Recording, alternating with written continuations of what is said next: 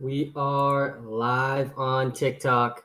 We are live on YouTube. Going to be live up until about 20 minutes before kickoff, guys.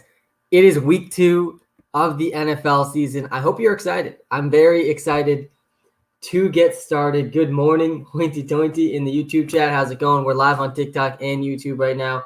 Hit us with the picks against the spread. Ryan, I got you, man. I got the picks against the spread ready to go.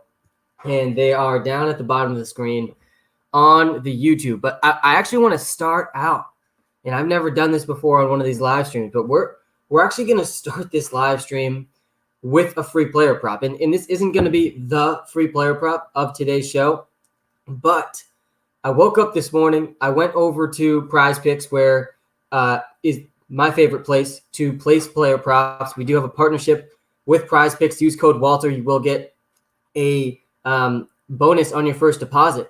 But AJ Dillon, his over-under on PrizePicks as of about 5 minutes ago was 17.5 rushing yards. Everywhere else, his over-under is at 35.5. So PrizePicks is essentially giving away free money with this player prop. So go lock this in. If you have PrizePicks, or if you don't have PrizePicks, guys, use code Walter when you are making your first deposit and signing up, because we have a great partnership with them now, and you will get a first-time deposit bonus. So not only are you getting free money with A.J. Dillon over 17.5 rushing yards, and they play on Monday night, but this prop they will almost definitely fix this very soon. They'll probably change this very soon. So I wanted to get this to you ASAP. A.J. Dillon over 17.5 rushing yards on PrizePicks. I mean, again, it's his line is at 35.5 everywhere else. I actually like 35.5 too. I mean, 17.5. He's going over 17.5 yards. He had 4 carries last week, and he still went over 17.5 yards.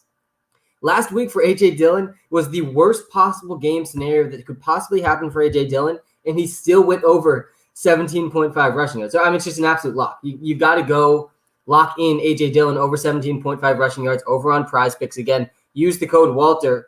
We do have a partnership with them, and I believe will get a first-time deposit bonus too. And they actually are legal in a lot of states. Sports betting isn't legal. I live in Massachusetts. This is why I use PrizePicks. Sports betting not legal in Massachusetts yet, but this is actually technically a DFS site. They basically made player props into a fantasy game. So try out PrizePicks, guys. They're giving away basically free money with 17.5 rushing yards over on PrizePicks. Lock that in, guys. I mean, lock that in. So, by the way, we'll still be giving away a free prop pick, a real free prop pick on this show. This doesn't feel real to me. This feels like I'm stealing money, honestly, from PrizePicks. So go lock that one in. Good morning, everyone. It is week 2. It is time for week 2. I can't wait. Kareem Hunt or Devonta Smith. That is a close one, man. I mean, the Browns are just going to obliterate the Houston Texans today. I have my picks against the spread scrolling at the bottom of the screen if you come to the YouTube live, and you can see I don't like taking like big favorites against the spread, but I'm still taking the Browns. I think it's minus 13. It's scrolling across the bottom of the screen right now on YouTube. I think it's minus 13 against the Texans, maybe minus 13 and a half. I'm still going with the Browns. I feel like the Browns could just destroy the Texans this week. And I know the Texans looked good last week, and I actually had the Texans last week. Last week I went, I think 53% against the spread or something. I was like one game over 50%. Really not that great. And this is because spreads are just very difficult to beat. I don't bet that much on spreads. I'm very transparent about this. Most of my money that I do bet goes towards player props, which is why you got to go hammer A.J. Dillon over 17.5 rushing yards. But I do think this week, I mean, the Browns are going to beat the Texans badly. But the Texans last week, they weren't a lock because I overlooked how bad the Jaguars are. I know the Texans are bad. We can confirm the Texans are still bad, even after a good week. The Jaguars, though, could be the worst team in the NFL. So probably my favorite pick against the spread this week is the Broncos over the Jaguars. Start 1, Callaway, Marvin Jones, or Devontae Parker. I don't want to start Marquez Callaway this week, guys. I just don't feel good about starting a guy that went under, 3 fantasy points last week. I don't feel confident about Marquez Callaway. And I don't feel great about Devontae Parker either, but Will Fuller's out again. And so this is another good week to be starting Devontae Parker. Both him and Jalen Waddle, they're going to be the pretty clear top guys. Yeah, Marquez Callaway last week, he had 2 targets, 1 catch, 14 yards. I mean, he looked great in the preseason. I think he's still going to be good, but it might not be, he's not going to be the every week, wide receiver 2 that we were hoping for when we drafted him. And we didn't draft him that early. But Jameis Winston and his insane efficiency week 1, I mean, I'm betting against the Saints this week. I don't love what I saw from the Saints a week ago. It was so much about the Packers. I mean, the Packers just laid down like in the first quarter of that game.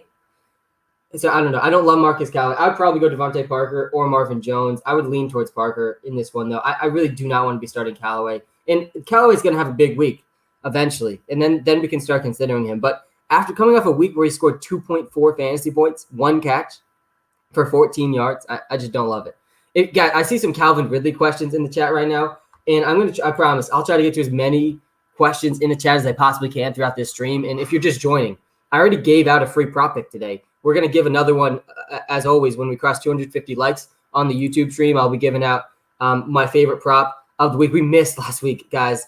We missed Ryan Tannehill over 1.5 passing touchdowns. And I cannot believe he didn't hit that one. But A.J. Dillon's prop right now on PrizePicks is 17.5 rushing yards. Every other platform has this over-under at 35.5.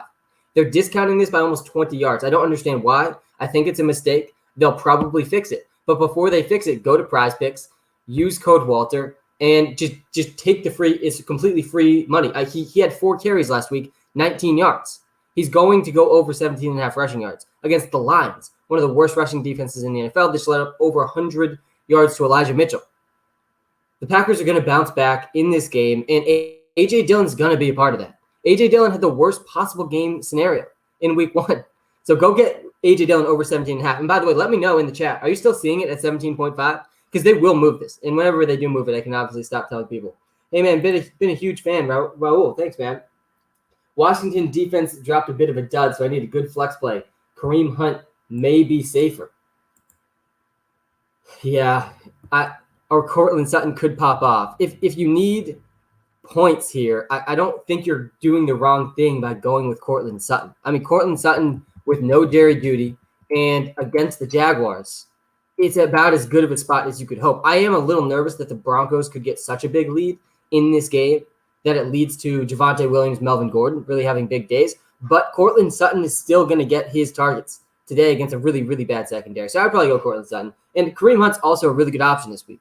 Kareem Hunt and Nick Chubb. I mean, Nick Chubb, guys, is a lock. He's a lock to get at least 80 rushing yards. I was pretty surprised to see his prop pick at like 87.5. Nick Chubb against the Houston Texans, 13.5-point favorites for the Browns. I mean, Nick Chubb's going to go – he needs 15 carries this week, and I think he's very easily going to get 15 carries this week, and Nick Chubb's just going to go bananas. Hopefully you're not playing against Nick Chubb in fantasy this week. Jacoby Myers or Chase Claypool. Honestly, I would go with Jacoby Myers over Chase Claypool. I like Jacoby Myers a lot this week. I think he has a pretty good shot at a touchdown this week, and he played 98% of the snaps for the Patriots. He's the number 1 receiver on the Patriots. It's pretty clear. And I like him a lot, especially in PPR leagues. He's going to get at least 5 catches today. I like Jacoby Myers a lot today. The Jets secondary, guys, is bad. It's really bad. Mooney or Christian Kirk, these are 2, Brendan, guys that I really don't want to be playing. I don't trust either of these guys. They're pretty similar to me, though. And I honestly think I would lean Darnell Mooney. I know Christian Kirk had a really big week 1, and Darnell Mooney really didn't. But Darnell Mooney was out there for almost every snap, and they have such a better matchup this week going from against the Rams to against the Bengals. He gets Mike Hilton likely is going to be matching up against Darnell Mooney today. I went back and watched that Bengals game, and the Bengals defense actually did surprise me a little bit. The Bengals defense was much better than I expected going back and watching that game. But I think Darnell Mooney almost has to build on his week 1 performance. He had 7 targets in week 1, 5 catches. I think that's his floor in week 2. So I'd probably lean Mooney. I honestly think Mooney has a safer floor than Kirk. Antonio Brown, Damian Harris, or Devontae Smith. There's so many. I think the most frequent question I've seen across the week. Yeah, Dylan, can we break 4K subscribers today? I think the most frequent question I'm seeing is Devonta Smith, Antonio Brown. And if you have both these guys, there's honestly a pretty good chance you're using the WalterPicks app in your draft, because I think we were looking at the percentages the other day. It's like 75% of people who drafted the WalterPicks app somehow ended up with Antonio Brown on their team, because Antonio Brown was ranked way higher in the app than pretty much every other platform. So you got to try out the app for your drafts next season, because you're going to end up with great decisions like this. This is a good decision to have to make, Devonta Smith versus Antonio Brown. I don't think you can bench Antonio Brown against the Falcons, though. And I know Devonta Smith is also a really good option. But, I mean, what is Antonio Brown's ceiling? I don't think we've truly seen it yet. I really don't. I also don't think we've seen his floor. I think Antonio Brown, honestly, one of my bold predictions in one of my videos before the season was that Antonio Brown would lead the Bucs in receiving. And all of a sudden, literally after 1 week, that's like a very mainstream take now. And I'm honestly a little nervous about it, because let's not get ahead of ourselves here. Antonio Brown still played like a lot less snaps than Mike Evans and Chris Godwin. And Mike Evans also had by far the hardest matchup in week 1 against the Cowboys. Really, their only good player in the secondary was just locked on to Mike Evans the entire game. So don't write off Mike Evans after 1 week.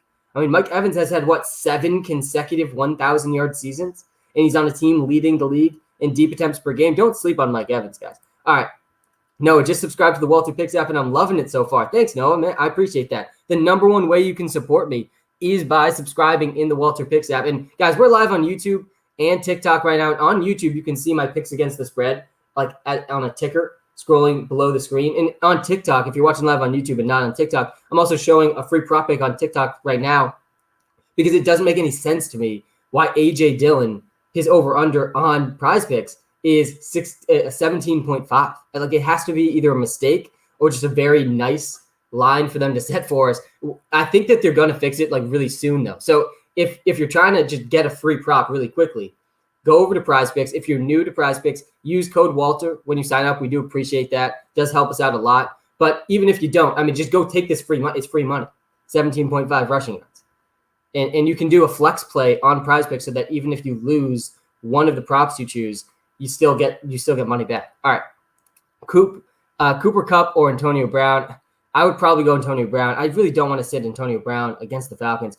All right, back to your question, though, Noah. Full PPR. Speaking of A.J. Dillon, Singletary or A.J. Dillon, and also Melvin Gordon or Darrell Henderson. These are some tough ones. I personally would go A.J. Dillon over Singletary. I think the Bills are going to really bounce back in week 2. I expect the Bills and Josh Allen and Stephon Diggs to have a very good day. I expect Josh Allen to go over 300 passing yards. I think Stephon Diggs likely to go over 100 receiving yards today. I really expect him to bounce back. You look at the week 1 for Stephon Diggs, and it really doesn't look great when you look at his stats, right? He had, I'm just pulling it up now, he had 14 targets, but he finished with only 16 fantasy points.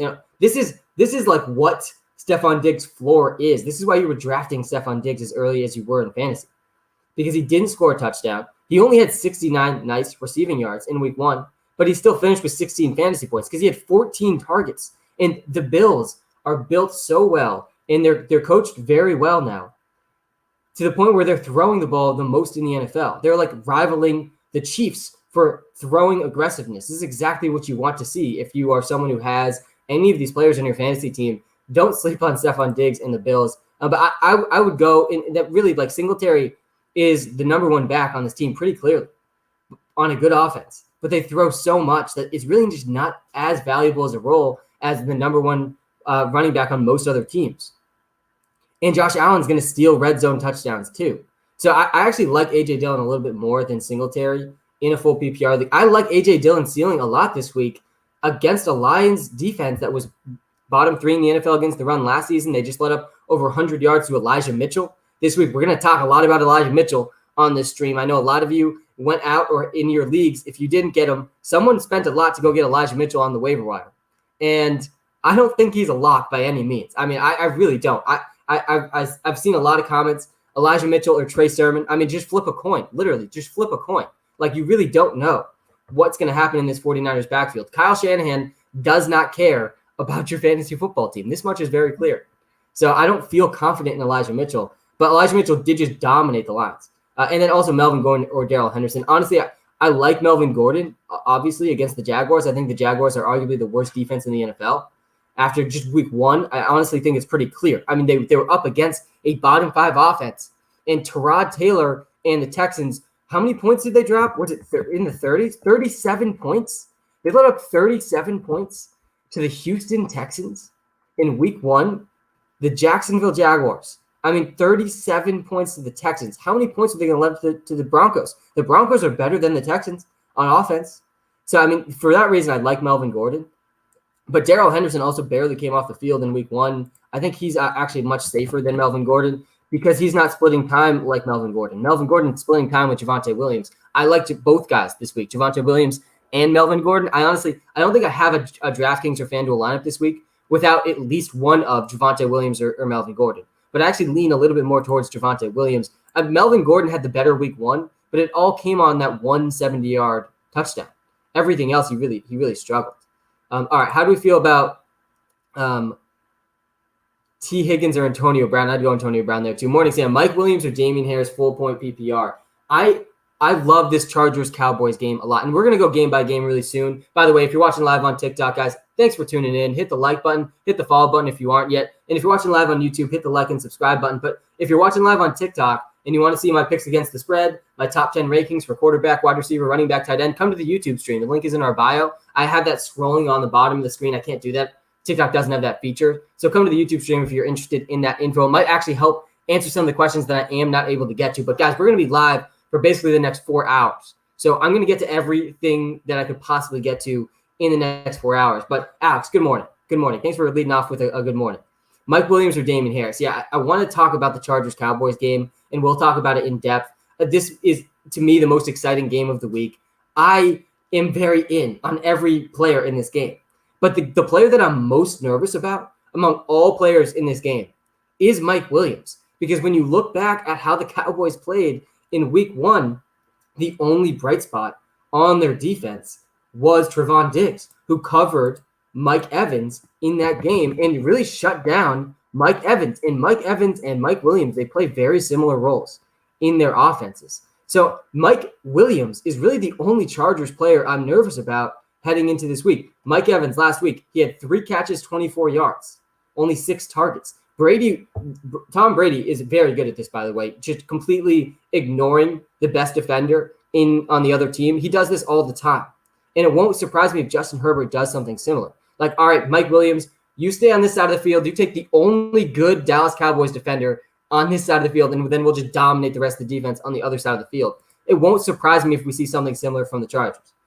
All that being said, you still have to like Mike Williams. And in a PPR league, I wouldn't knock you for going Mike Williams over Damian Harris. I honestly would probably go Mike Williams over Damian Harris. But those are my concerns, Alex, about Mike Williams. So you might not feel great about starting him now, but in a full-point PPR league against the Cowboys, I would still do it. I would still do it. How do you feel about Cole Kmet? Will he do? He's my biggest liability. Yeah, I mean, he's definitely a liability for your fantasy team. Cole Kmet's in that tier of tight ends that, like, if he doesn't score a touchdown, he's probably scoring less than 5 fantasy points. That is the majority of tight ends in the league. But in week one, he didn't score a touchdown, and he did get 9.2 fantasy points, the 18th most among tight ends. He scored a touchdown. All of a sudden, he's like a top 7 tight end. This is how it goes with the tight ends. But he did see 7 targets. I mean, that's pretty strong. And he actually played a little bit in the slot, which is also encouraging. So I don't hate him, but I certainly don't feel confident about Cole Kmet. So, yeah, he's definitely a liability. All right. I want to go game by game. I'm going to share my picks against the spread. They're also coming across the bottom of the screen. But I want to just touch on each of these games really quickly. I like to start the stream talking about each of the games. I will promise I'll get to as many of the questions as I can. If you come to the YouTube live, though, you can see my top 10 quarterbacks coming across the screen right now because I see – let's just go through the top 10s really quick. Then I'll talk about each game because I think this will help answer a lot of the start-sit questions I'm seeing in the comments right now. I'm going to say this almost every week, I think, about quarterbacks. There's really like just a few quarterbacks I feel like you can't bench because why did you spend such an early fantasy pick on some of these guys to bench them?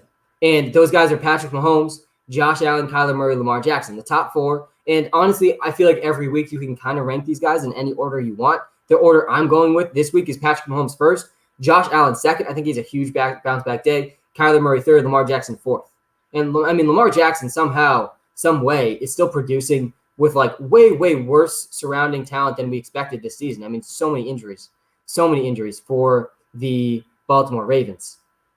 But those are my top 4 quarterbacks. After that, though, this week, some guys that you just absolutely need to start. And I wouldn't start any of these guys I'm about to mention over Patrick Mahomes, Josh Allen, Kyler Murray, Lamar Jackson. But after that, you have to start Justin Herbert. I mean, you can't not start Justin Herbert against the Cowboys. Like, if you watch that first game, how could you possibly not be playing Justin Herbert? I have Justin Herbert in my DraftKings lineup, head-to-head lineup this week. I'm in a high-stakes DraftKings league. I actually had the second most points in that league last week, which was money. I had the Jalen Hurts, Devonta Smith stack, which I was definitely telling you guys all to do. And this week, I'm going with the Justin Herbert, Keenan Allen stack. The Justin Herbert, Keenan Allen stack cannot lose in head-to-head this week. You almost have to do it. I mean, what stack are you going to go with that isn't Justin Herbert, Keenan Allen? Justin Herbert's my number 5 quarterback this week. You have to start Justin Herbert. After Justin Herbert, there's a lot of really good options. Russell Wilson, Tom Brady, Dak Prescott, Aaron Rodgers, Jalen Hurts. That rounds up my top 10 quarterbacks. I think Aaron Rodgers bounces back, though I am a little nervous. The Packers could just run all over the Lions, and that might lead to not as many passing touchdowns for Aaron Rodgers. But Jalen Hurts in my top 10, I felt very good putting him in there. And this is such a big week for the Eagles and for Jalen Hurts. The Eagles are going to be taken very seriously if they can win this week. And I am taking the Eagles plus 3.5 against the 49ers. I don't feel great about it. I feel like that's a pretty safe spread. But I do think that they have a chance to win this game. And Jalen Hurts looked great in week 1. We just got to see him do it against a non-Falcons defense. Cole Beasley or Cortland Sutton? Definitely Cortland Sutton. That's easy. Julio, AB, PPR. Yeah, Julio Jones. I mean, I don't feel like you can trust Julio Jones in week 2. And sure, it's Julio Jones. Will I be surprised if he goes absolute off in week 2? No. But he put some really bad film on tape in week 1. He really created zero separation. Like, he had zero separation the entire game. And it was not against very good secondary either. And he's not against the best secondary this week either, so he still can do well. But it was a concerning week 1 for Julio Jones. Hopefully he was just like knocking the rust off. He really didn't practice most of the preseason. But I would go Antonio Brown over Julio Jones. Antonio Brown just against the Falcons. How could you not love all of the Buccaneers wide receivers? They could all 3 of them could finish as top 12 receivers this week. That's all of their ceilings. Antonio Brown, Mike Evans, Chris Godwin. And Mike Evans is the one being slept on the most this week because he had the down week last week, but he could easily bounce back as well. All right, let's head into the top 10 tight ends because I know there's going to be a lot of tight end questions, and the tight ends I think get pretty iffy after like the top 5. Travis Kelce, obviously number 1. I have George Kittle actually ahead of Darren Waller this week, but that's honestly probably a mistake. I would not be benching any of those guys, obviously. I have TJ Hawkinson up at number 4. TJ Hawkinson, I was pumped about his week 1 performance. I mean, TJ Hawkinson, guys, I was saying it all offseason, he has a really good chance to be this year's Darren Waller. On the team that he's on, he's their clear number 1 best receiver. And they're going to have to throw a lot. And then week 1, he has the second most targets in the league among tight ends, 10 targets for TJ Hawkinson. He barely came off the field for the Lions. And he is going to see really consistent volume. And you don't see consistent volume at the tight end position. It was enough for me to rank TJ Hawkinson ahead of Mark Andrews this week. And I think Mark Andrews bounces back this week as well. But I like Hawkinson a lot. So Hawkinson's my number 4 tight end. Mark Andrews my number 5 tight end. Then Kyle Pitts. I think Kyle Pitts bounces back this week too. Don't sleep on Kyle Pitts after one bad week. I think they did a good job against Kyle Pitts. The real concern for Kyle Pitts really isn't Kyle Pitts. It's the Falcons offensive line and just the Falcons offense in general. Good question here from Matt. Mike Davis or Javonte Williams? This is a layup for me, Matt. I definitely would go Javonte Williams. Just look at the matchups, man. Mike Davis up against the worst matchup he could have against the best run defense in the NFL. Even our Falcons.WalterPicks creator, Andrew, who is the biggest Mike Davis fan that I've ever met, is telling people to bench Mike Davis this week. That's all you need to know. I mean, and he's right. The matchup is just not good. It's just really not good for Mike Davis. And you got to be encouraged about the volume Mike Davis saw week 1. Certainly, you should feel good. He got 15 carries and a few targets. That's pretty good volume for where you were drafting Mike Davis. And if that stays like that all season, he's going to actually be a pretty good draft pick. But week 2 is not the week for Mike Davis, and week 2 is the week for Javonte Williams. So lock in Javonte Williams. I mean, Javonte Williams, to me, Javonte Williams' floor this week is what he did last week. And he basically split work exactly with Melvin Gordon. So I like Javonte Williams a lot. I mean, again, I think the Jaguars are just so bad I think the Jaguars are so bad that you have to love Javonte Williams this week. Guys, if you're watching live on TikTok, hit that like button. They added a like button to TikTok. And if you're watching live on YouTube, hit that like button and subscribe button as well. And if you're not following us on TikTok yet, not sure what you're waiting for, hit that follow button. It is Sunday. Man, we got football on our television screens very soon, and I cannot wait. There's so many exciting games this week. I want to get into really quickly some of my picks against the spread. We're just going to go game by game really quick. All right. And again, you can see this on the screen on YouTube if you're on the YouTube Live. If you're on TikTok, I'll talk through it. I see a quick Jacob with Kenyon Drake or DJ Moore question. Definitely DJ Moore. I'm nervous about Kenyon Drake. And honestly, if you remember, if you've been tuned in to me from last season, I do this all the time. I err on the side of caution with a lot of these backup running backs that because of their starters out, all of a sudden get thrust into like every start-sit question. Everybody wants to start Kenyon Drake this week. He's probably going to be a popular play on DraftKings and FanDuel this week. And I understand why, right? I mean, the Raiders want to run the ball. There's no Josh Jacobs. Kenyon Drake is the very clear backup. But Peyton Barber will be involved. But not just Peyton Barber. The Raiders' offensive line is also not very exciting. Like, Kenyon Drake is going to have a slightly better role than he usually has. He's going to see some more carries than he would usually get. But still, the value with Kenyon Drake is in the targets. And I just don't love the Raiders against the Steelers today. I don't love Kenyon Drake. I would definitely go DJ Moore over him. All right. Going back to the picks against the spread. My one lock of today against the spread, it's the Bills -3 versus the Dolphins. I would be so surprised if the Bills don't win this game. I mean, the AFC East will just be completely turned on its head if the Bills don't beat the Dolphins today. They're only 3-point favorites. I think Josh Allen's going to bounce back in a really big way today against the Dolphins. And I won't be surprised if they just blow out the Dolphins and like are right away after this week, the pretty clear number one option to win the AFC East. So I'm going with the Bills -3 against the Miami Dolphins. That's my lock of the week in terms of picking against the spread. Bills -3 against the Dolphins. And really quick before I talk through some of my other picks, guys, PrizePicks has the over-under for A.J. Dillon at 17.5. Every other platform has it at 35.5. It's basically free money. Again, in the chat, let me know if you're still seeing this. If you go to the PrizePicks app, and if you haven't used PrizePicks before, it's basically just a DFS platform, like a daily fantasy platform, but for player props specifically. So you just pick multiple player props. That's the whole game. You just pick at least 2, and then you bet on the props. And I think they made a mistake with this A.J. Dillon prop. I mean, it's like half the amount of yards as every other place I'm seeing the prop. And I actually like the prop at 35.5, and you're getting it 17.5. So just go take the free money with the free prop on PrizePicks. A.J. Dillon over 17.5. Let me know if you're still seeing it, by the way, because they definitely will fix this soon. So if they haven't fixed it yet, you got to go lock that in. All right, talking about some of the other spreads. And I'll answer one quick question. Mike Evans or Mike Williams? I would go Mike Evans over Mike Williams today. I would. And it's really all about the matchup for me. All right. Panthers +3.5 versus the Saints. I think the Panthers are going to beat the Saints. So I love that one. Browns -13.5 versus the Texans. I don't love having to lay 13.5 points. But again, I think the Browns are going to destroy the Texans this week. The thing about the Texans and how good they did last week, you have to understand how bad the Jaguars are. And I overlooked this in week 1. I'm not going to overlook this in week 2, how bad the Jacksonville Jaguars are. They're absolutely terrible. They let up 37 points to the Texans. The Browns are not going to let up 37 points. They're not even going to let up 20 points to the Texans. So I still like the Browns -13.5. I think Nick Chubb and Kareem Hunt are going to have massive days. Bengals +1 versus the Bears. I mean, to me, this is a complete coin flip game, so I'll just take the point with the Bengals +1. I could see this game going either way. I really don't feel very confident about this game. But the Bengals surprised me in week 1. And honestly, the thing that surprised me the most about the Bengals wasn't the offense. I kind of knew the offense was going to be fine. I thought the preseason worries about the offense were a little overblown. But the defense, the Bengals defense actually did pretty well in week 1. And I'm very intrigued to see if that continues in week 2 against the Bears and Andy Dalton, who, I mean, the Bears offense really isn't that scary. Steelers -6 versus the Raiders. I think the Steelers destroy the Raiders this week. I'm not in on the Raiders. I know they had a pretty good primetime game against, I mean, that game was nuts against the Ravens. Very exciting primetime game so far this season. But I like the Steelers -6. I mean, the Steelers just beat the Bills. And that's a pretty impressive win in my eyes.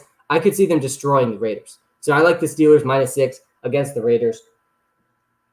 By the way, tracking my accuracy from last week, I told you I'd be completely transparent about my accuracy throughout the season. I don't bet very much on the spreads. I like talking about them, though. I know a lot of you will put some money on the spread. So I will just touch on the rest of the spreads really quickly. I think I had 53% accuracy from week 1. I was 1 game over 500. These spreads are tough, very tough. So bet cautiously when you're betting against the spreads. That's my advice. Honestly, it's very hard long-term to win against the spread. But my favorite spread of the week is Bills -3 versus the Dolphins. And then after that, Rams -3.5 versus the Colts. I mean, this is a very interesting game. The Colts have a lot on the line in this game, but I think the Rams are going to beat them pretty handedly. It's just going to be so hard for the Colts to move the ball. I was very unimpressed by the Colts offense in week 1, and it's just not a good matchup for them in week 2. Eagles +3 versus the 49ers. I am taking the Eagles +3 against the 49ers. And the 49ers are the better team in my opinion, but I still think the Eagles have a really good shot to win this game. I loved what I saw out of the Eagles in week 1, and yeah, it was against the Falcons, but the 49ers were also against the Lions. So, I mean, they both had easy matchups. This is going to be a really interesting one, and I think that the Eagles are just generally speaking being slept on across the league and across public perception. So I'm going to lean with the points, Eagles +3 versus the 49ers. My other lock of the week, of course, I've already bashed on the Jaguars a lot, but Broncos -6 versus the Jaguars. Again, the Jaguars are so bad. I think the Broncos are going to destroy the Jaguars this week, just like the Texans destroyed the Jaguars last week. I mean, the Broncos are much better than the Texans. The Texans just beat the Jaguars by 16 points. The Broncos could easily beat the Jaguars by 10-plus points this week. So, yeah, that's my second lock of the day. The Bills -3 and the Broncos -6. Patriots -6 versus the Jets. This is a game I'm very excited to watch as a Pats fan. And if the Patriots lose, their season's over. This is the position the Patriots have put themselves in by blowing the game against the Miami Dolphins. And I really can't stand the optimism around the Patriots right now. They're 0-1. They just lost to the Miami Dolphins. Can we stop celebrating, Patriots fans? We're 0-1. We're last in the division. And if we lose this week, the season's literally over. This is my pessimistic Patriots fandom coming out right now. But I do expect the Patriots to beat the Jets today. The Jets have so many holes on the team. And the biggest holes are on the offensive line. There's no Becton this week. The offensive line for the Jets is already bottom 3 in the NFL. They looked horrible in week 1 against the Panthers. I think they let up 6 or 7 sacks against the Panthers. And then on top of that, they have a lot of defensive injuries too. And their cornerbacks and their secondary is really, really weak. So I don't love the Jets this week. I would go Patriots -6 against the Jets. I like Mac Jones, Mac Jones today to have a really big day. And by the way, Jamison Elite Crowder is returning. So I'm very excited for that as well. And then last but not least, just a few more. The Cardinals -3.5 versus the Vikings. I honestly wanted to take the points here, but I don't like betting against Kyler Murray. And I really don't like betting against the better quarterback in these games. And that's what Kyler Murray and the Arizona Cardinals have. So I'm going Cardinals -3.5. Falcons +13 against the Buccaneers. It's just too many points for me. I think the Buccaneers are going to destroy them. But the Falcons could easily cover this spread. 13 points.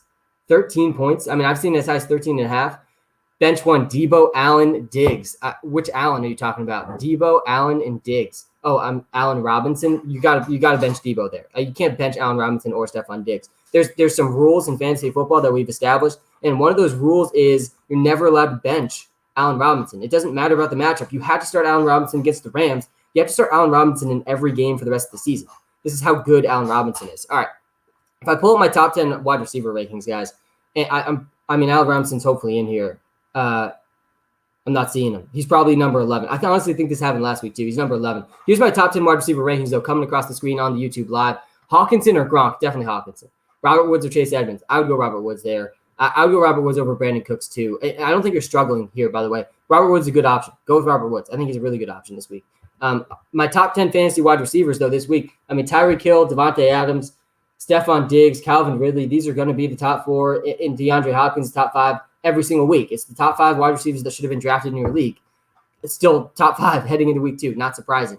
After that, though, DK Metcalf, Amari Cooper, and CeeDee Lamb both make my top 10. They could both finish as top 10 wide receivers in fantasy. Guys, the Amari Cooper and CeeDee Lamb, I mean, it's really very similar to the Calvin Ridley, Julio Jones situation that the Falcons had for quite some time. Like, both these guys are top 10 options in fantasy.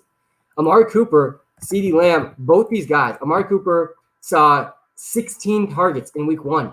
That was the most in the NFL. He saw 16 targets. He had 130 air yards, also top 10 in the NFL. But then CeeDee Lamb, he didn't disappoint either. He had 15 targets, the second most in the NFL.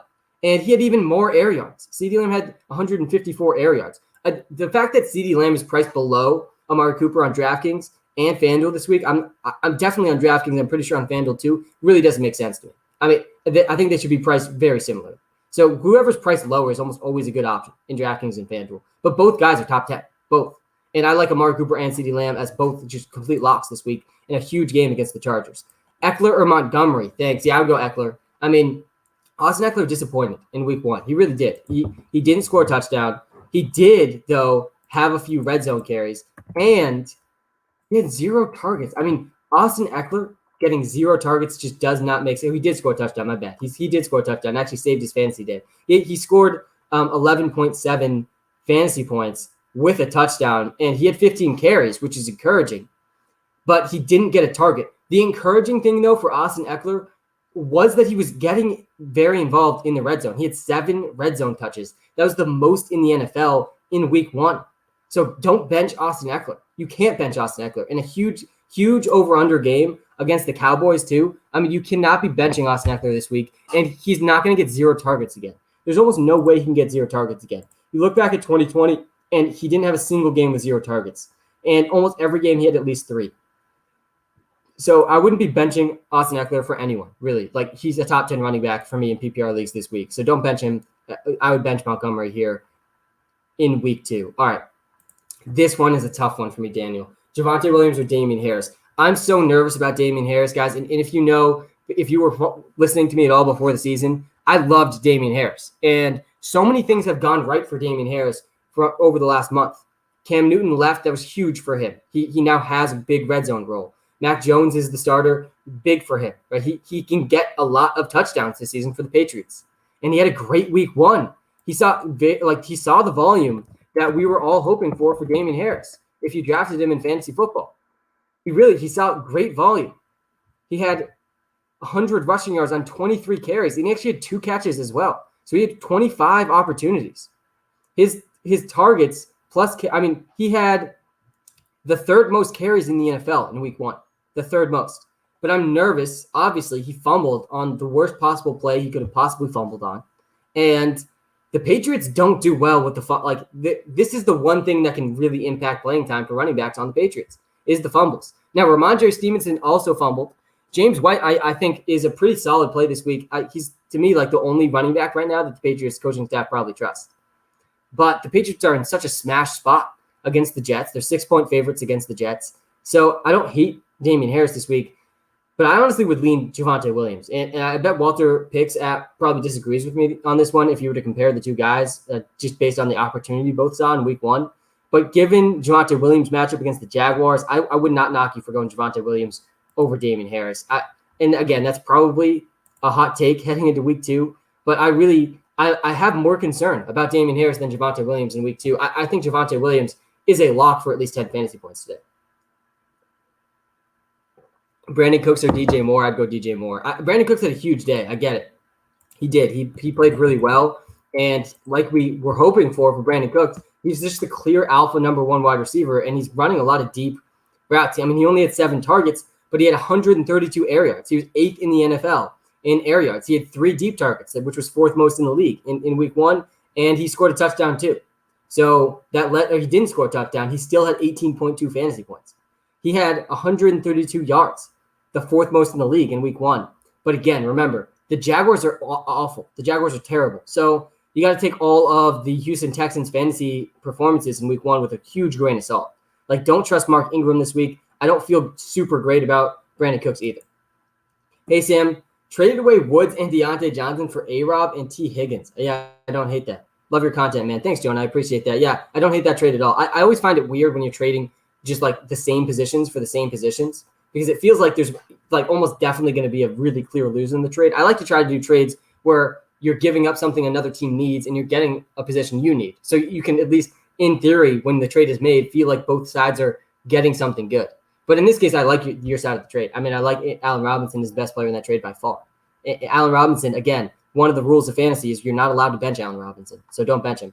All right, here we go. Sam, Love the app. Thanks, man. Yeah, guys, if you haven't checked out the WalterPicks app in the iOS App Store yet, you got to check it out. I've spent tens of thousands of hours of my life building and working on, and even today still, hours working on the WalterPicks app. So check it out. It's the number one way you can support me. And if I do get to your question, or I do offer any helpful advice on these live streams too, a very easy way to support me is go tossing us a 5-star review in the App Store for the WalterPicks app, iOS App Store. Hey, Sam, love the app. Mike Evans or Antonio Brown? Yeah, I'd still go Antonio Brown over Mike Evans this week. But, I mean, it really is a coin flip. It really is. Antonio Brown, to me, is just a little bit safer based on the usage from week one. But, again, I think you can explain the usage for Mike Evans week one just based off the matchup. He had the only bad matchup of the week. And, again, there's like one good defender on the Cowboys. And I'm nervous for Mike Williams this week because that's who is going to be covering Mike Williams. But I think it's going to be really close. I would still go Antonio Brown, but Mike Evans could easily outscore Antonio Brown. It's a tough one. Honestly, I'd like starting both, though, against the Falcons. James White or Robbie Anderson at flex PPR? It's James White. It's got to be James White over Robbie Anderson. And I love Robbie Anderson. I think Robbie Anderson's really good. I think he's an underrated player in the NFL.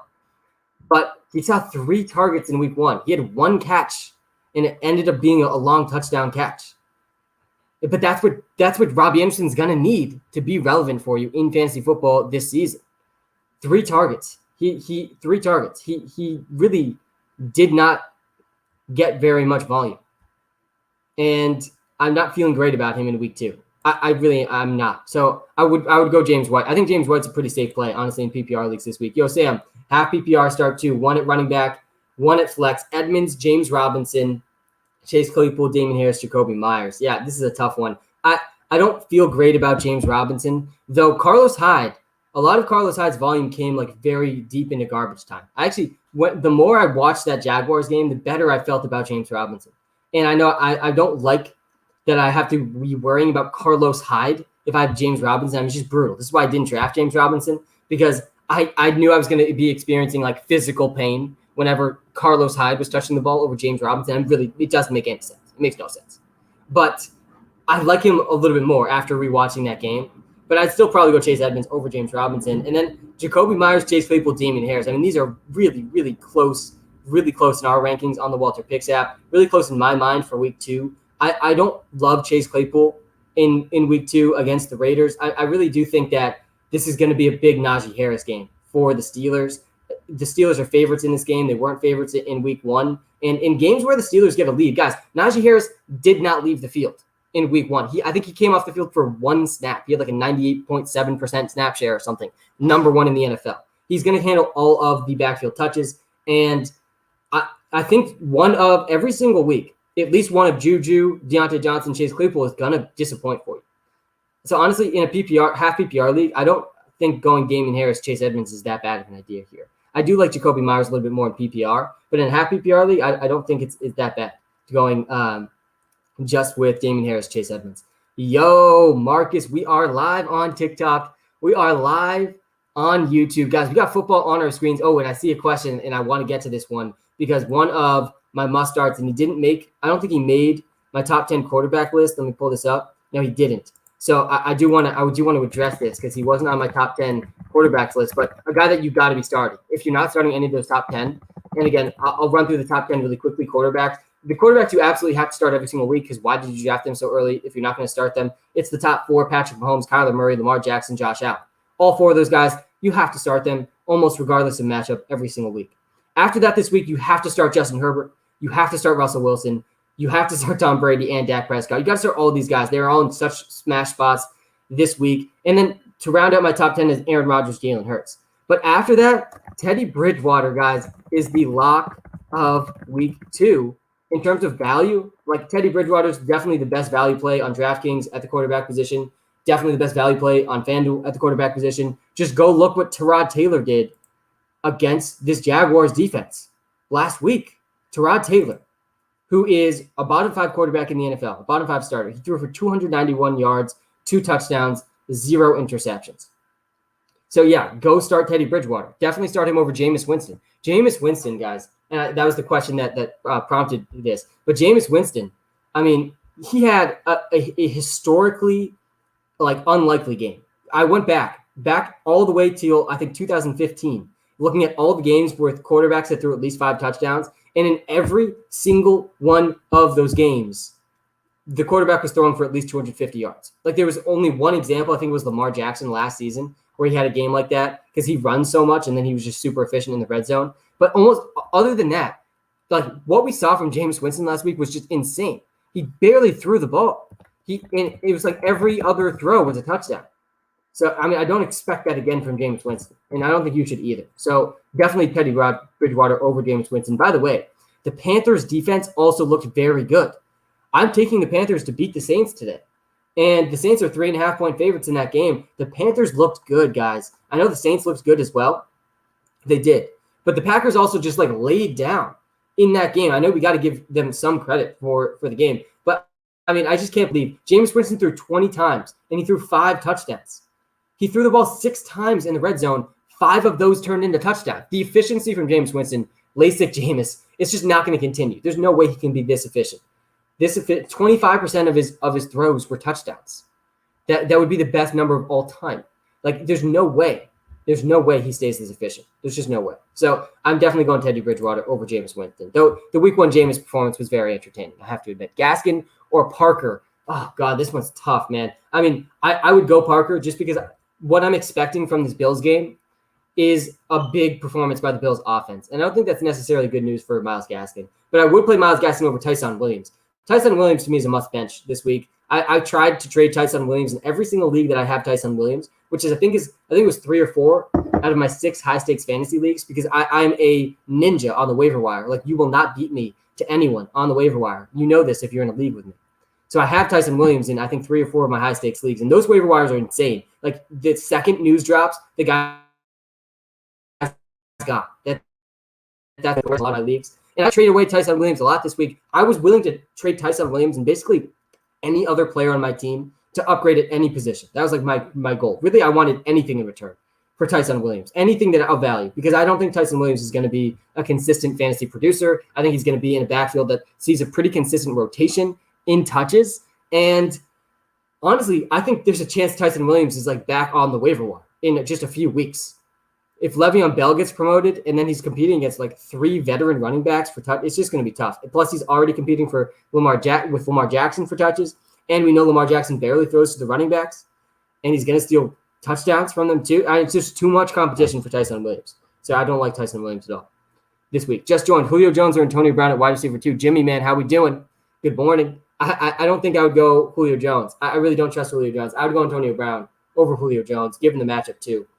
I do. I really like him a lot. All right, pulling up my top 10 running backs of the week. I don't think I've had this one up yet on the YouTube Live. We're live on TikTok and YouTube right now, guys. You got to come to the YouTube Live. Come to the TikTok Live. We are showing my top 10 running backs on the bottom of the screen right now on YouTube. And you'll see very high up there and making the top 10 for the first time is Najee Harris. Najee Harris against the Raiders is my 10th ranked running back this week. And I won't be surprised at all if he finishes as a top 5 option at the position. Of lock in Najee Harris, I think he's one of the best DraftKings values of the week as well. I also have Nick Chubb ranked number 5 this week. Might be the highest I have him all season. Nick Chubb is going to go off today, guys, against the Houston Texans. Deebo Samuel or Chase Edmonds at flex. I think you have to go Deebo Samuel in that situation. I mean, Deebo Samuel looked so good in week 1. We certainly shouldn't expect him to repeat his week 1 performance, and I don't think anyone is. But he is one of the best yards after the catch receivers in the NFL. We've known this for quite some time. I think Brandon Ayuka the Bazooka. I'm not giving up on Brandon Ayuk after 1 week. I'm actually not giving up on Trey Sermon either. But way more than Trey Sermon, I'm not giving up on Brandon Ayuk. But you still have to love what you saw from Deebo Samuel. I mean, Deebo Samuel turned 12 targets into 189 receiving yards, the second most in the league, only behind Tyreek Hill of week 1. I mean, his yards after the catch is just unmatched. You can't stop him. He had 123 yards after the catch. That was the most in the NFL, even more than Tyreek Hill. Tyreek Hill is just burning you down the field, and you just can't cover the whole field with Tyreek Hill. Deebo Samuel is just burning you when he gets the ball. He's a whole different type of player. He's basically a running back. That's how good he is after the catch. So yeah, I would probably go Deebo Samuel there. I like him a lot this week too, but I am not expecting a repeat 189-yard day for Deebo Samuel. Damien Harris or Julio Jones at my flex. I would probably go Damien Harris. Mike Williams or CD? Definitely CD. Mike Williams, I'm actually a little nervous for Mike Williams, and he's the only player I'm actually nervous about in that backfield. In that game, because Mike Williams is going up against Trevon Diggs, who covered Mike Evans in week 1 and locked down Mike Evans. And he's by far the best player on the Dallas Cowboys defense in their secondary, especially. If you go back and you look at the game for the Tampa Bay Buccaneers, you almost could not – Tom Brady was basically never looking Mike Evans' way because Trevon Diggs, which is such tight coverage against Mike Evans. I think Mike Evans bounces back for a very similar reason this week too. So I'm not that excited about Mike Williams this week. So I would still start him in a lot of situations because I think there's going to be a ton of passing and a ton of points in the Chargers-Cowboys game. But you got to hate the matchup for Mike Williams. Mike Williams plays such a similar role to Mike Evans. Mike Evans, in week 1, he played 94% of snaps. He didn't leave the field. He ran 48 routes. He had 6 targets, but he only had 24 receiving yards because that's how good Trevon Diggs is. Mitchell or Henderson, definitely Henderson. I don't trust Elijah Mitchell. I refuse to trust Elijah Mitchell on the 40. I think he's going to lead the backfield in yards and carries this week, but I don't feel great about it. And I definitely feel much better about Darrell Henderson, who barely came off the field for the Rams. So I would go with Darrell Henderson over Elijah Mitchell. Chase Edmonds' projection this week. Yeah, I liked what I saw out of Chase Edmonds in week 1. I mean, we knew James Conner was going to be involved, but Chase Edmonds actually saw some red zone touches, which was encouraging. He didn't see any carries inside the 10, which was not as encouraging, but he did see 2 red zone touches, and he had 4 targets, 12 carries. So 16 opportunities for Chase Edmonds. He was 50-50 splitting, though, with James Conner. So it does lower his floor actually a decent amount, but he had 14.6 fantasy points in PPR leagues without scoring a touchdown. And this is why I liked Chase Edmonds heading into the season, because Chase Edmonds, his floor with James Conner involved is like 10-plus fantasy points every single week because he's going to get catches. And he's a very good receiver out of the backfield. But he's also going to get carries. And if he carves out a little bit bigger of a role in the red zone, that's where Chase Edmonds can turn into a running back 1. Though my projection for him this week would be between 13 and 15 fantasy points. Corey Davis or Zach Pascal PPR. Definitely Corey Davis. Guys, Corey Davis is very, very clearly, and it'll be interesting to see how this shakes out with Jamison Elite Crowder back this week. But I think even with Jamison Crowder back, and if you know me at all, you know I love Jamison Crowder. And I think he's a beast. But Corey Davis, I think, is going to be the very, very clear number 1 receiver for the Jets this season. I think it's going to be clear in week 2. He only saw 7 targets in week 1, but he was the go-to guy when it counted for Zach Wilson in that first game, and I think it's going to be the same thing. And he actually had 120 air yards in week 1. That was the 11th most in the NFL for Corey Davis. That's a really strong number. He had 33% of the air yards for the Jets, so he's getting the valuable targets. He had 2 red zone targets. He had 2 deep targets. He only had 7. But of those 7, over half of those were either very deep down the field or in the red zone for Corey Davis. So I would definitely go Corey Davis. Lockett or Godwin. Oh, man. I mean, you got to start both those guys. You have to start both Lockett and Godwin this week. Okay. Do you think Calvin Ridley is going to bounce back? Yeah, my thoughts on Ridley. Yeah, Calvin Ridley is going to bounce back. I'm very in on Calvin Ridley this week. I'm starting him in my head-to-head DraftKings league. I'm in a high-stakes head-to-head DraftKings league. There's 64 people in the league. If you have a new head-to-head matchup every single week, and then there's playoffs, and it's like a season-long league, but 64 teams make a new lineup every week on DraftKings. And I've come in the top 5 in this league in 2 straight years. Week 1, I had the second most points, and in week 2, I'm going with the Justin Herbert, Keenan Allen stack, but I'm also paying up for Calvin Ridley because Calvin Ridley does not have bad games back-to-back games. He almost never disappoints in back-to-back games, and even in week 1, where he really disappointed, he still had 10 fantasy points. That's his floor. He's 10 fantasy points. He's averaging 110 yards per game in games without Julio Jones. I really do think that Calvin Ridley is going to be just fine, and I think we're going to see it this week against the Buccaneers. The Calvin Ridley, if you're going to stack that Buccaneers game, you got to get Calvin Ridley in those lineups. All right. We just saw, by the way, Amari Cooper and CeeDee Lamb have really good days against this Buccaneers defense. Who, by the way, the Buccaneers have all sorts of injuries on their defense, too. That's why I would take the Falcons plus 13. I think that's too many points. Thoughts on Swift? Yeah, DeAndre Swift is what we were hoping for in week 1. I mean, DeAndre Swift is the reason you were drafting DeAndre Swift is because of the targets. There was no other reason to be drafting DeAndre Swift. And you look at week 1, and I think he had 11 targets. I'm pulling this up now. I'm pretty sure he had 11 targets in week 1.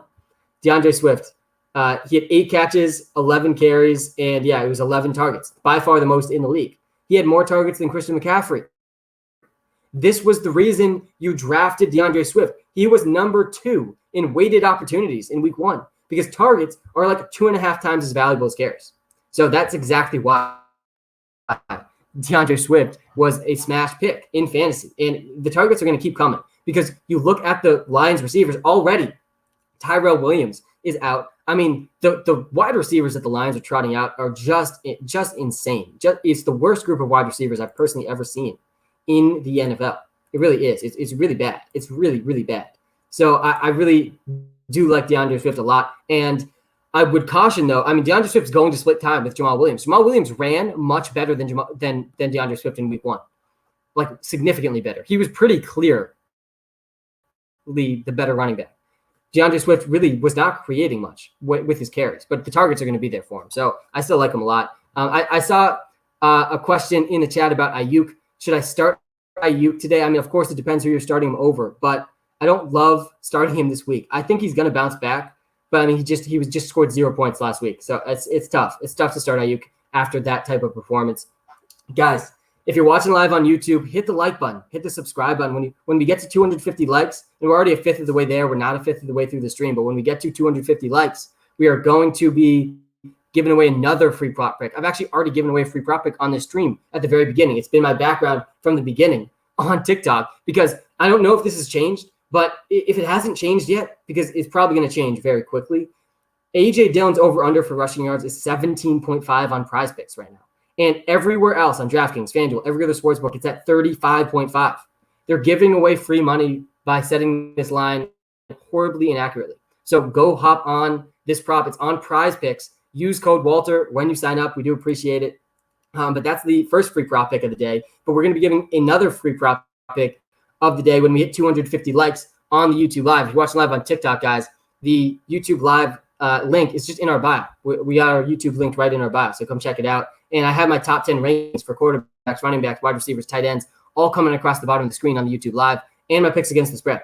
So you got to come check it out. But I did see a question in the chat. Who are my favorite DraftKings running backs this week? Yeah, I am making some DraftKings and FanDuel lineups this week. And here's my core that I'm going with. For running backs, Javonte Williams is such a tantalizing option in DraftKings and FanDuel at his current price. I think Javonte Williams could easily go for 20-plus fantasy points today. I think his floor is more like 10 fantasy points today. And he's priced below almost every other running back. And I won't be surprised when he out-touches and out-produces Melvin Gordon this week. After Javonte Williams, though, I mean, some studs that I'm targeting. I want Nick Chubb in every possible DraftKings lineup I can get. Nick Chubb's ceiling is just through the roof today. I mean, Nick Chubb basically doesn't even have a ceiling. He could rush for 200 yards against the Texans and like 3 touchdowns. That's his ceiling. That's no. There's so few running backs the type of ceiling Nick Chubb has, but also the floor for Nick Chubb is pretty high. I mean, what's the floor for Nick Chubb? 75 yards and a touchdown today? That's pretty much his floor. I mean, it's just an insane floor against the Texans. Najee Harris is another guy in head-to-head contests that I absolutely love because he's not going to come off the field.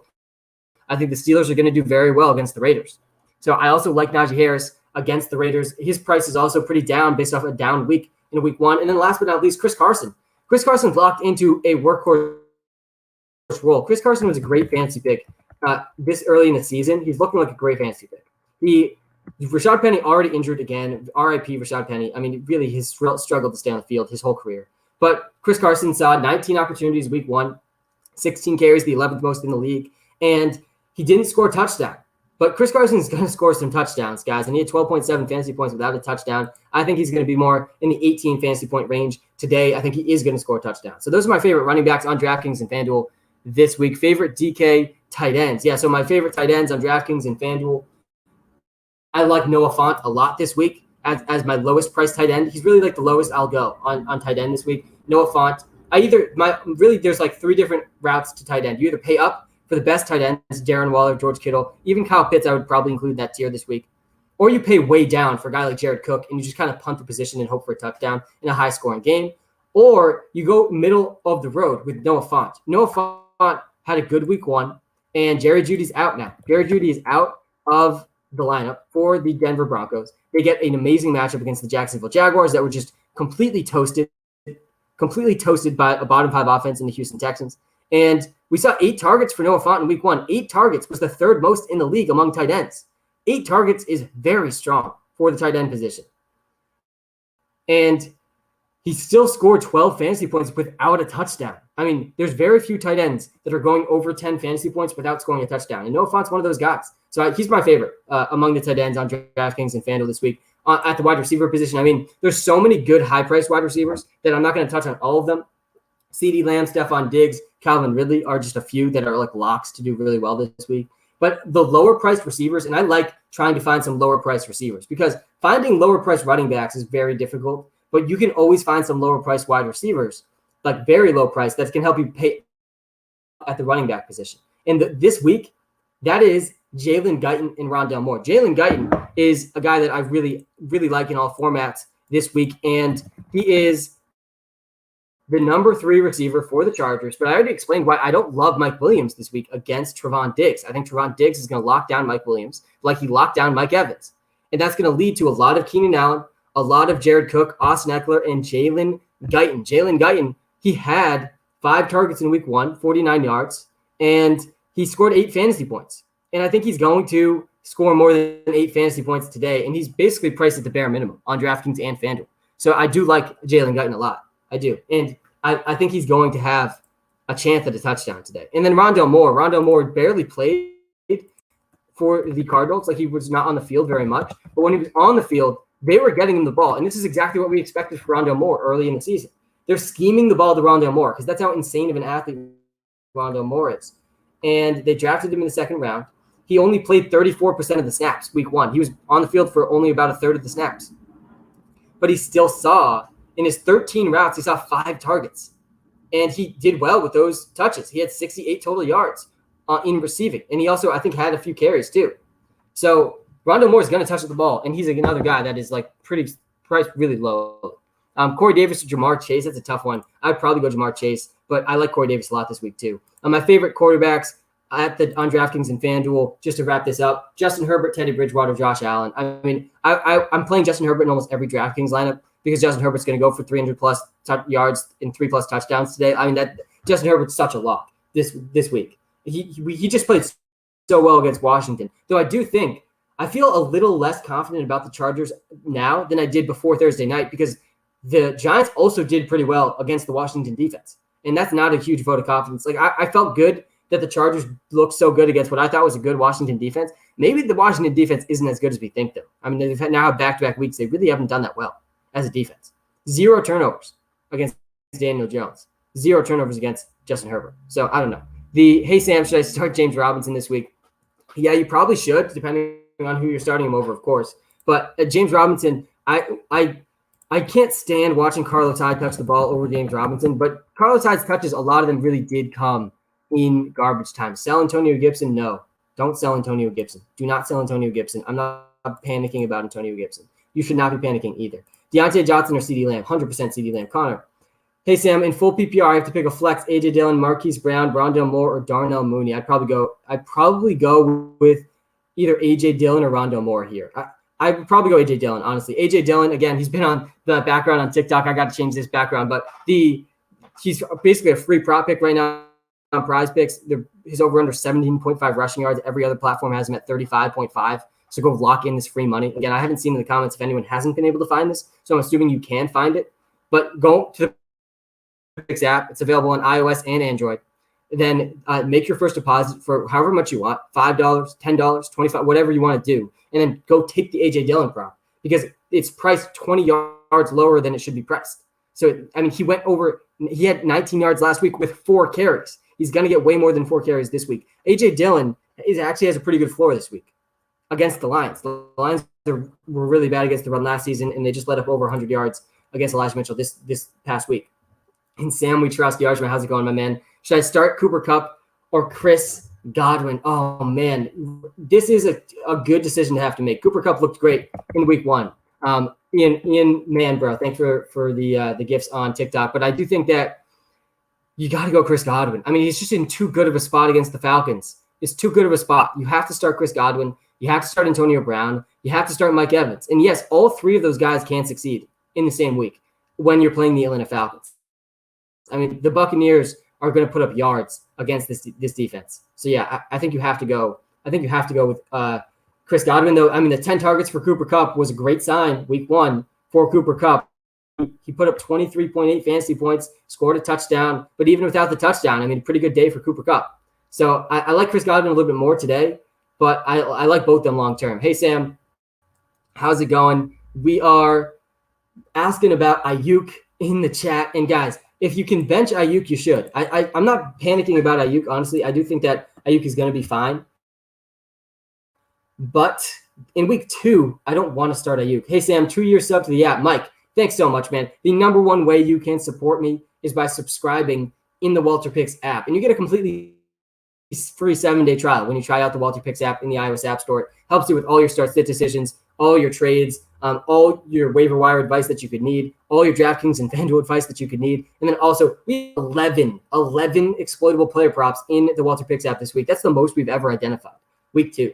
All right, Mike, I appreciate you, man. Damian Harris, James Robinson, or Jarvis Landry.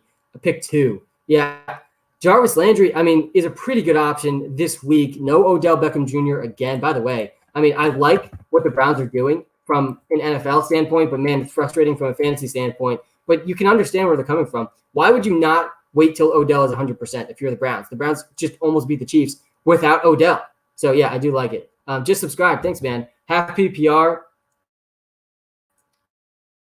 James Robinson, Fournette, Cole Beasley. I'd probably go James Robinson there. But I mean, you look at, I'm going back to this question, Jarvis Landry. Jarvis Landry in a PPR league, no Odell Beckham Jr. Week 1, Jarvis Landry only had 5 targets, but he turned that into 71 yards. And I'm pretty sure he scored a touchdown as well. Yeah, he scored a touchdown. So he almost had 20 fantasy points in week 1 without Jarvis Landry. I expect the Browns to destroy the Texans today, though. So there's really a chance that they can just run all game. And this is what the Browns want to do. The Browns want to be in games where they can just run the ball 35 times with Kareem Hunt and Nick Chubb.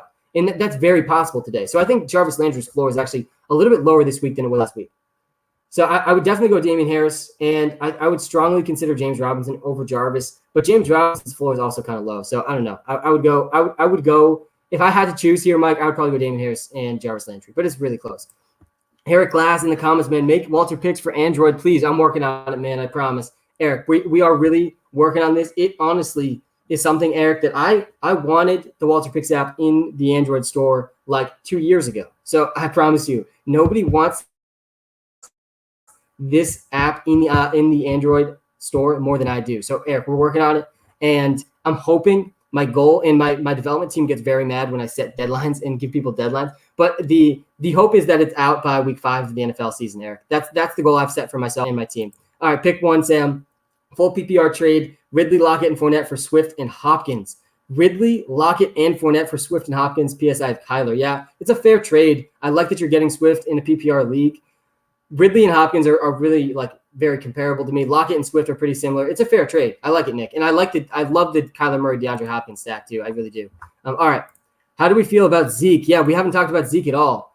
I see he's not in your top 10 running backs. Yeah, he's not. He wasn't in my top 10 running backs. And I'll pull up my top 10 running backs again. And again, if you're watching live on TikTok, come to the YouTube stream, guys. Link is in the bio, or just look up WalterPicks. But my top 10 running backs this week are showing on the screen on YouTube. And I don't have Zeke in the top 10. I have Najee Harris over Zeke. I have Joe Mixon over Zeke. And I don't feel great about this. But if you look at Ezekiel Elliott week 1, and you obviously you have to, and I told people after that game, it was one of the first videos I made after that game, I think trading for Ezekiel Elliott's not a bad idea in fantasy football right now. He just played the best rushing defense in the NFL. And he only had 11 carries, 2 targets, though. He played 83% of the snaps, which was encouraging. I mean, that is a very good sign. The disappointing part for Ezekiel Elliott week 1, though, Tony Pollard did steal a lot of the carries. And that was not a good thing for Zeke. And that's not a good sign for him in PPR leagues. That's why I have Joe Mixon over him and Najee Harris over him. I expect Joe Mixon and Najee Harris to get more targets and total touches than Zeke. I mean, that's really what my running back rankings are, by the way. It's just a volume. It's just a predicting volume thing. But I think Zeke's probably number 11. So don't get me wrong. I'm not sleeping on Zeke. But yeah, you look at Tony Pollard. He stole 4 targets away from Zeke, and that's a pretty big 4 targets. He only had 2 targets in week 1, Ezekiel Elliott.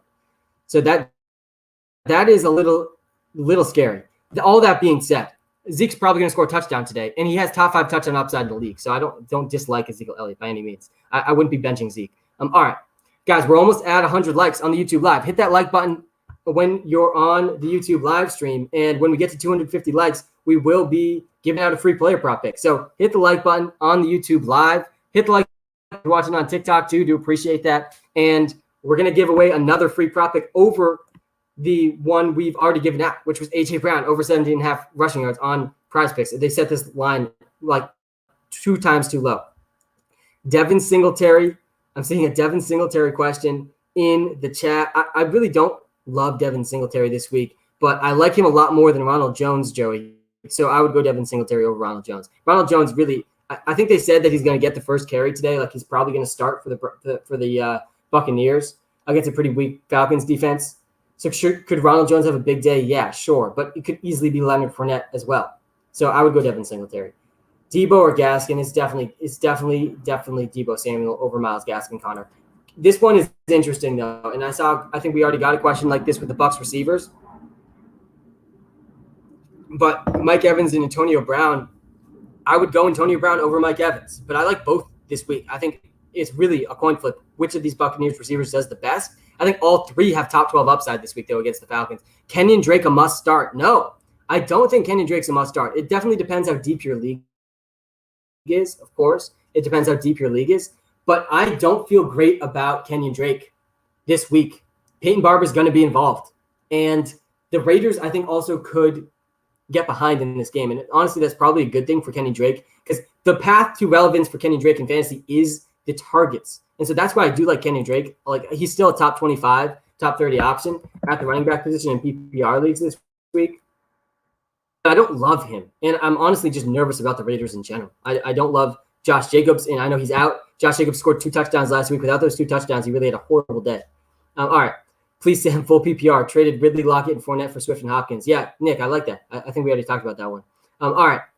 I do want to talk a little bit more about this Chargers-Cowboys game. I think you have to love almost everyone in this game. The Chargers just had a very good week 1 against the Texans. The Chargers, very aggressive, pushing the ball downfield, which is exactly how their offense should go against defenses when you have Justin Herbert at quarterback. He threw the ball 47 times in week 1, 337 yards and a touchdown. And I expect him to throw just as much this week against what we saw was a very, very good Cowboys offense. And the secondary of the Cowboys is just worse than it is for the Washington. Other than Trevon Diggs. And Diggs is very concerning for me, for Mike Williams. I talked about this a little earlier. I like Mike Williams still, but yeah, they played Washington. Did I say Texans? That was my bad. Washington. The guy that I'm most worried about in this game, though, is Mike Williams because Diggs is a good cornerback, and he locked down Mike Evans in week 1. And Mike Williams and Mike Evans, they really do play extremely similar roles. Guys, we're almost at 75 likes on the YouTube Live. Let's get to 100 likes, man. We got way more than 100 people tuned in right now. If you're watching live on TikTok, come on over to the YouTube stream. Link is in the bio. Hit the like button. When we get to 100 likes, 250 likes on YouTube, we are going to be going with another free prop pick today, more than just the A.J. Dillon over 17.5 free money given out on PrizePicks. Hey, Sam, pick one. Robinson, Williams, Cook, Samuel. I would probably go Debo Samuel out of all those guys. I don't think Chase or Charms. Who's Charms? I'd probably go Chase over Chark. Yeah, I'd go Chase over Chark. All right. Getting back to some of the comments, guys, in the chat. Let's see if we can answer some of these. Start T. Higgins or Devonta Smith. I would definitely go with Devonta Smith. I mean, I like both of these guys, but I would go Devonta Smith over T. Higgins. It's close, though, Christian. It's close. And I bet the WalterPicks app would honestly disagree with me this one, too. All your start-sit questions, by the way, guys, can be answered in the WalterPicks app. And in the WalterPicks app, you can tap on any 2 players and compare them for projected points, boom and bust probability, percentage of chance they go over 20 points, or percentage of chance they go under 10 points. All the you need to make your lineup decisions. And we're giving out free start-sit comparisons every week. I think we're giving out 10 completely free start-sit comparisons every week. So even if you're not a subscriber in the app, you can still answer a lot of your start-sit questions in the WalterPicks app on the iOS App Store. All right. Hey, Sam, Landry or Devonta Smith. Love the content. I always wake up at 9 to get some great news. Carlos, man, I appreciate you. It's Landry or Devonta Smith.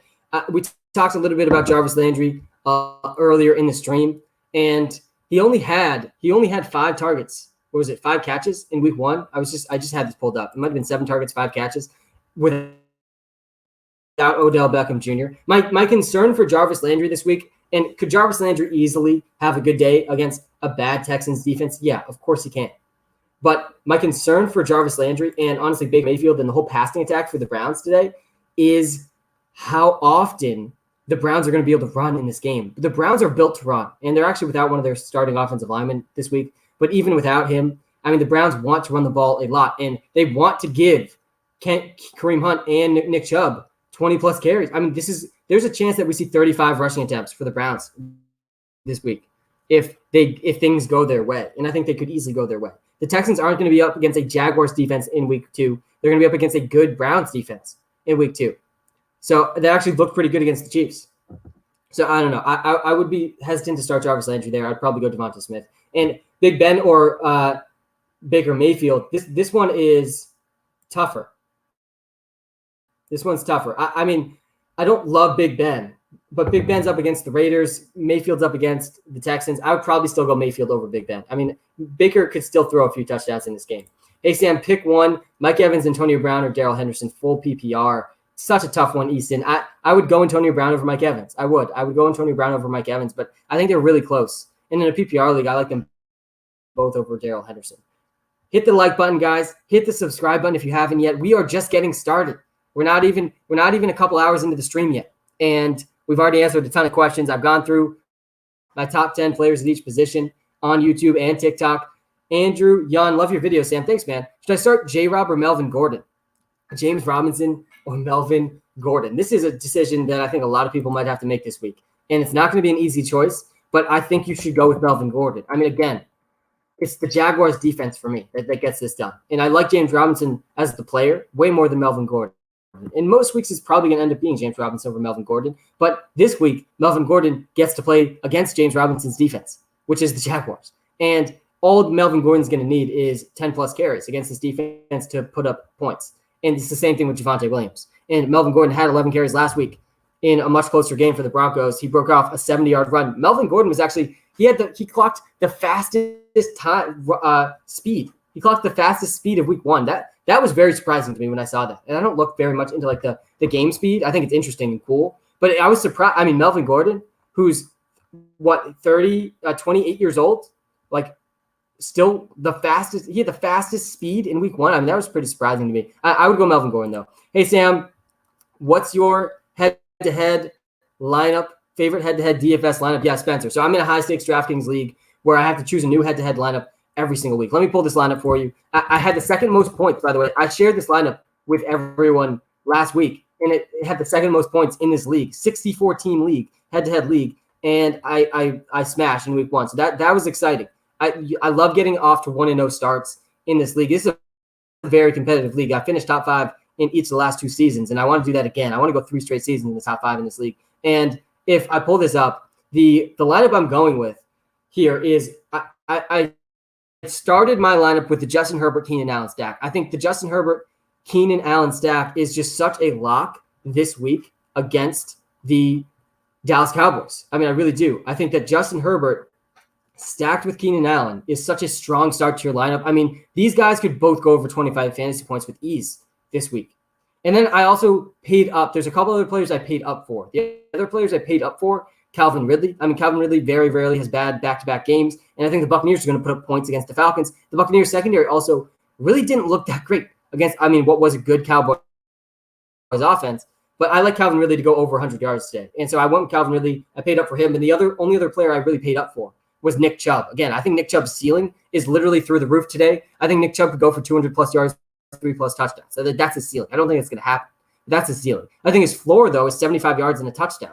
Like, I would be pretty surprised if Nick Chubb ended today with less than 75 rushing yards and less than half a touchdown. So I am going with Nick Chubb in this lineup too. So I have Justin Herbert, Nick Chubb, Calvin Ridley, Keenan Allen. Those are all the guys I'm paying up for. The last guy that I'm paying up for is Najee Harris. Najee Harris made my top 10 running back list this week. He didn't come off the field for the Steelers last week. He gets a much better matchup this week against the Raiders. The Raiders are not good, guys. They're really not that good. I'm not in on the Raiders. this season. And I think that Najee Harris could have a really big day. I could see multiple touchdowns out of Najee Harris today. I think he's going to touch the ball minimum 15 times. And in head-to-head contests, really all I'm looking for is touches. I want the lineup with the most touches possible. And that's what Najee Harris helps me do. All right, so those are all the guys I'm paid up for in this head-to-head contest. Justin Herbert, Keenan Allen, love that stack this week. Calvin Ridley, Nick Chubb, and Najee Harris. Then the guys that I'm paying down for that are going to help me fit all these guys into my lineup. Well, first of all, I like stacking the Steelers defense with Najee Harris. The Steelers defense looked good against the Bills. Honestly, much better than I expected. The Steelers impressed me in week 1. I don't know how you can leave week 1 and not feel impressed about the Steelers. And I think the Bills are going to show you exactly that this week too, by the way. I think the Bills are going to do well against the Dolphins. I like the Bills -3 against the Dolphins. I think the Bills offense is much better than they were in week 1. And part of that was the Steelers defense. So I'm stacking Najee Harris with the Steelers defense in this lineup too. And then the last guys in this lineup, Javonte Williams.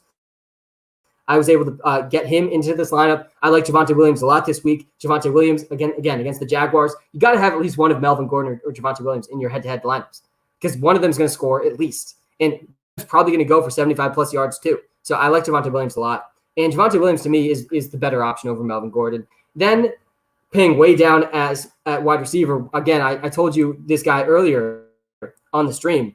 But the guy that I like at the cheapest price this week on DraftKings, it is, and I really think he could be the guy that unlocks DraftKings and FanDuel lineups for you this week. It's Jalen Guyton. Jalen Guyton, I think he's like 3,300 to 3,400 on DraftKings this week. He's the clear number 3 receiver for the Chargers. I'm already playing Justin Herbert, so I'd like stacking guys with Justin Herbert in this game. But I also think that Mike Williams could get locked down a little bit by Trevon Diggs. So Jalen Guyton's the guy that really helps me get a lot of these studs into my lineup. And I think Jalen Guyton sees at least 5 targets. I think he could easily score a touchdown. If Jalen Guyton scores a touchdown this week, like there's almost no way this lineup loses. And then at tight end, I went with Noah Fant. Again, I like picking guys against the Jaguars defense. And Noah Fant was the guy that at the lowest, he's to me the best value at tight end. There's no Travis Kelce on the slate this week. And I'm not going to play Darren Waller against the Steelers defense because I'm already playing the Steelers defense in this lineup. Though I think Darren Waller is pretty clearly the top tight end outside of Travis Kelce. All right. That's my lineup. So Justin Herbert, Nick Chubb, Javonte Williams, Calvin Ridley, Keenan Allen, Jalen Guyton, Noah Fant, Najee Harris, Steelers defense. I feel pretty good about it. I do. All right. We'll see how it turns out. Let's see if I can finish top 2 in scoring again, though. Yo, Sam Factor. How's it going, Marcus? Start 1, full PPR. Corey Davis, Kareem Hunt, or Tim Patrick Apsis Davis. Yeah, I think the safer play for sure is Kareem Hunt. But I like Corey Davis a lot too, Marcus. I do. I like him a lot this week. So I would go with Corey Davis. But if you're looking for floor, I mean, it's got to be Kareem Hunt. It just almost has to be. Hey, Sam, start 2, bench 1. Mike Williams, Brandon Cooks, Jalen Waddle, full PPR. Also, do you think Matt Ryan is still a good QB2 in a Superflex league, or is he starting a big downfall? Matt Ryan has gotten worse in each of the last 3 seasons, Noah. And part of it, too, that's accelerating the Matt Ryan decline is the offensive line. The offensive line, again, for the Falcons, really, really looks weak. It does. It looks weak. So I think he could be on a pretty sharp decline, Noah. That's a concerning thing. But if I'm going back to your first question, I would probably start Mike Williams and Brandon Cooks. I like Jalen Waddle a lot too. And honestly, again, I'm nervous about Mike Williams, but I would probably go Mike Williams over Jalen Waddle this week. I do like Jalen Waddle though. And without Will Fuller, this is another good week for Jalen Waddle. Again, I think the Bills offense is going to put up points. So I don't think going with Jalen Waddle is the worst decision. If you're with me on being nervous about Trevon Diggs, who locked down Mike Evans last week, then you could maybe talk yourself into Jalen Waddle over Mike Evans. Hey, Sam, Lamar Jackson or Jalen Hurts? It's Lamar Jackson. You got to go Lamar Jackson. I like both, and they both have that rushing ceiling, but you just can't bench Lamar Jackson. Lamar Jackson's the greatest rushing quarterback of all time. Don't bench him. The way that fantasy points work, it's so broken for rushing quarterbacks, specifically Lamar Jackson. So go with Lamar. Not sure if you answered, but I got offered Najee Harris for James Robinson and Deontay Johnson. Yeah, if you're getting Najee Harris there, I would do the trade. I would take Najee Harris for James Robinson and Deontay Johnson. Again, Najee Harris is being slept on right now. And the volume is king. The Steelers' offensive line, not good. The Steelers' quarterback, Big Ben, really, like he's on his last leg. But if Najee Harris isn't going to come off the field and he's going to see 15-plus touches a game, then you want Najee Harris in fantasy football. It really is that simple. So, yeah, I like the trade, man. All right. Would you start Calvin Ridley? Yes, you need to start Calvin Ridley. I mean, you have to. There's really no options. You have to start Calvin Ridley. We're adding this to our rules. You always have to start Calvin Ridley. Calvin Ridley had 10 fantasy points last week, and he had a bad game. That's his floor. Calvin Ridley's floor is 10 fantasy points, and his ceiling is 30-plus points. That's how good Calvin Ridley is. He could easily go for 110 yards and a touchdown today, and nobody's going to blink an eye when that happens. He still had 96 air yards, by the way, in week 1. 96 air yards is not a lot for him, but it was still top 25 in the league. And he had 50% of the Falcons' air yards. So he was pretty clearly the top guy. I mean, he really was. He had only 8 targets, but they were all, a lot of them, very deep down the field. He was 6th in the NFL in terms of his percentage of air yards of his own team. So yeah, start Calvin Ridley. Tyson Williams or Leonard Fournette. Yeah, I don't trust Tyson Williams at all this week. I really don't trust Tyson Williams. I think that he could get 10 carries or less. I do. So I would probably go Leonard Fournette. I think Tyson Williams is like a must bench for me this week, honestly. I really don't trust him. He's going to need a touchdown to put 10 fantasy points on the board. I really think he's going to need a touchdown. I actually like, on Prize Picks, I like the A.J. Dillon over 17.5. By the way, this is free money. Free money. Go take the free money. It's very, very, very uncommon for books or apps like this to give away free money. So when they do it, you have to go take it. And they're giving us free money with A.J. Dillon over 17.5 rushing yards. The line on every other platform is 35.5. So again, I'm not sure if this is still up. They usually fix this stuff really quickly. But if it's not fixed yet, go take this. Use code Walter when you sign up for Prize Picks as well. And we will get a nice referral bonus there. Use code Walter. We do have a partnership with them. But I do like also Tyson Williams, like under 11 fantasy points on Prize Picks. I think he's going to go under 11 fantasy points pretty easily. All right. Do I start Cooper Kupp or Kareem Hunt? I would go with Cooper Kupp over Kareem Hunt. I would in a PPR league. But don't get me wrong. Kareem Hunt has a really good floor this week. I think he's going to get a touchdown. I think he's going to get plenty of carries too. I think the Browns are going to steamroll the Texans. So I like Chubb and Hunt this week. Guys, we're live on YouTube and TikTok right now. Come to the YouTube stream. The link is in the bio. And you can see my top 10 running backs on the screen. You can see my favorite picks against the spread on the screen. You can see my top 10 quarterbacks, wide receivers, tight ends. And also, when we hit 250 likes on the YouTube live, we're almost at 100. We're about to pass 100 likes on the YouTube live, so smash the like button, guys. But when we hit 250 likes, I'll be giving away another free prop pick on top of the A.J. Dillon over 17.5 free money prop on Prize Picks right now. All right, Zachary, other than your spelling here, Brandon Cooks is all good, though. Or Drake. I would go with Brandon Cooks over Drake. I'm not in on Drake as much as other people this week. Pick 2, CEH, Damon Harris, Mike Williams. Yeah, I'd go the first 2. I would. And I feel like I'm going to regret telling a lot of people to bench Mike Williams this week. But again, the one good secondary player on the Cowboys in the secondary, it is Trevon Diggs, who locked down Mike Evans last week. And Mike Williams plays the exact same role as Mike Evans. So I'm nervous for him. I am. Hey, Sam, Chris Godwin to Robert Woods this week. Don't bench Chris Godwin. Don't bench Robert Woods in most situations either, but I would bench him for Chris Godwin. I'm not benching Chris Godwin, Mike Evans, or Antonio Brown. Again, I'll pull up my top 10 wide receivers for this week, but you're going to see in my top 10, Chris Godwin's in the top 10. And right after Chris Godwin on this list, by the way, it's Mike Evans and Antonio Brown. I have Antonio Brown ahead of Mike Evans. But again, they're playing the Falcons, the Tampa Bay Buccaneers, again, 3rd straight season now. And it's very predictable at this point. They're leading the league in deep attempts per game. It is such a good offense for fantasy football and for real football too, actually. The deep passing is one of the most efficient things you can do in the NFL, almost regardless of the players you have. And then you look at the players that the Buccaneers have, and you see Tom Brady, the GOAT, Mike Evans, Chris Godwin, Antonio Brown, Gronk looking like the Gronk of old age. I mean, it's just crazy. But you go and you look at the stats from week 1, and already you look at the deep attempts per game. And the deep passing attempts for Tom Brady in week 1, he threw 5 deep attempts. That was actually 10th in the NFL. He's going to throw more than that in most games. 5 deep attempts for Tom Brady in week 1. I like all the Buccaneers receivers this week. Start all of them if you can.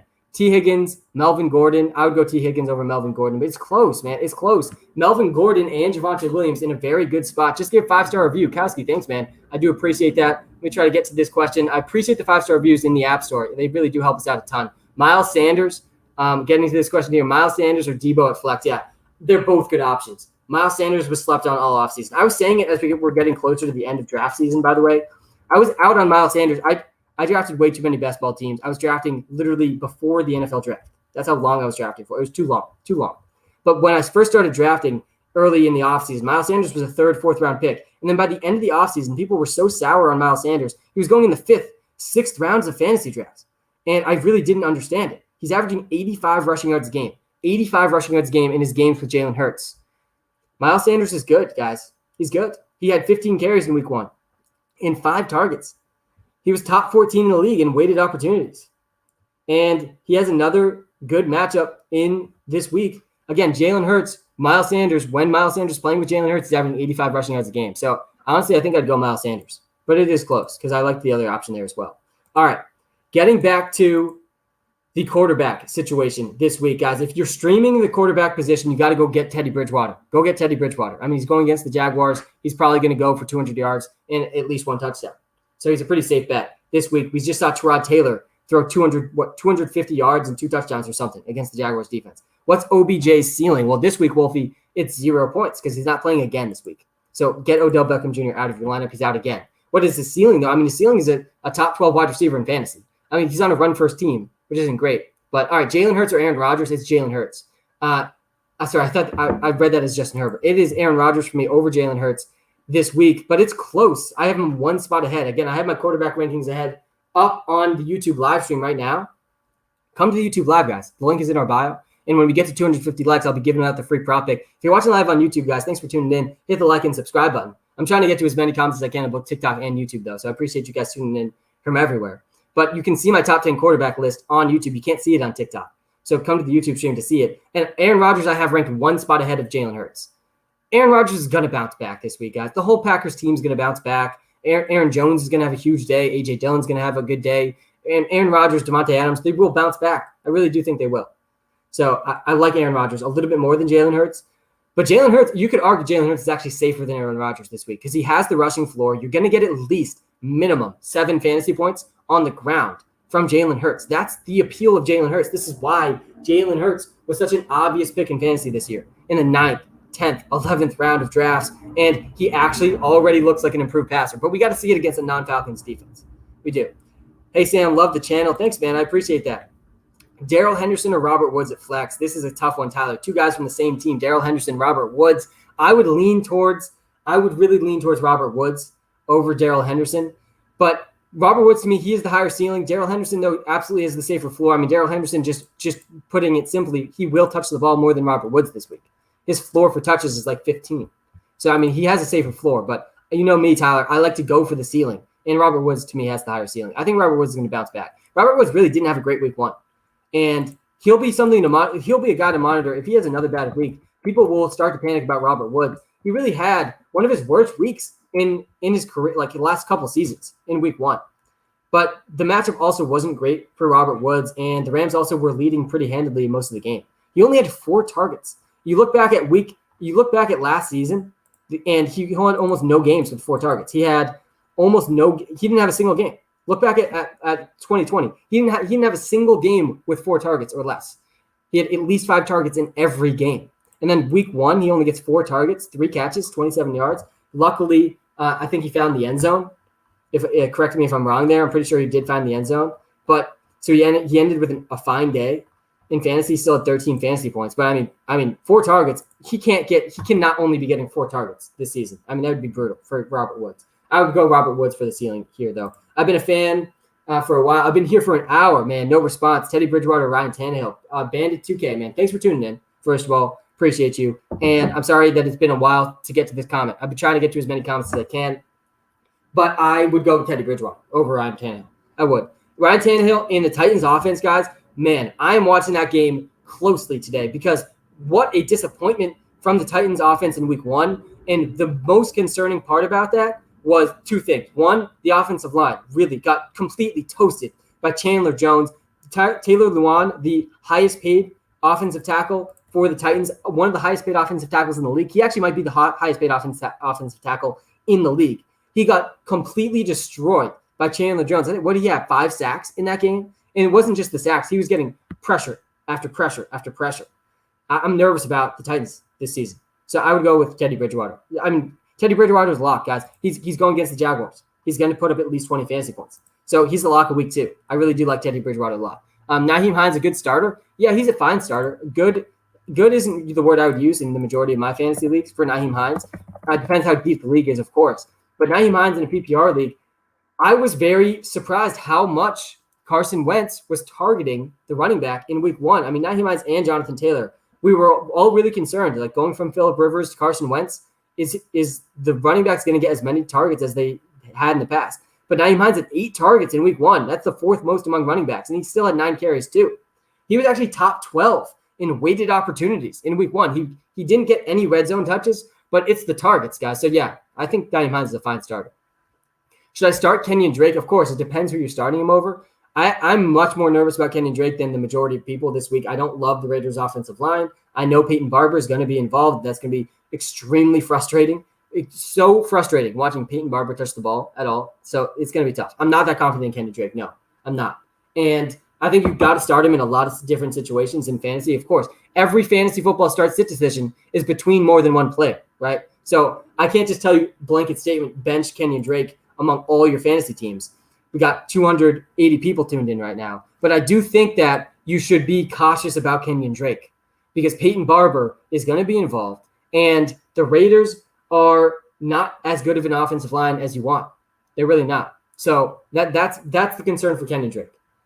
That's the concern. I think you could have a very similar role to what he had week 1, which also he looked good week 1. He didn't look bad. And I think in a PPR league, you almost have to start Kenyon Drake. Like in a PPR league, it's much different. Kenyon Drake is going to see targets. And again, I think the Steelers could actually do really well this week against the Raiders. So 5 targets for Kenyon Drake and 6 carries. I think this week we see at least 5 targets and like 10 carries for Kenyon Drake. So I'm not ecstatic about Kenyon Drake. I think he's going to need a touchdown to have a top 12 fantasy day or even a top 20 fantasy day. All right.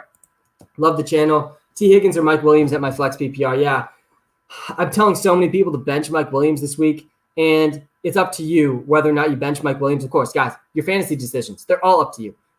I built the WalterPicks app. I helped build this app that gives fantasy advice, but none of the advice for your fantasy football teams is like, you have to start this guy, because the fun part of fantasy football is making your own decisions. So I want to get that out there too, but I'm happy to give you my advice as well. I think that I would go T. Higgins over Mike Williams, but you got to understand where I'm coming from with this Mike Williams take, because you're not going to want to bench very many players in this Chargers game.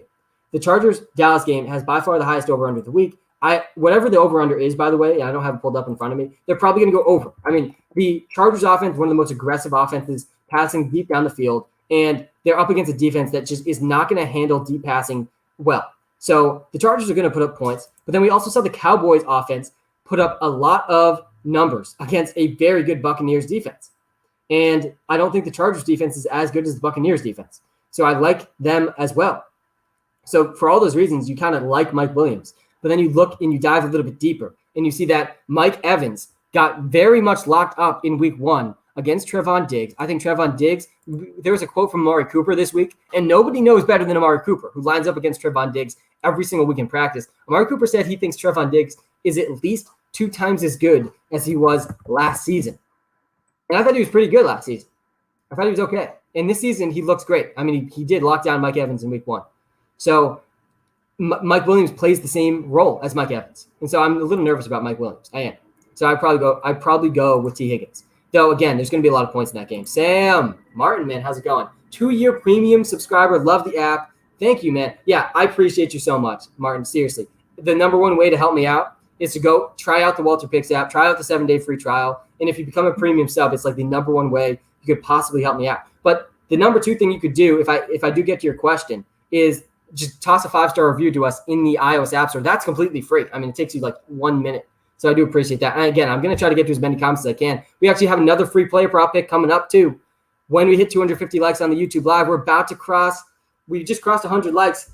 Good to see. We're almost halfway there. So smash the like button if you're watching live on YouTube. But thank you for the positive remarks about the app, Martin. I do appreciate that. And any feedback, we're always listening to our subscribers for feedback. Would you trade Henderson or Tyson Williams for Najee? Yeah, Martin, man, I love that trade. I do. I really do. I like that trade a lot. I would do that. I would. And again, I absolutely love trading away Tyson Williams right now. I think Tyson Williams is going to be on the waiver wire in a few weeks. Like, that's his floor. And I don't think that's that unlikely. I really don't. And his ceiling is like an inconsistent running back 3. He's not going to catch that many passes. He might not score that many touchdowns. And did Walter nail his prop in week 1? Yeah, I mean, that was great. And that was a good one. But I don't think he's going to be very consistent. So I'm not in on Tyson Williams. And I think if you can trade Tyson Williams along with another player and then upgrade at that position, it's just such an easy dub. And this is exactly what that is, Martin. You're trading Henderson, who's good, and Tyson Williams, who, again, I think he's going to be worthless in a few weeks. And then you're upgrading to Najee Harris, one of the few guys that does not come off the field. Like, he's in the Christian McCaffrey territory in terms of not coming off the field. So, yeah, I like the trade a lot, man. All right. Getting back to, I got my spreads at the bottom of the screen on the YouTube Live right now, my favorite spreads of the week. Hey, Sam, Elijah Mitchell or Chris Carson? Definitely Chris Carson. I mean, Chris Carson, 1,000%. Mike Williams or Robbie Anderson? Yeah, this one I'd go Mike Williams. Robbie Anderson's kind of a must bench for me this week. He had 3 targets in week 1. Do you really want to be starting a guy that saw 3 targets in week 1? AB or Jamar Chase? It's Antonio Brown against the Falcons. Hey, Sam, Gronk or Sutton at flex? Don't start tight ends at flex. I know Gronk had a great week, but Sutton's got to be started over. He has to be started. He has to be started over Gronk. Hey, Sam, love the channel. AJ Brown or Devonta Smith at flex? AJ Brown. I think we said it last week. One of the rules of fantasy football, there's a bunch of them, but one of them is you're not allowed to bench Allen Robinson. Another one is you can't bench AJ Brown. AJ Brown, by the way, I felt very sad when I made my top 10 wide receiver rankings list for this week, and AJ Brown was not in the top 10. AJ Brown should be in the top 10. Every top 10 list, AJ Brown should be there. But AJ Brown and the Titans offense, I'm nervous about them, but you still have to start him over Devonta Smith. You have to start AJ Brown this week. Don't bench AJ Brown. DK or Lockett?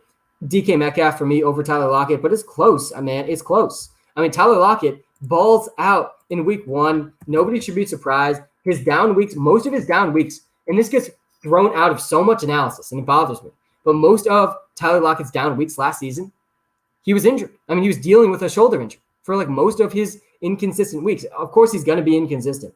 And his ceiling and floor, I mean, there's not very few players with a higher ceiling than Tyler Lockett, and there's very few players with a lower floor than Tyler Lockett. But, I mean, you got to love what you saw in week 1. He only had 5 targets, though. That's the thing. He only had 5 targets.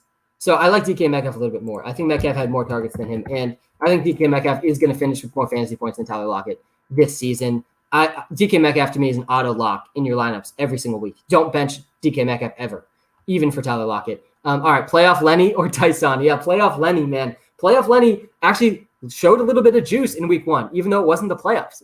Week 2, Lenny is a guy that I think you can consider starting over Tyson Williams. I mean, I don't like Tyson Williams that much. I think Tyson Williams, though, is only going to get worse. Because as these veterans get acclimated to the Ravens offense, and I actually think the Ravens, by the way, they have one of the harder offenses for running backs to come in and learn. There's a lot of different things going on in the backfield with Lamar. We actually saw, I think, a fumbled snap between Tyson and Lamar week 1, and that wasn't that surprising. And that's, I think, good for Tyson Williams because he does have a leg up against all of the veterans that were just brought in. But I do think I would go with playoff Lenny over Tyson Williams. Hey, Sam, Mike Davis or Kenyon Drake?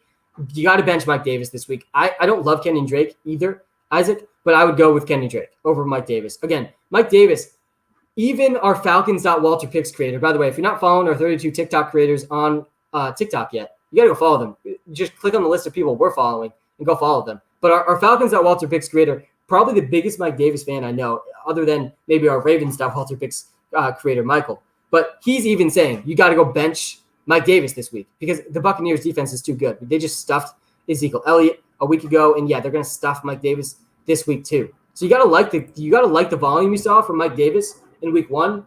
Like you can chalk week 1 up as a W for Mike Davis in fantasy for where he was getting drafted, but you're benching him in week 2. And yeah, I would definitely not be starting him in that situation. Kenyon Drake or Devontae Williams.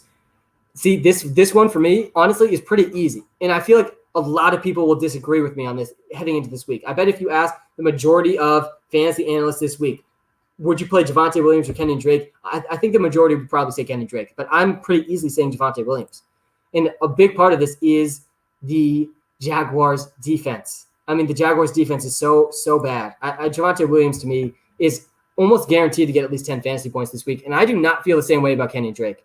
Hey, Sam, love the content. Brandon Cooks, J-Rob, Mike Williams, Julio Jones. I need 2 for my flex spots, half PPR. I would start Julio Jones in this situation. I would. I mean, you probably drafted him earlier than all of these guys, and then I'd go Brandon Cooks. I would go with those two guys. I don't think you could.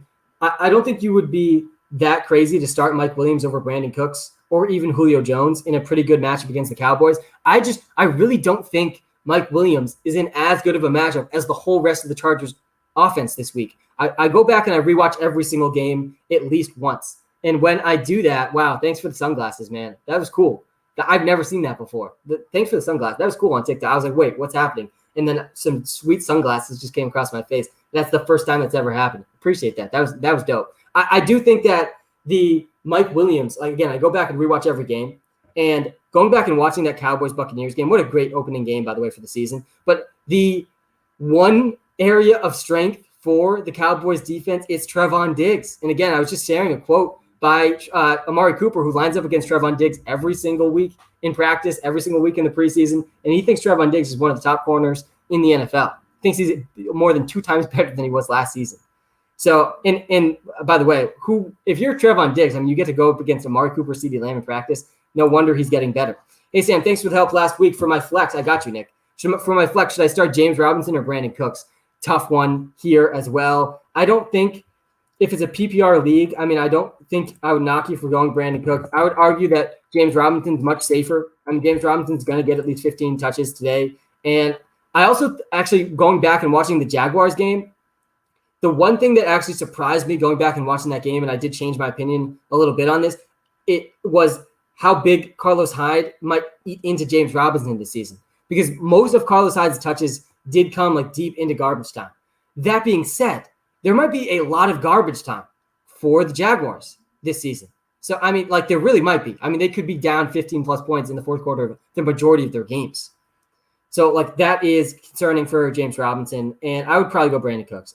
I think James Robinson's safer, though. I do think, like, Brandon Cooks only had – how many targets did he have in week 1? Brandon Cooks had 7 targets in week 1, and James Robinson's going to get at least 15 touches. But Brandon Cooks also, like, he has really high upside with his role in that offense. All right, getting back to, again, I'm going to pull up my picks against the spread up on YouTube. If you're watching live on TikTok, guys, we're live on YouTube and TikTok right now. And if we get to 250 likes on the YouTube live, we're going to get another free player prop. And I've had this up the entire stream so far on TikTok because PrizePicks is giving away like free money right now with these over-under for AJ Dillon. Again, can someone in the chat, YouTube chat, TikTok chat, let me know if you're still seeing this line on PrizePicks because I can't pull up my phone right now. Because if it's still at 17.5, guys, you got to go hop on this. 17.5 yards. The line for AJ Dillon every other place is 35.5, and I like that too. I think he's going to go over 40 yards rushing this week against a bad Lions defense. So, I mean, this is like a mistake by them to set it at 17.5. So go get AJ Dillon over 17.5 on PrizePicks. Use the code Walter when you sign up. You're going to get a nice deposit bonus too. It's too easy. All right. Do I start A.J. Brown or Deebo Samuel? I would go A.J. Brown. I would go A.J. Brown over Deebo Samuel. I know they had very different week 1s, but I would go A.J. Brown or Deebo Samuel. Again, can anyone confirm that they're seeing this line on PrizePicks 17.5? I need a confirmation because if it's gone, because they do fix this stuff really quick, and I have had this up for like an hour and a half now. So they might have fixed it by now. And if they did, then I can take it off my background. But if they didn't, then Sammy K, I'm seeing a yes. Does that mean yes? It's there. Just look. Yeah, I mean, insane. Guys, go get this. Why is that still there? It's insane. 17.5 rush yards. I mean, even if you're just going to put $1 on it, like you just got a free $1. I don't know. I'm going to keep this up till they change that. All right. Hey, Sam, start Antonio Brown, T. Higgins, or Kareem Hunt. Antonio Brown, T. Higgins, Kareem Hunt. I would probably go Antonio Brown. Again, I don't want to bench Antonio Brown, Chris Godwin, or Mike Evans this week. And yeah, Mike Evans is included for me in that list. Don't panic about Mike Evans. Don't. And I didn't draft much Mike Evans this season because I knew I would much prefer Antonio Brown 3 rounds later. Like, why was Antonio Brown going 3 rounds after Chris Godwin and Mike Evans? Like, do people not look at air yards? Because Antonio Brown led the team in air yards last season, and he led the team in air yards in week 1. It might have been Chris Godwin in week 1. But Mike Evans is going to bounce back this week, and I like all of them against the Falcons. I mean, the Falcons secondary just got torched by Jalen Hurts. PrizePicks still has A.J. Dillon at 17.5. Antonio, thank you for the confirmation. PrizePicks still has A.J. Dillon at 17.5. Guys, use the code Walter when you sign up. But last week, guys, A.J. Dillon had 19 yards on 4 carries. I mean, it was the worst case scenario for A.J. Dillon. The Packers laid down. They literally laid down on the field and said, all right, yeah, like we're just going to go. We'll start our season in week 2. That's basically what the Packers said. Yet A.J. Dillon still had over 17.5 yards. And now this week they're up against the Lions. They're like 12-point favorites against the Lions. There's no way A.J. Dillon doesn't clear this. Seriously. I mean, just go take the free money. And when we get to 250 likes on the live, YouTube live, guys, we're almost there. We're almost at 125. Hit the like button if you're watching live on YouTube. Then we will give away another free prop pick. What is that app? This is called Prize Picks. Prize Picks on Prize Picks. It's on iOS and Android. It's actually legal in a ton of states where even sports betting is not legal because it's technically a DFS daily fantasy site. So I'm in Massachusetts, for example. Sports betting not legal yet in Massachusetts, but Prize Picks is legal, and they're giving away free money right now. So I went and hammered A.J. Dillon. You got to choose one other prop with the A.J. Dillon prop. I would go with Tyson Williams under 11 fantasy points if that's still around, but there's plenty of other good options as well. And we're going to give away another free prop pick that's going to be available on Prize Picks too. Are you affiliated? Yeah, we do have an affiliation with Prize Picks. Use the code Walter when you sign up. That does help us out. Code Walter in the Prize Picks app when you sign up. I do appreciate that. All right, pick one. Russell Gage. I mean, what a disappointing performance for Russell Gage and Olamide Zaccheaus in week 1. I had a lot of them in best ball. Disappointed about them week 1. Michael Pittman or Javonte Williams? Yeah, why? It's definitely Javonte Williams. Javonte Williams is by far the safest of this list, and I think he has the highest ceiling too. I mean, it's a pretty easy option here. Why? I would go Javonte Williams. I like Javonte Williams a lot. Hey, it's Kruby here. Kruby, man, how we doing? 5 stars in the iOS App Store. Thielen or Damian Harris? Adam Thielen, man. All Adam Thielen does is score touchdowns. It's all Adam Thielen does. It's actually insane. He is one of the greatest touchdown scorers I've ever seen. He has been hyper efficient in the touchdown column for each of the last 2 years and week 1, including, I think, he had 2 touchdowns in week 1, and he's probably going to keep putting up touchdowns. I mean, it's time to stop doubting the touchdowns for Adam Thielen. Adam Thielen was a great fantasy pick this season. Adam Thielen, he was on the field for 96% of the snaps for the Vikings. He actually ran. Adam Thielen, this is not something I expected to say after week 1. Adam Thielen ran the most routes in the NFL in week 1. 48 routes for Adam Thielen. He ran even more than Justin Jefferson ran. Let me pull up Justin Jefferson's numbers. 48 routes in week 1 for Adam Thielen. And you got to love that. I mean, he's on a run-first team, a team that wants to be run first, yet he's still running the most routes in the league. And he's still catching 2 touchdowns in week 1. Yet Justin Jefferson also ran 48 routes. So they both tied for the lead with the most routes run. And Justin Jefferson is going to bounce back as well, guys. But I would probably go Adam Thielen. Honestly, I think Adam Thielen is probably a little safer. I like Damian Harris this week. I do, against the Jets. But I'm also nervous about that fumble and what that might mean for how much volume Damian Harris sees now. I think he could see less than the number of carries he had in week 1. Woods or Mitchell today? Definitely Robert Woods. When it comes to the 49ers backfield, like, just flip a coin. Just flip a coin. Is it Elijah Mitchell? Is it going to be Trey Sermon? Is it going to be JaMychal Hasty? Is it going to be like a game where we see Deebo Samuel and George Kittle start to get carries? It could easily be all of those things. I would definitely be nervous about Elijah Mitchell this week. And that's why I didn't drop bank on him in any of my leagues in the waiver wire. Because I feel like Trey Sermon is still going to end up being involved. Sam, love your app. It won me the championship last year, Aaron. That's what I'm talking about, man. That is what I'm talking about. And this is what it's all about, Aaron. It's about championships, man. It's about winning your league. It's about winning your league. This is what it's about. This is the goal. And we're in week 2. We got a long ways to go, but every small start-sit decision is important. All right, let's go. Who do I start at tight end? Mark Andrews or Noah Fant? No tight end premium. Yeah, I think you have to go Mark Andrews. I like Noah Fant this week, but I would go with Mark Andrews. Mark Andrews is going to be the top target for Lamar. I know Mark Andrews, he had a pretty disappointing week 1, and it felt like the defense was very keyed in on him, which could be the case again this week. But I would probably go Mark Andrews, although I do like Noah Fant a lot. If I pull up my tight end rankings really quickly here at the bottom of the screen, you'll see they're really close together. I think I have Mark Andrews at 5 and Noah Fant at 7.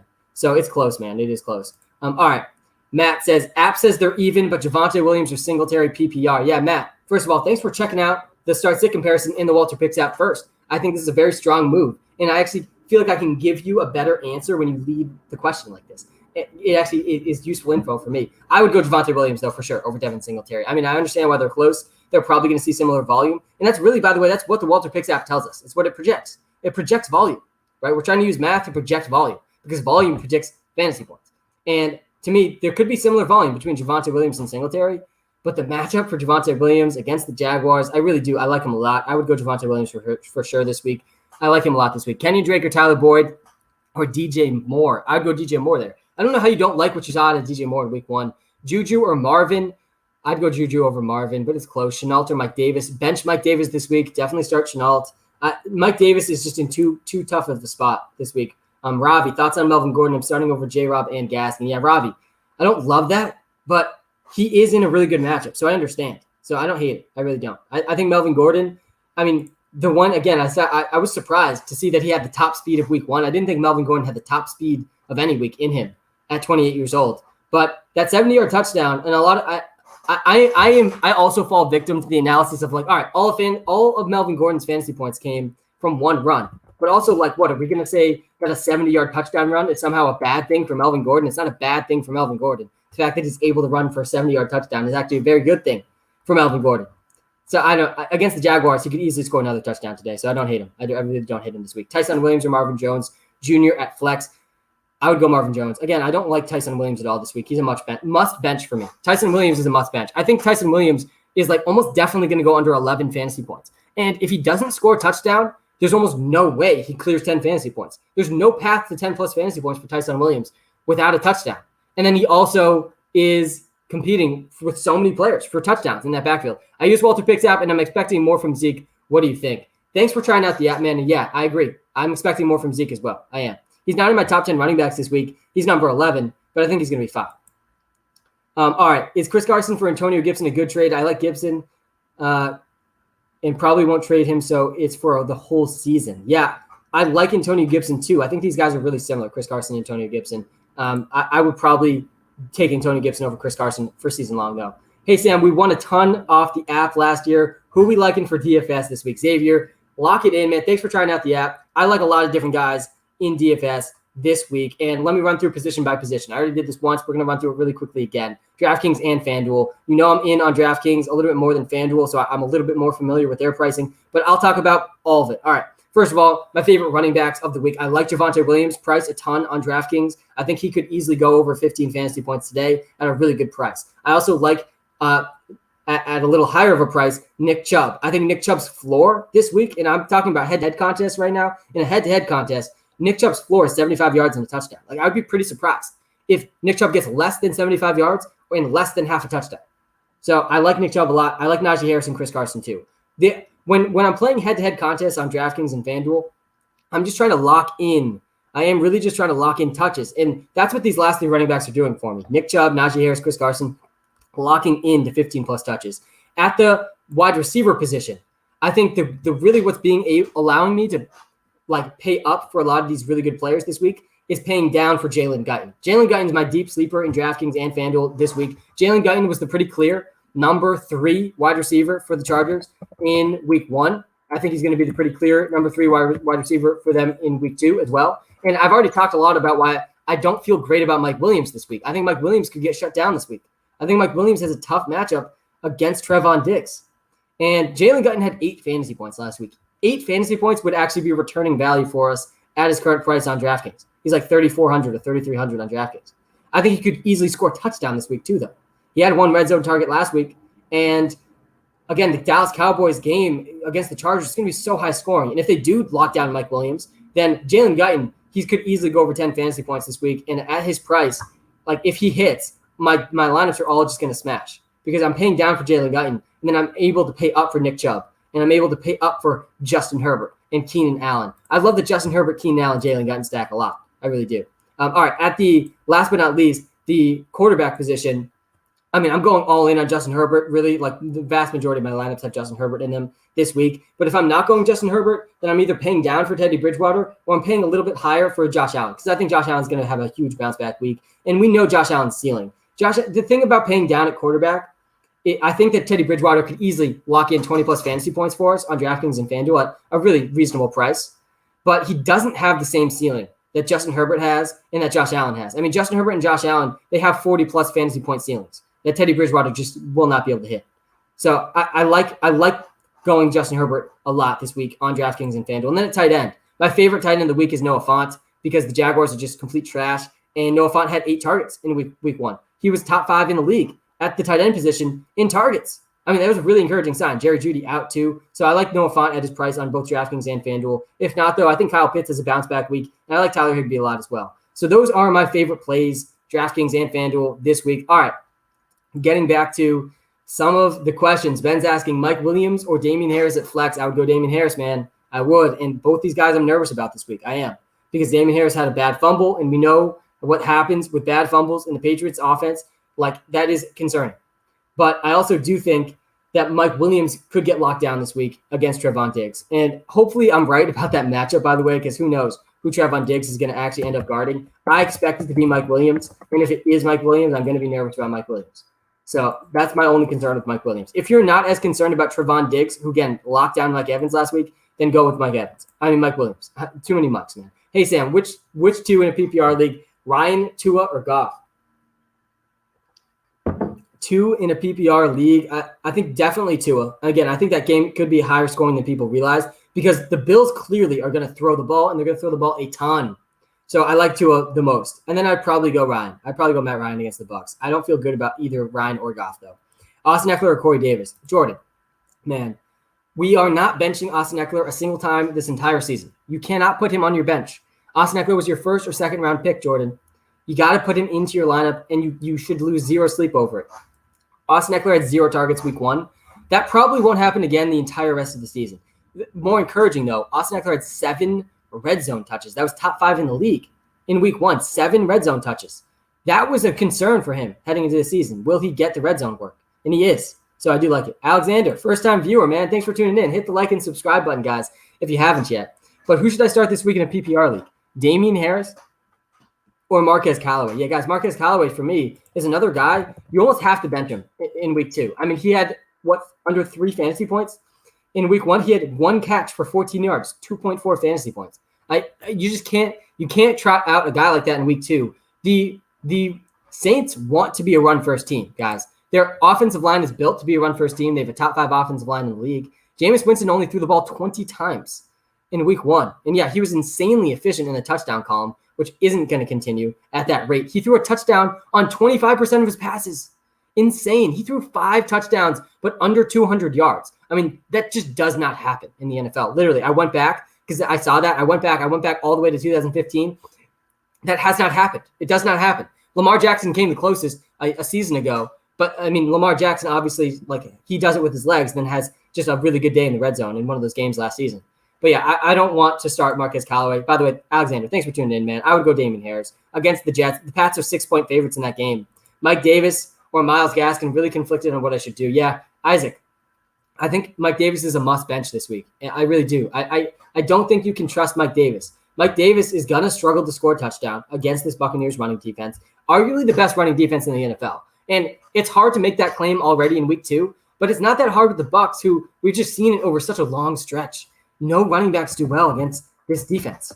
So I'm not that confident in Mike Davis. I don't love Myles Gaskin either, but I would go with Myles Gaskin. Hey, Sam, thoughts on Eckler if he doesn't get receiving volume today? Yeah.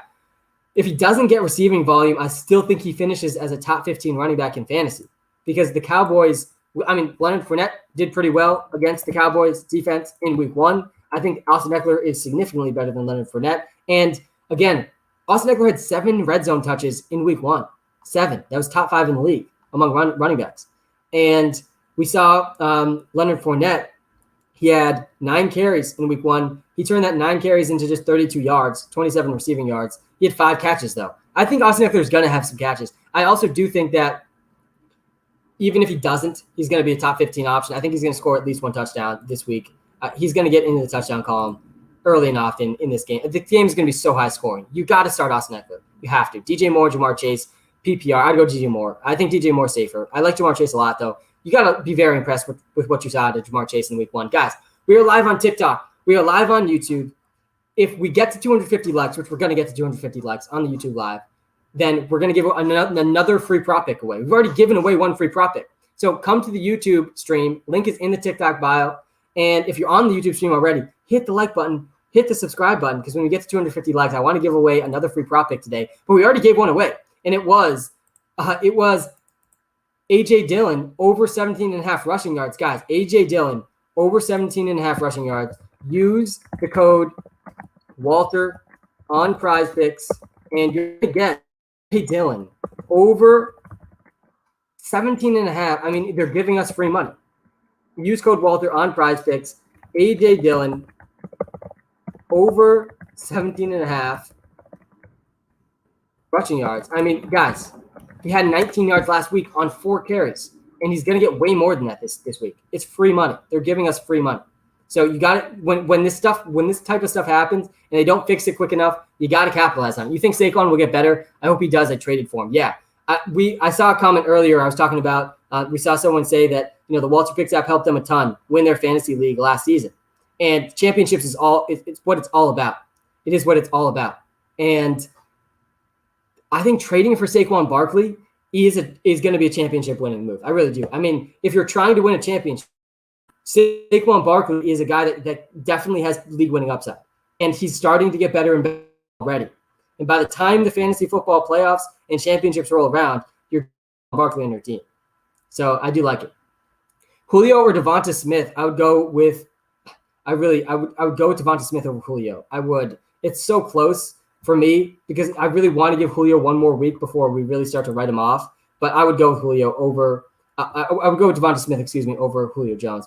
DJ Moore, Chase Edmonds, Elijah Mitchell, full PPR. I'd go with the first 2 guys. Again, Elijah Mitchell, flip a coin, man. Flip a coin. Are you feeling good this week? Flip a coin. And if it's heads, then go with Elijah Mitchell. If it's tails, then it's probably going to be Trey Sermon. Like, that's what it's like in the 49ers backfield. So I would probably go away from Elijah Mitchell this week if I have good options like that. Damian Harris, Robbie Anderson, or Sutton at flex. Good morning. Good morning, man. Let's teasy. Good morning, man. Damian Harris, Robbie Anderson, Sutton for flex. I'd go Sutton. I mean, again, Jaguars are trash. You could go with Sutton, go with Noah Fant, go with Javonte Williams, go with Melvin Gordon. I think all of the Broncos are pretty solid starts against the Jaguars this week, including Teddy Bridgewater himself. Pitts or Fant. I like Noah Fant. I like Kyle Pitts more, though. I do. I think you got to give Kyle Pitts another chance if you drafted him. I would be starting Kyle Pitts this week. Yo, Sam, how's it going? Should I start Waddle over Juju at flex? Because I have Tua. I don't hate it. I really don't. I like stacking. I think stacking offers more ceiling for you and your fantasy lineups. I like Jalen Waddle this week, and I also do like Will Fuller being really big for Jalen Waddle and Devontae Parker this week. I mean, I thought Will Fuller would be back this week. He's not. So it was more than just the suspension. I think he's dealing with an injury as well. I would go with Jalen Waddle. Yeah, I don't hate it. I think there's not that big of a difference between these 2 guys either. So if you can get that stack, I don't hate it. I really don't. All right. I want to get to, I think this is a good question here in the YouTube chat. Do you play DeAndre Swift with his injury? I'm seeing some Swift questions in the TikTok chat as well. Guys, I'm going to try to get to as many of the questions as I can, I promise. We also all are live on TikTok and YouTube, and we're trying to hit 250 likes on the YouTube live. We're trying to pass 4,000 subscribers on the YouTube today too. So you guys can help out with that. So come to the YouTube live. The link is in our bio. I'm going to try to answer comments from both. Don't worry. And I do appreciate you being in. But yeah, I'm playing Swift 100%. I mean, you got to play Swift. I understand there's injuries, and I understand being nervous about Swift with the injuries. But the groin injury didn't hold him back as much as I expected, honestly, in week 1. He had 11 targets. That was more than Christian McCaffrey. That led the NFL. In targets. And the Lions could get crushed again this week. They could. And if that happens, then just more and more targets for DeAndre Swift. He actually disappointed me a lot as a runner. Like, he really wasn't great as a runner. But I do think that DeAndre Swift as a receiver in PPR leagues, he has to be locked into your lineups. Mike Davis or Elijah Mitchell? Elijah Mitchell. Again, I'm not starting Mike Davis this week. I can't get myself to start Mike Davis. I can't do it. Okay. Just liked. Thanks, man. Pick 2, Deontay, Jamar Chase, AB, non-PPR. I would probably go with Antonio Brown and Jamar Chase in this situation. I like Deontay Johnson as a safer play than Jamar Chase.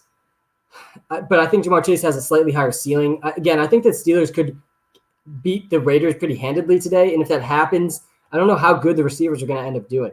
I like Antonio Brown the most, though. Jared, I think Deontay Johnson, Jamar Chase is really close for me. Ayuk or Aguilar? I'd go Ayuk over Aguilar. There we go. I can finally tell someone to start Ayuk. I would go with him over Aguilar. I know Aguilar scored a touchdown last week, but Jacoby Myers is actually the pretty clear number 1 receiver for me for the Patriots. He didn't come off the field for the Pats. Aguilar did. I would go with Ayuk there. I think Ayuk is going to bounce back. Whether it's this week or in a few weeks, I'm not so sure.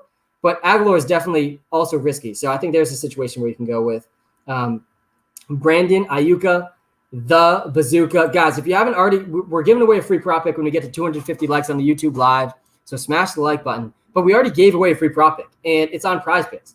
And it's been my background this entire time on TikTok. A.J. Dillon, over 17.5 rushing yards on PrizePicks. They clearly either made a mistake or they're just being very nice to us because this line is at 35.5 everywhere else. All right, getting back to a quick question in the chat I've been asking for so long. Brady or Lamar? Don't bench Lamar. Don't bench Lamar. Don't bench Josh Allen. Don't bench Patrick Mahomes. Don't bench Kyler Murray. If there's any guys that you would bench these guys for, though, I mean, Tom Brady's one of them. Tom Brady's going to have a huge day against the Falcons. Don't get me wrong. I still wouldn't bench Lamar Jackson. But if you're going to bench Lamar Jackson, then it better be for either Tom Brady, Justin Herbert, or Dak Prescott. Like it should be for one of those guys if you're going to bench him. Tom Brady or Aaron Rodgers. Yeah, let me pull up my top 5 quarterbacks again at the top 10 quarterbacks, on the YouTube live. Again, if you're watching live on TikTok, my top 10 quarterbacks, running backs, wide receivers, tight ends, picks against the spread, DraftKings, FanDuel favorites. They're all like on the screen on the YouTube live. They're not on the screen on the TikTok live. So if you want that info, come to the YouTube live. Link is in the bio. All right, I want to get to this quick question here. Thank you so much. Yeah, I got you, man. I got you. The question, I liked this one. See if I can go up and find this. I don't think I'm seeing it. Do I start Aaron Rodgers? Yeah, I think you can start Aaron Rodgers. He's I think my number 9 quarterback this week. Yeah, number 9, right after Dak and Tom Brady and Russell Wilson and Justin Herbert. I like all those guys. Guys, if you're watching live on YouTube, though, smash the like button. When we get to 250 likes, we'll be giving out another free prop pick. I've had a lot of fun in this stream, guys. We're 2 hours into the stream. We're about halfway through. The live stream, and it's been a fun one. I hope I've been able to help a lot of you with your lineup decisions. Get ready for this week. It's going to be a very fun week. I want to run through some of my picks against the spread again. Hey, Sam, Sanders or Kirk? I would definitely go Sanders, 100% over Christian Kirk. I mean, guys, Miles Sanders, he's averaging 85 rushing yards a game.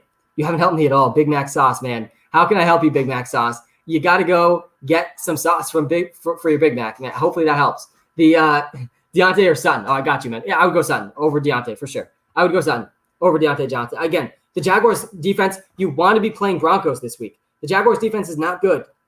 They are arguably the worst defense in the NFL. They just let up 37 points to the Texans. Brandon Cooks just put up like 125 yards on them with like 5 catches.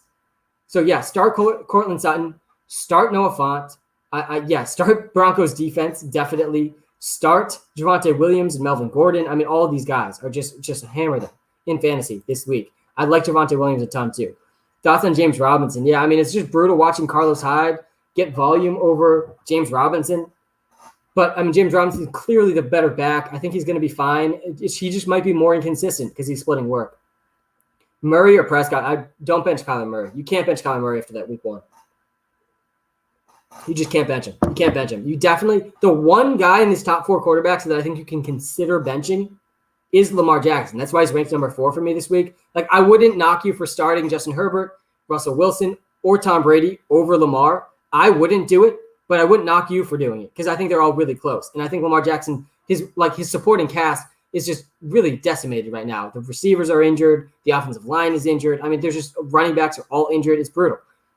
Kenyon Drake or Christian Kirk? Yeah, I'd go Drake in that situation. I don't trust Drake as much as most people this week, but I would go him in that situation. Antonio Brown or Julio? I'd go at EB over Julio Jones. I'm not benching Antonio Brown. I'm not benching Mike Evans. I'm not benching Chris Godwin this week. I'm not doing it. Swift or AB at flex, please. Yeah, I'd go Antonio Brown there too. I think Swift is going to have a lot of catches against the Packers, but I would go Antonio Brown. Again, the Falcons secondary, the Buccaneers offense, it's just a match made in heaven. It really is for the Bucs. Henderson or Julio? Oh, man, I think I would go Darrell Henderson there too.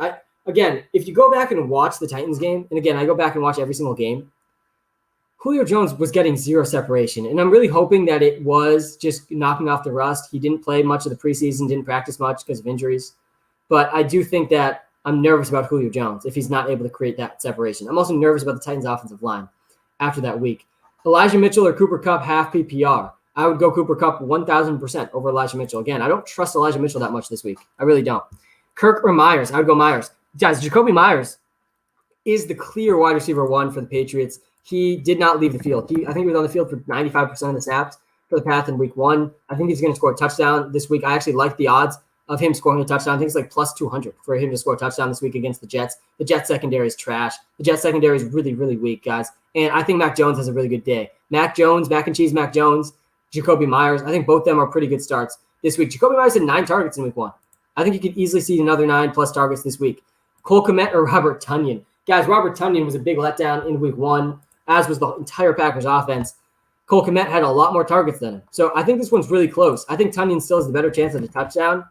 But honestly, I would go with the guy who had more targets in week 1, and that's Cole Kmet. I mean, I think Cole Kmet had 7 targets, or 6 or 7 targets. I think Robert Tonyan had 3 or something. So I would go with Cole Kmet. He had 7 targets. That was right, 7 targets. That was the 8th most among tight ends. Mike Williams or Devonta Smith? I go Devonta Smith here. Again, I'm telling a lot of people to bench Mike Williams this week because I went back and I watched the Cowboys game again, and the only positive sign for their defense was Trevon Diggs, who locked down Mike Evans in week 1, and Mike Williams plays the same role as Mike Evans. So I'm a little nervous about Mike Williams. I'm not nervous about any other Chargers player or honestly any other Cowboys player this week other than Mike Williams. And we'll see if that ends up being a really bad take for me because, again, there's going to be so many points in this game. Mike Williams could easily score a touchdown. He could easily go over 60 yards. Like, it's very much possible. But I want to bench him. And I would play Jacoby Myers over him. I would play Devonta Smith, Antonio Brown over Mike Williams this week. I would play in a PPR league Jacoby Myers ahead of Damian Harris, though. I really think Jacoby Myers is even safer than Damian Harris this week. Marvin Jones or Mooney in a PPR league. Yeah, Darnell Mooney was a really big letdown in week 1. I mean, he didn't come off the field, which was good. He played, I think, at least 95% of the snaps for the Bears as well. The Bears in a much better matchup this week than they were in week 1. But he did see 7 targets. And he played 100% of the snaps. He literally played 100% of the snaps. He did not come off the field. And he saw 7 targets.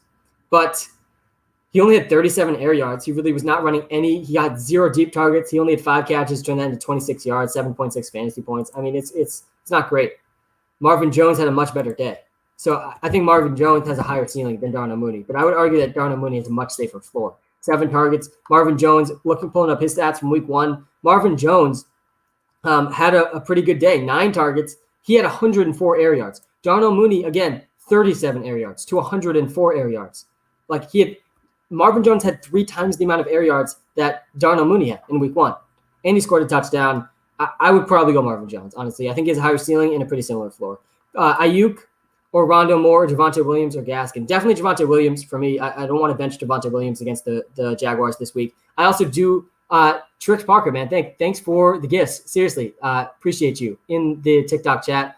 You are the man. Ayuk or Rondale Moore, though, that's such a tough one. Brandon Ayuk, the bazooka, who had 0 points in week 1. What a mystery the 49ers offense is. I mean, Trey Sermon, inactive, healthy scratch. Brandon Ayuk, the bazooka, one of the most talented rookie wide receivers in a stacked rookie wide receiver class last year, and he does nothing in week 1. But, I mean, it's tough for me to start Rondale Moore over Brandon Ayuk. It really is. It really is. Trix Parker, thanks, man. I do appreciate it. But I think starting Rondale Moore over Brandon Ayuk is honestly the safe play. It's the safe play.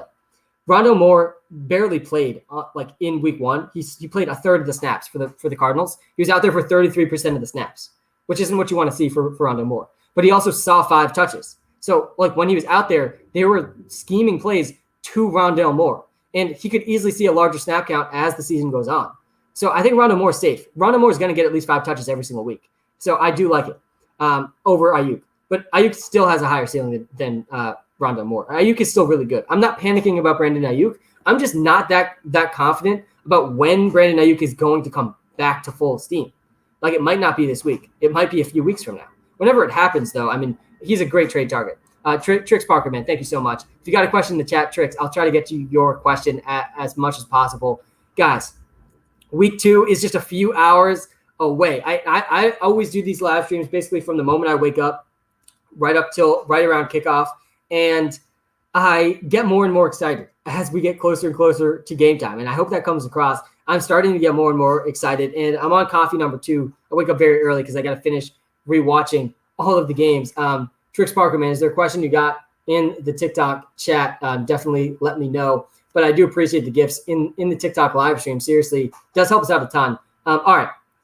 Hey, Sam, love the content. Quick question for you, Ryan Tannehill or Matthew Stafford? I'd go Stafford. Again, Ryan Tannehill really let me down last week. I had him as the free prop pick, over 1.5 passing touchdowns. He ended up rushing for 1 and passing for 1, so he did not hit the second free prop pick of the season, though Antonio Brown smashed the first free prop pick of the season on that Thursday night game. But Matthew Stafford, to me, is safer than Ryan Tannehill right now. Ryan Tannehill, the Titans' offensive line was really, really bad in week 1. I mean, Chandler Jones took them to town against their best tackle. I'm nervous about the offensive line and the Titans in general. I think the Seahawks could destroy the Titans this week. It's very much possible. Favorite prop pick for today? Well, you're already seeing my favorite prop pick of the day. It's actually for tomorrow, Monday night. And that's A.J. Dillon, over 17.5 rushing yards on Prize Picks. Hey, Sam, love your content. Goddard or Higbee? I would go Higbee over Goddard, but it's close, man. It's close. I think I have Higbee above him in the tight end rankings. But, guys, let me pull this up really quick. Let me pull up my tight end rankings here to confirm. But also, Prize Picks is giving us A.J. Dillon over 17.5 rushing yards. This prop is at 33.5 on every other platform, on DraftKings, FanDuel, under everywhere. It's 35.5. And I think he's going to go over 35.5. He went over 17.5 rushing yards with only 4 carries last week in the stone-cold worst possible situation he could have been in week 1, where the Packers just laid down and were barely even playing for most of the game. They literally pulled their starters in the third quarter.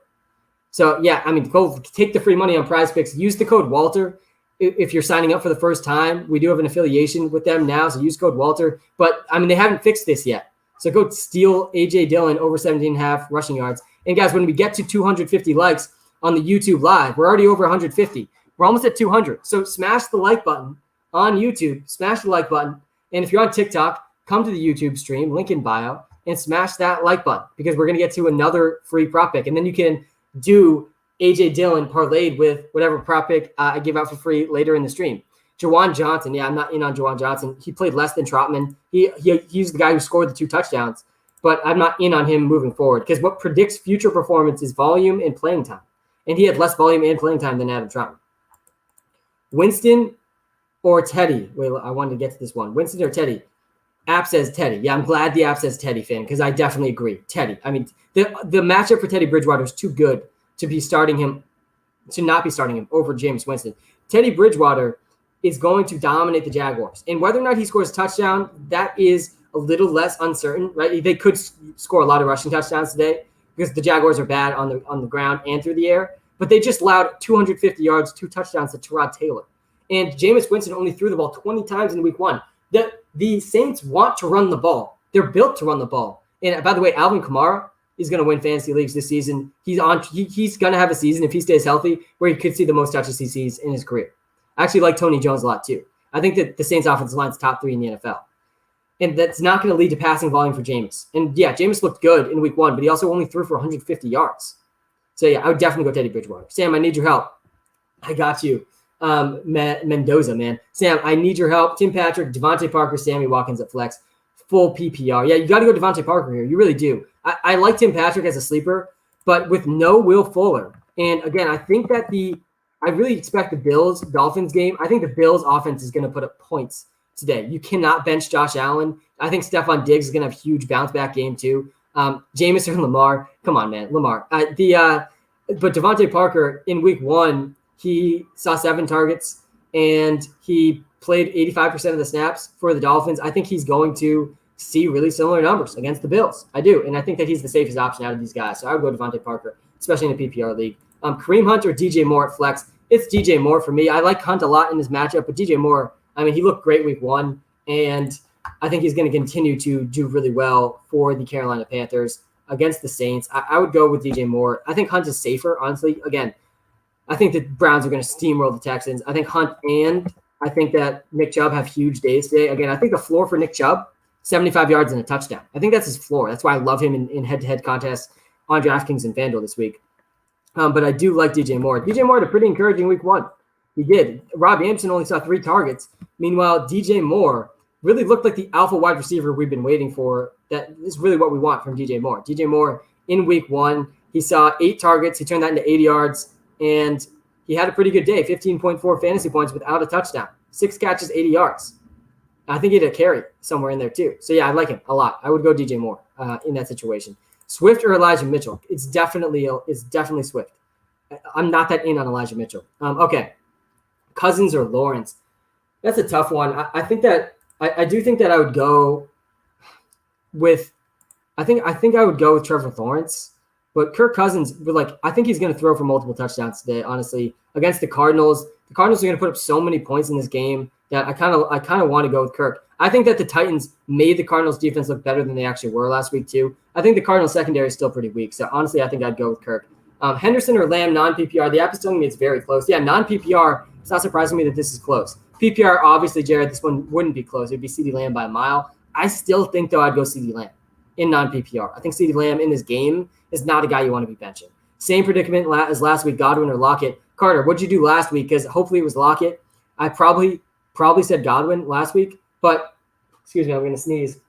I think that this week you can't bench Godwin. You really can't. You can't bench Godwin. You can't do it. I mean, Godwin against the Falcons, you got to start him. Oh, Donut Man, 3-5-5 for him. My bad. I need to start 3 in full PPR. Jamar Chase, D. Higgins, Claypool, Julio. Is it bad to start 2 wide receivers in the same team? It's not bad. Just know that you're kind of lowering your ceiling, but you're raising your floor when you do that, right? Because at least one of those guys, you have a better chance of at least one of them doing well, right? Because at least one of the Jamar Chase or T. Higgins is probably going to do well this week. So I actually don't hate it. It's a safe approach. It's a pretty defensive approach to guaranteeing fantasy points for yourself. It does lower the ceiling a little bit. So, I wouldn't do that if you're already down in your matchup or something. If you already played against Terry McLaurin. By the way, Scary Terry, we told you don't be scared of Scary Terry on Thursday Night Football, and Scary Terry goes out and balls out. But, yeah, I would be fine going Jamar Chase, T. Higgins here. If not, though, I'd probably go Julio over Jamar Chase. Patty Mahomes, over 17.5 rushing yards. I don't hate that. Hey, Sam, WalterPicks has them really close. Devonta Smith, 49ers cornerbacks are out, or Jarvis Landry, OBJ out. Yeah, I'd go Devonta Smith. I would, over Jarvis Landry. Devonta Smith is really, you got to love what you saw from him in week 1. And if you've been following me all offseason, you know there's not a single player this season I have more money risked on than Devonta Smith. And, I mean, we knew he was going to do well against the Falcons, and he goes out there. He turns 8 targets into 6 catches, 70 yards, and a touchdown. And I actually think we haven't even come close to seeing his ceiling yet. He only had 69 nice air yards in week 1. And I think he's going to have plenty of games with over 100 air yards with how he plays. And he's also just such a good yards after the catch receiver. But he dominated the opportunity for the Eagles in week 1. Guys, Devonta Smith had a 55% air yard share in week 1. That was the 3rd highest in the league. So I like him a lot. I do. I think Devonta Smith is going to continue to do really well for us in fantasy football land. And, yeah, the 49ers cornerbacks are out. So you got to like Devonta Smith this week. All right. I got to update. Let's get updated on some of the news. Guys, around this time last week, like literally around exactly 7 days ago, we were hearing that Trey Sermon was a surprise inactive. We were hearing that Zach Moss, surprise inactive, OBJ, surprise out. So let me update you on some of the news. I haven't read the news really since I started this live 2.5 hours ago. All right, some news coming out from Ian Rappaport. Justin Fields is expected to see increased snaps in week 2 against the Bengals. All right, good, first of all, but just give him the starting role, please.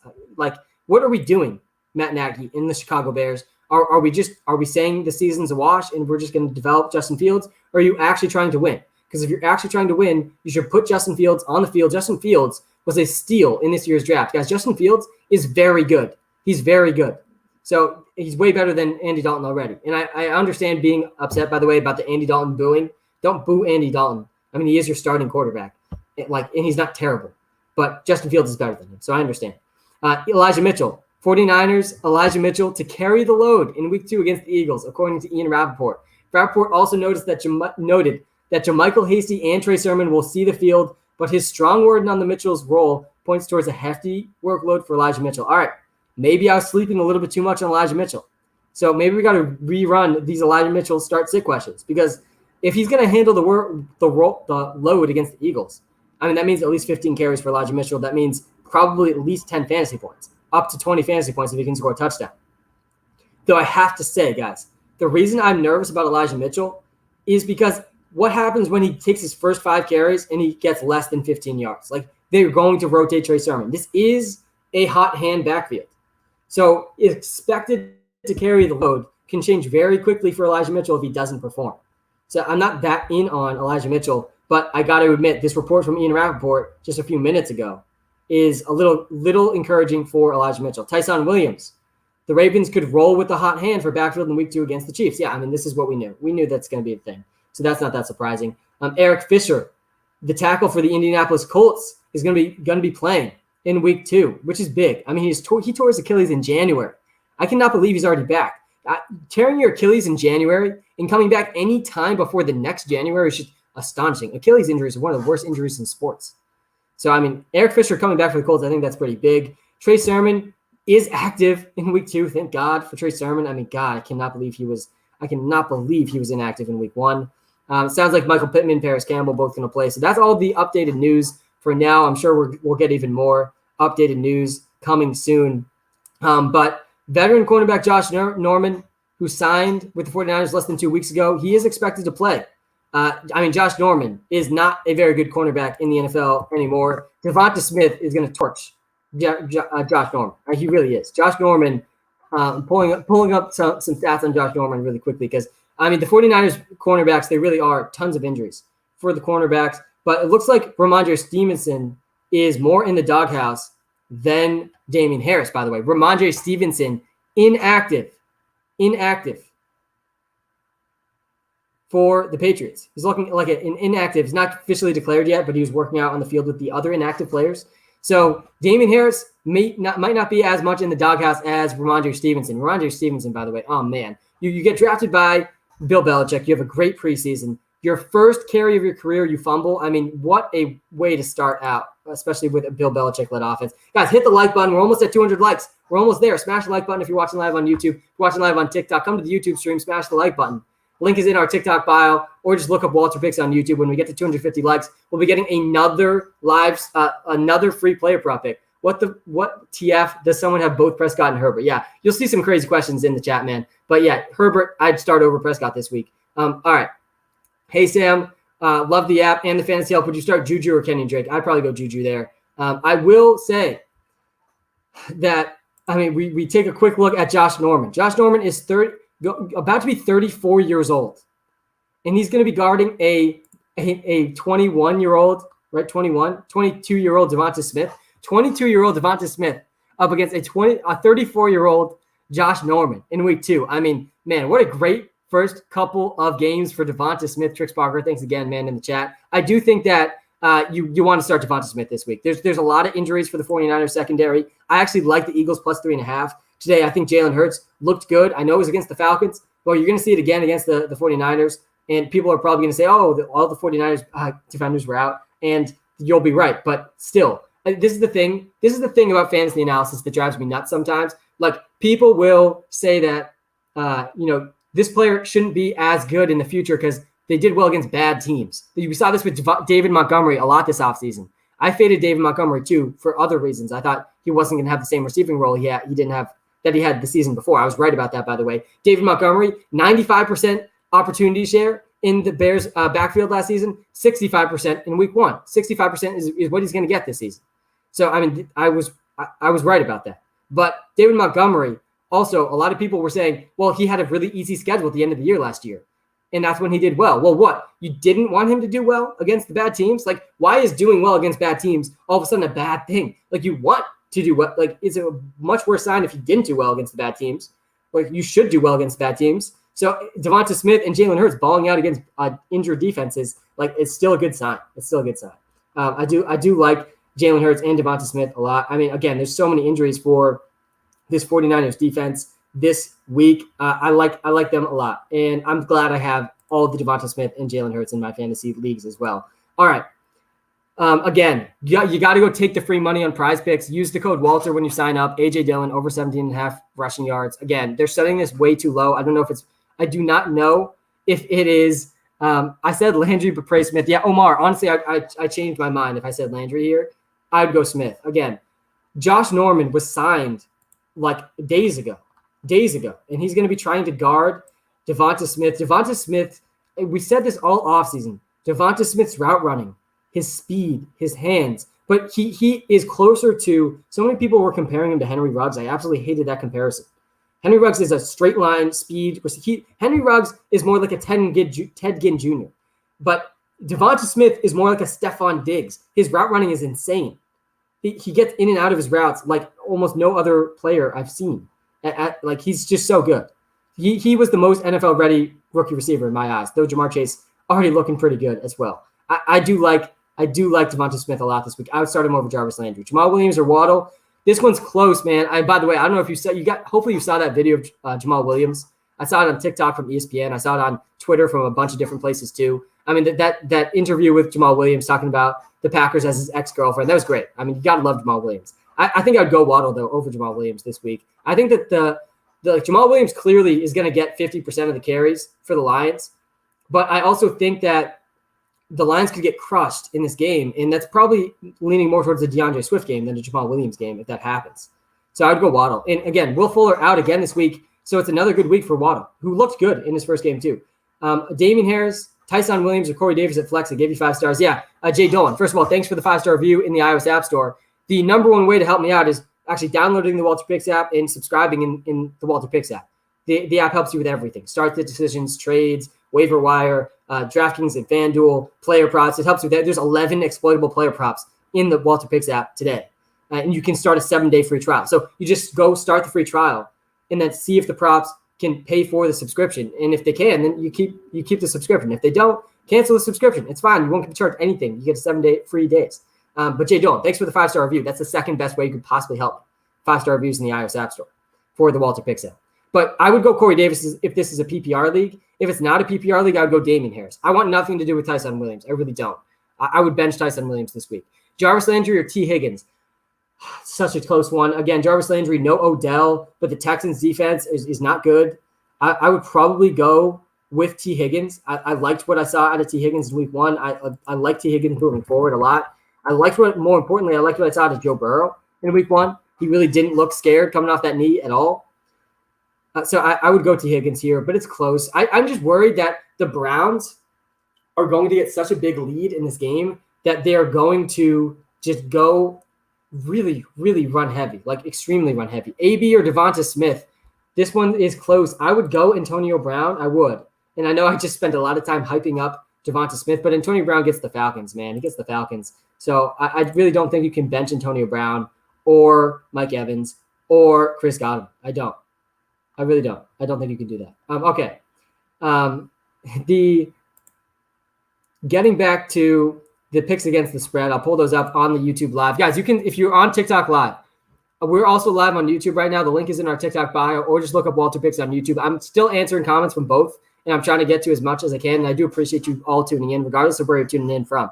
But on the YouTube live, there's just a little bit more that I can offer. I can show you my top 10, my favorite picks against the spread. I can show you my top 10 rankings for quarterbacks, running backs, wide receivers, tight ends, all on the YouTube live. And when we get to 250 likes on the YouTube live stream, we're also going to give away another free player prop pick on top of the free money that PrizePicks is giving us with A.J. Dillon over 17.5 rushing yards. Use code Walter, by the way, when you sign up for PrizePicks if you're just signing up. It's a great platform, and it's actually available in a lot of states where sports betting is not legal yet, which is another good thing. Okay, Mike Evans or Antonio Brown is my flex. This is where it gets hard. I would go Antonio Brown over Mike Evans. If I'm ranking the Bucs wide receivers, it goes Chris Godwin number 1, Antonio Brown number 2, Mike Evans number 3. But I think all 3 of them are going to have good days. I do. Okay, Javonte Williams or James Robinson. I'd go Javonte Williams. I would. I like Javonte Williams a lot. I think he's scoring a touchdown today. I think he's going over 70 yards, total yards today, through the air and on the ground. Like I like Javonte Williams. The Jaguars, again, you have to understand just how bad the Jaguars are. You want guys against the Jaguars. You really do. You do. Sluis, Sam, I think you need another coffee. You're right, man. I have my coffee right here, Sluis. Thanks for tuning in, man. And I'm feeling pretty good, Sluis, about my team in our league. I'm not going to lie, though I feel like I have absolutely no depth. But that's what happens when you're in a 14-team league. But I honestly, I love my guys. I got Jalen Hurts. Feeling good about Jalen Hurts today as well against a 49ers defense that's trotting out Josh Norman. Josh Norman, 34 years old, is going to be attempting to guard Devonta Smith, 22 years old. And Josh Norman, he signed less than 2 weeks ago. He's expected to start. And I think he's going to be one of the guys guarding Devonta Smith today. And I absolutely love that for Devonta Smith and Jalen Hurts today. All right. We are live on TikTok, guys. We're live on YouTube. We're about to cross 200 likes. We just crossed 200 likes on the YouTube live. So we only need 50 more likes. So literally, if everyone on the TikTok live right now just comes to the YouTube stream for like 10 seconds and smashes the like button, then we can give out the free prop pick, and we can then hammer A.J. Dillon over 17.5 rushing yards on PrizePicks because that's free money, and parlay that with the free prop pick of the day. I'm feeling really good about the free prop pick of the day. So come to the YouTube live, guys. Smash the like button and the subscribe button. Hit that notification button too because we're live every single Sunday morning and Thursday night. Hey, Sam, I love the app. Which two would you start? Damian Harris, Najee Harris, or Zeke? Definitely the last two, Will. Najee Harris and Zeke here. Don't bench Najee Harris. Don't bench Ezekiel Elliott this week. Mike Evans, Jarvis Landry, or James Robinson at flex. Definitely Mike Evans, man. I'm not benching Antonio Brown this week. I'm not benching Mike Evans this week, and I'm not benching Chris Godwin this week. None of those guys. James Robinson or Elijah Mitchell. I really wasn't that excited about Elijah Mitchell heading into this week, but we did just get this report from Ian Rappaport, and I do put stock into what he says. I think that most of what he says is true, though the workload stuff I think is a little less accurate sometimes.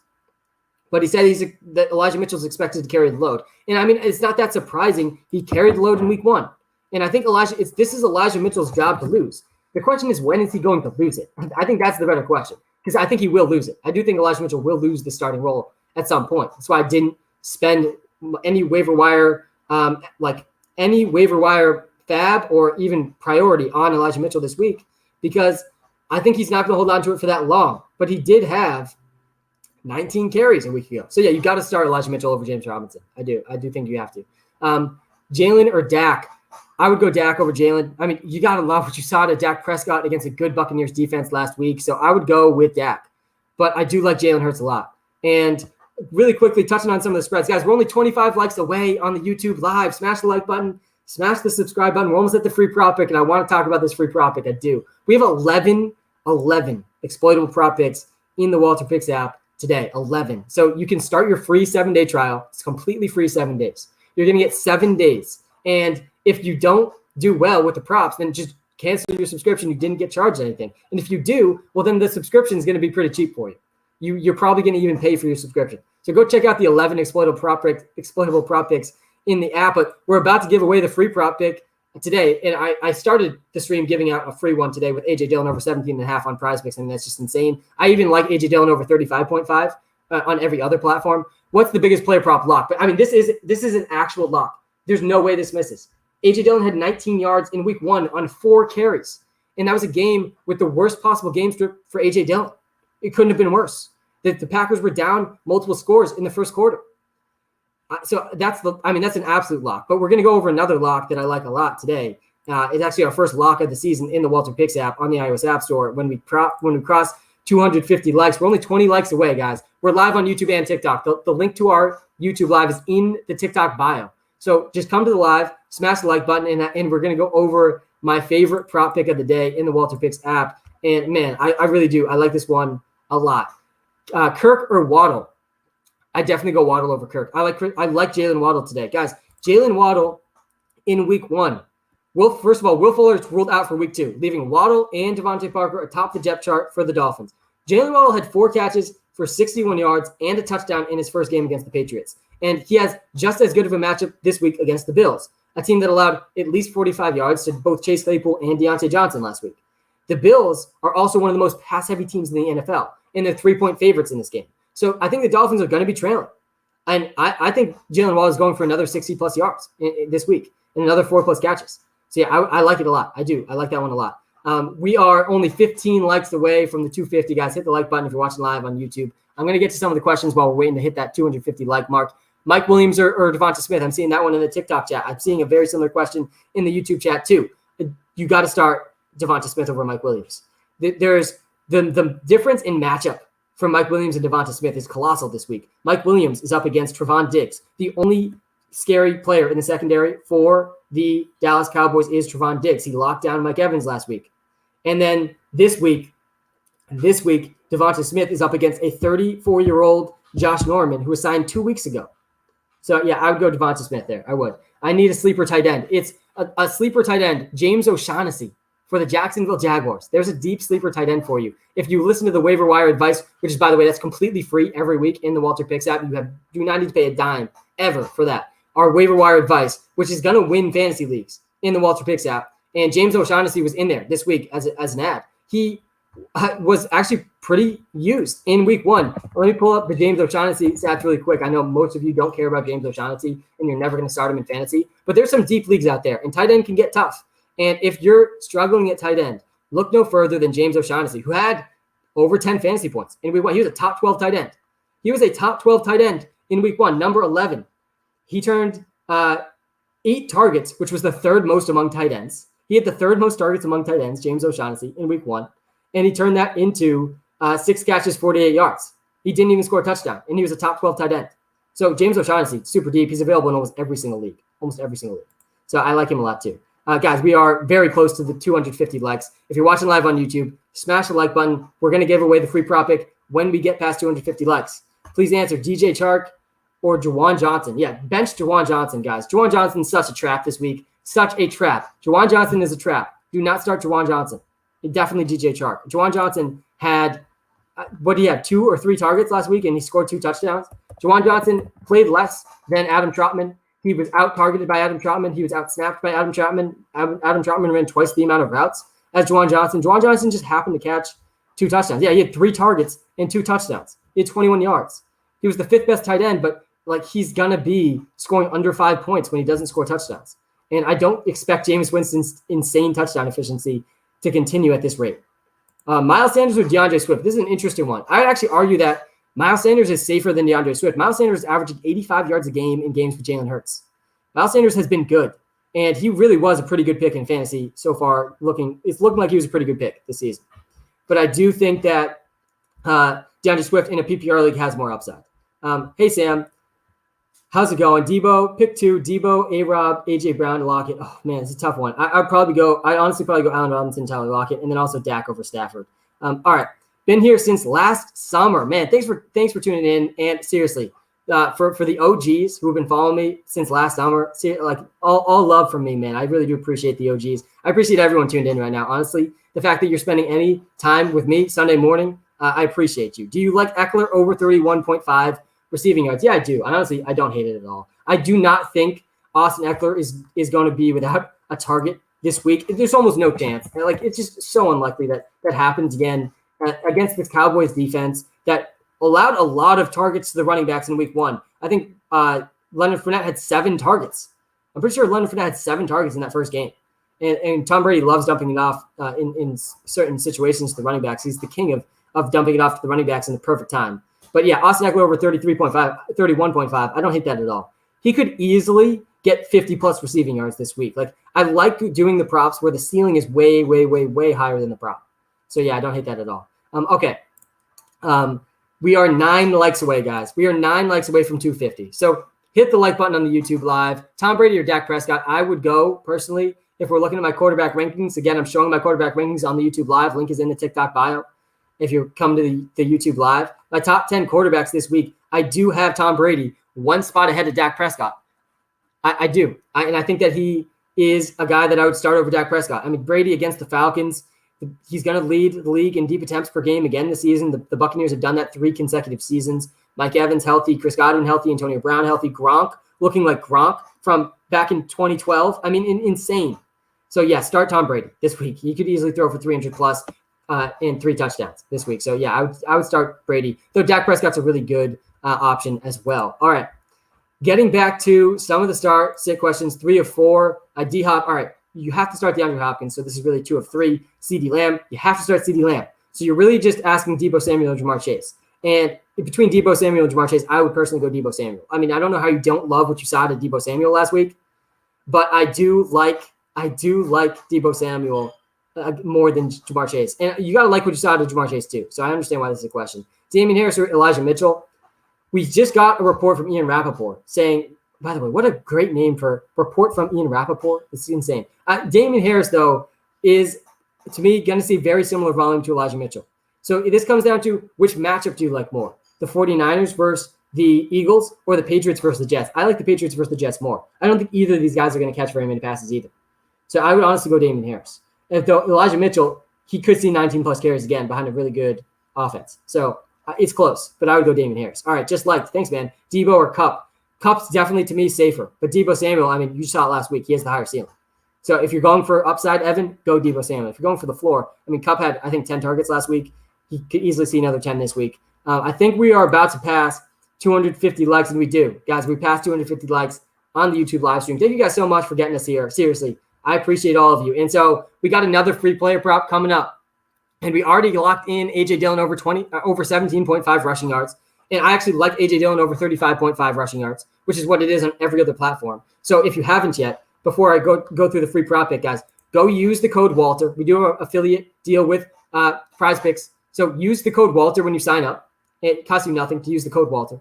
And then go take the free money they're giving you with A.J. Dillon over 17.5 rushing yards. This is a Monday night game too. So you're going to save whatever betting day you have today. You can just lock in free money with A.J. Dillon over 17.5 rushing yards on PrizePicks. Again, use code Walter for that one. But my free prop pick, additional free prop pick of the day is, and we're going to pull it up here on the YouTube stream, but I'll talk through it on TikTok. It's Javonte Williams, guys. We've talked a lot about Javonte Williams. I'm telling a lot of people to start Javonte Williams today. But the free prop pick today is Javonte Williams over 46.5 rushing yards. And you can download the WalterPicks app for free today on the iOS App Store to see all 11 of his props. Today, our artificially intelligent algorithm that identifies exploitable player props absolutely loves this prop from Javonte Williams for so many different reasons, but none bigger than the Jacksonville Jaguars being absolutely terrible. I mean, the Jacksonville Jaguars got dominated by Mark Ingram last week. 26 or 28 carries for Mark Ingram. We have our first lock of the season. This is a lock in the WalterPicks app. And our lock accuracy is over 75% over the last 2 years.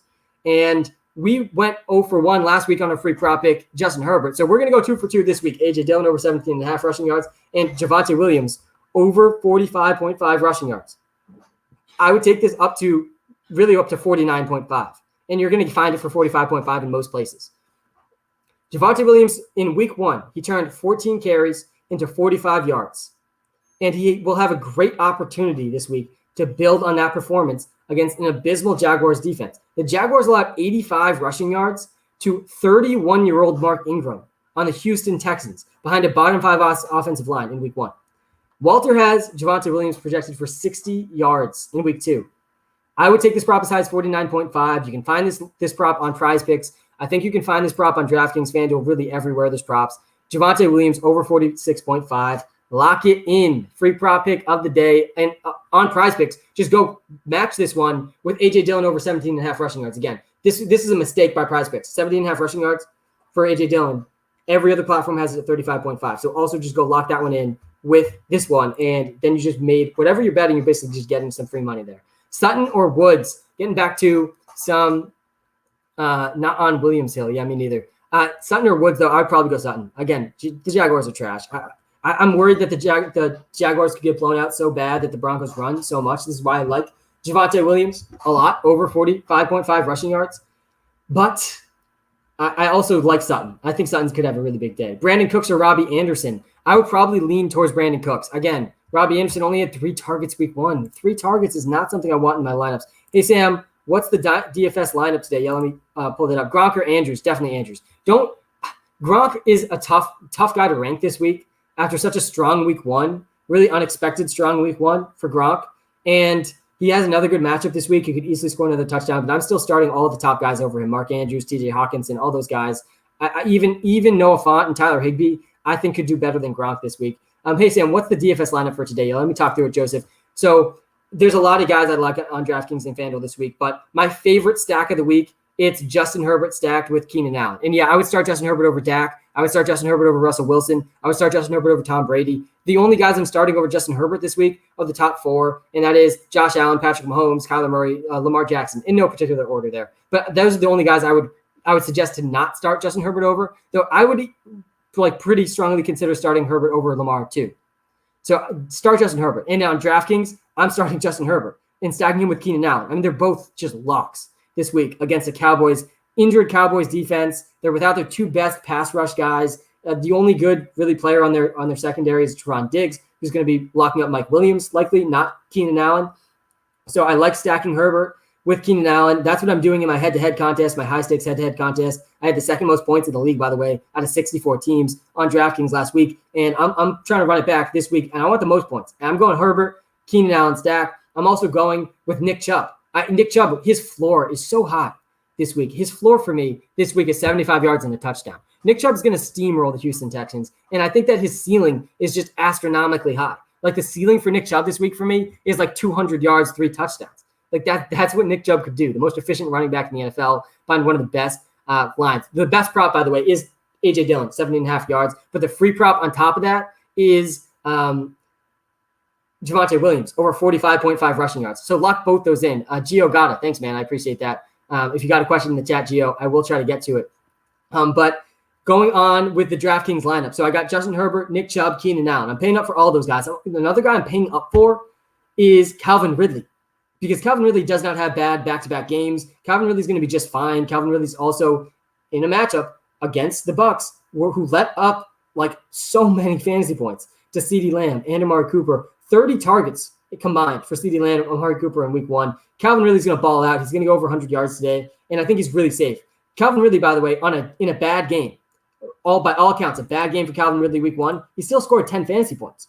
That's his floor. So I love that floor in head-to-head too. So, and this is a has contest, but I think Ridley has a really high ceiling too. So I love getting the high floor, high ceiling guys, and I'm willing to pay up for them. So I'm paying up for Justin Herbert, Keenan Allen. I'm paying up for Nick Chubb, Calvin Ridley, and I'm also paying up for Najee Harris, though he's actually pretty good value. He had 5.9 fantasy points week 1.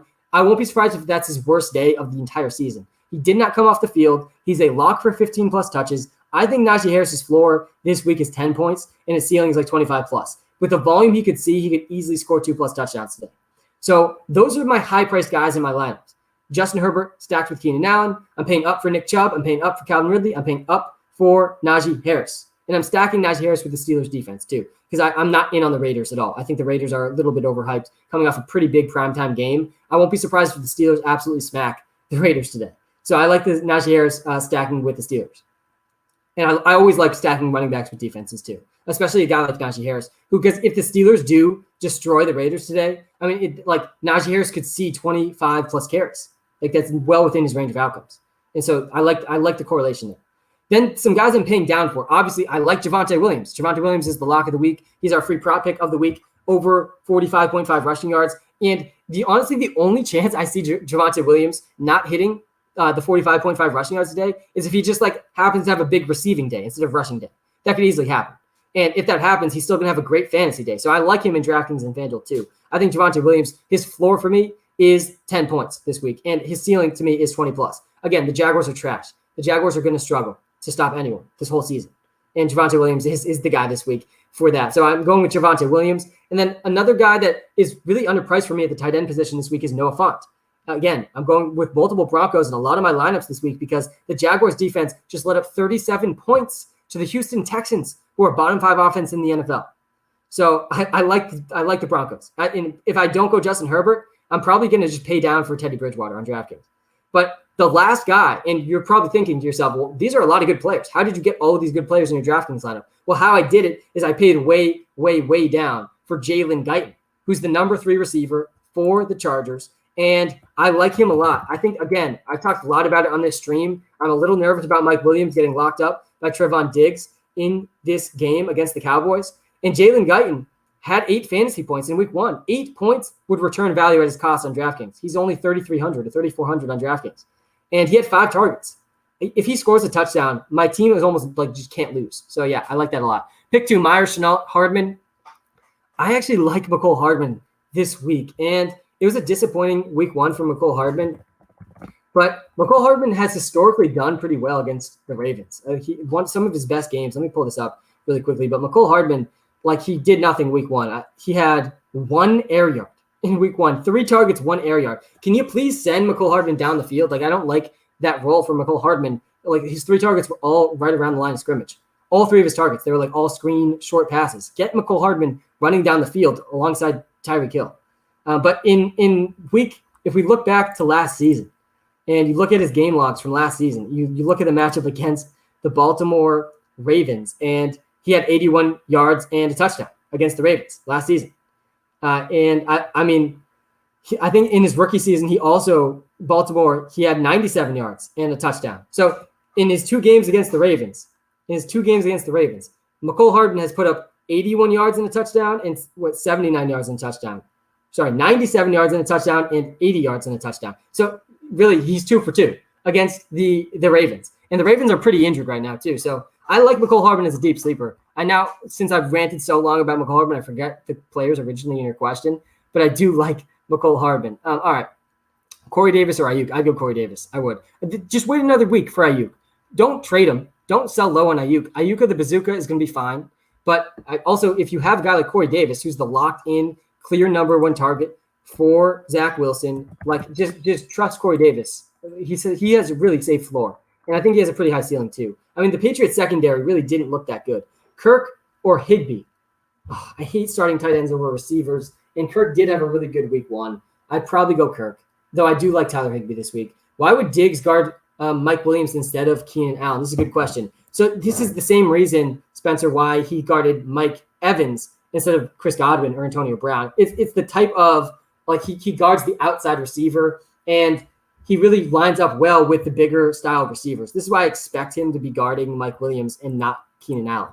And based on what I've read so far this week, it seems like that's the expectation kind of across the board from people analyzing the NFL, that Trevon Diggs will probably guard Mike Williams for most of this game. So that's my rationale for why he's going to guard Mike Williams, not Keenan Allen. Like he does guard players with this type of play style, the big, deep threat receivers like Mike Evans, like Mike Williams. And that's not what Keenan Allen is. And honestly, like, you'd be losing some of Trevon Diggs' best skill set by putting him on Keenan Allen, because Keenan Allen could still toast Trevon Diggs. Keenan Allen's insane. All right, Sam, I got two flex spots, AB, Laviska, Anderson, Lenny. Playoff Lenny is not the guy I would go with here. I'd definitely go with Antonio Brown and Laviska Shenault. I don't want to start Robbie Anderson. I really don't. I don't want to start Fournette either. I see a question about Fournette in the chat. Yeah, I would go with James Robinson over Fournette as well. I would definitely go AB over Thielen. Guys, some players, let me just rattle off some players I really don't want to bench this week. All of the Buccaneers wide receivers, Antonio Brown, Mike Evans, Chris Godwin,